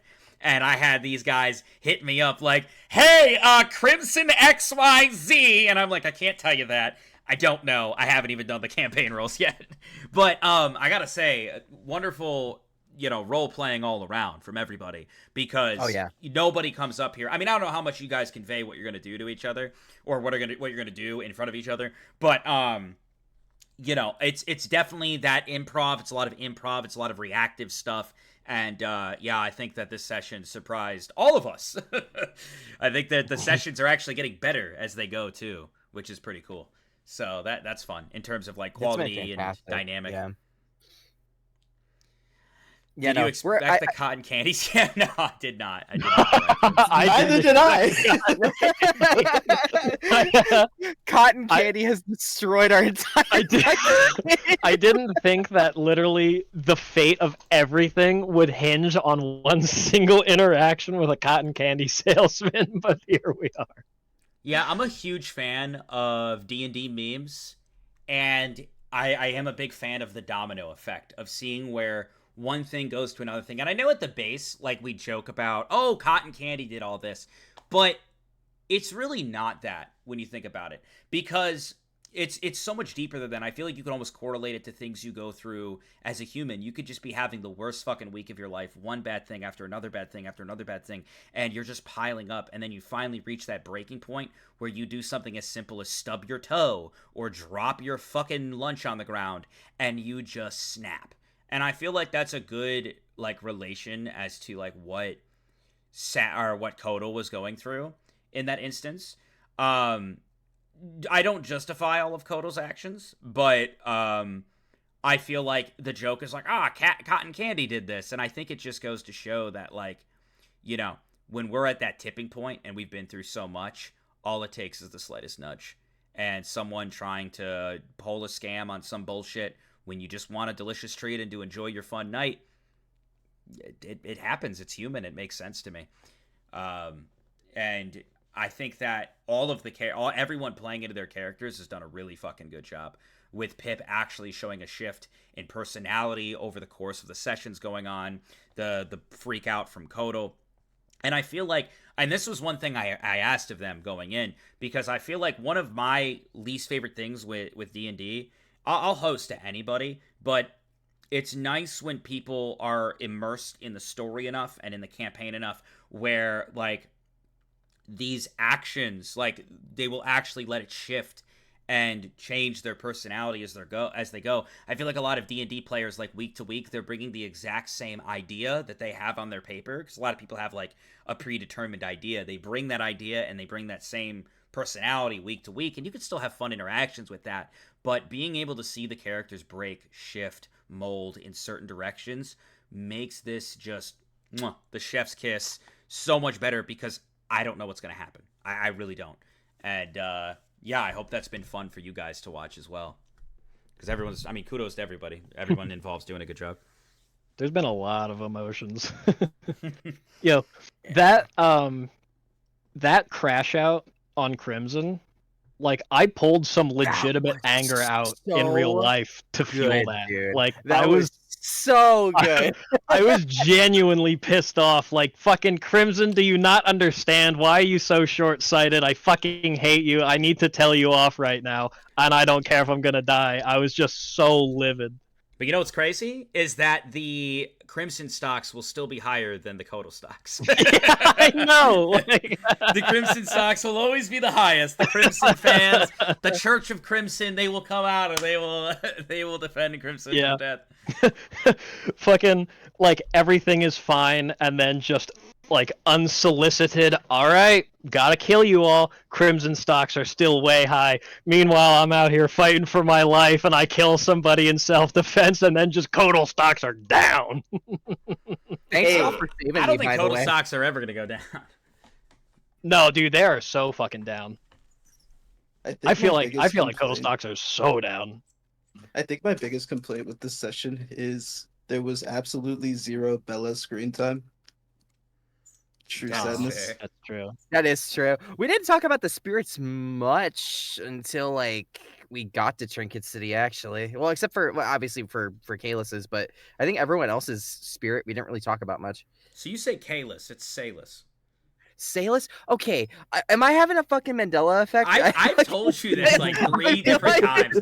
I've told you this 3 different times, and you just always go back to Kalis, and I'm like, that's not his name, but okay. all right. No. Let him cook. Maybe if I survive all of this, there's going to be a moment where I run into a double ganger, a Pip, and I gotta be like, fuck! Who do I save? And freaking the one that freaking points it out, and freaking the cuz saying K-list. I'm like, yep, that's the real one. I will say, That's how you know. I am very, very worried And I feel like anybody who's really into this series, that's really like sinking their teeth in, watching the episodes, keeping up to date, I am really terrified for where the fuck this all goes. Oh like, no, we're like this is a shit show, bro. Like if you really think about the bigger picture, this campaign is fucked. Yeah, we're cooked. More we still do not have equipment. That is true, bro. We don't even we don't have time to worry about equipment anymore.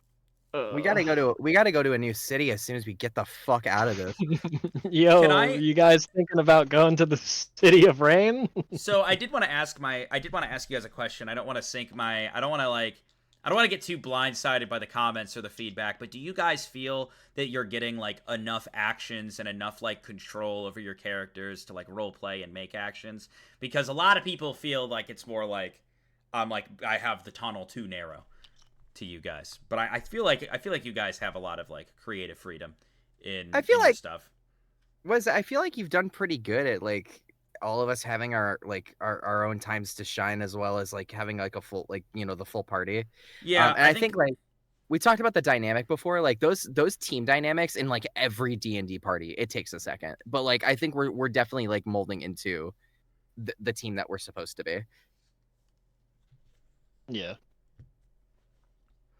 Yeah, I think flow has been like completely fine. I don't really think like there's maybe been 1 or 2 times where it was like, oh no, like someone didn't really have their chance, but it also was like, like I missed a chance, but it was because, I just didn't really speak up at that time. But as far as like progression goes and giving us opportunities, I think, you've been completely fine with that. Yeah, I think another thing that people like maybe didn't know about is a lot of the time where it's like super story driven, where it's like very, very story driven.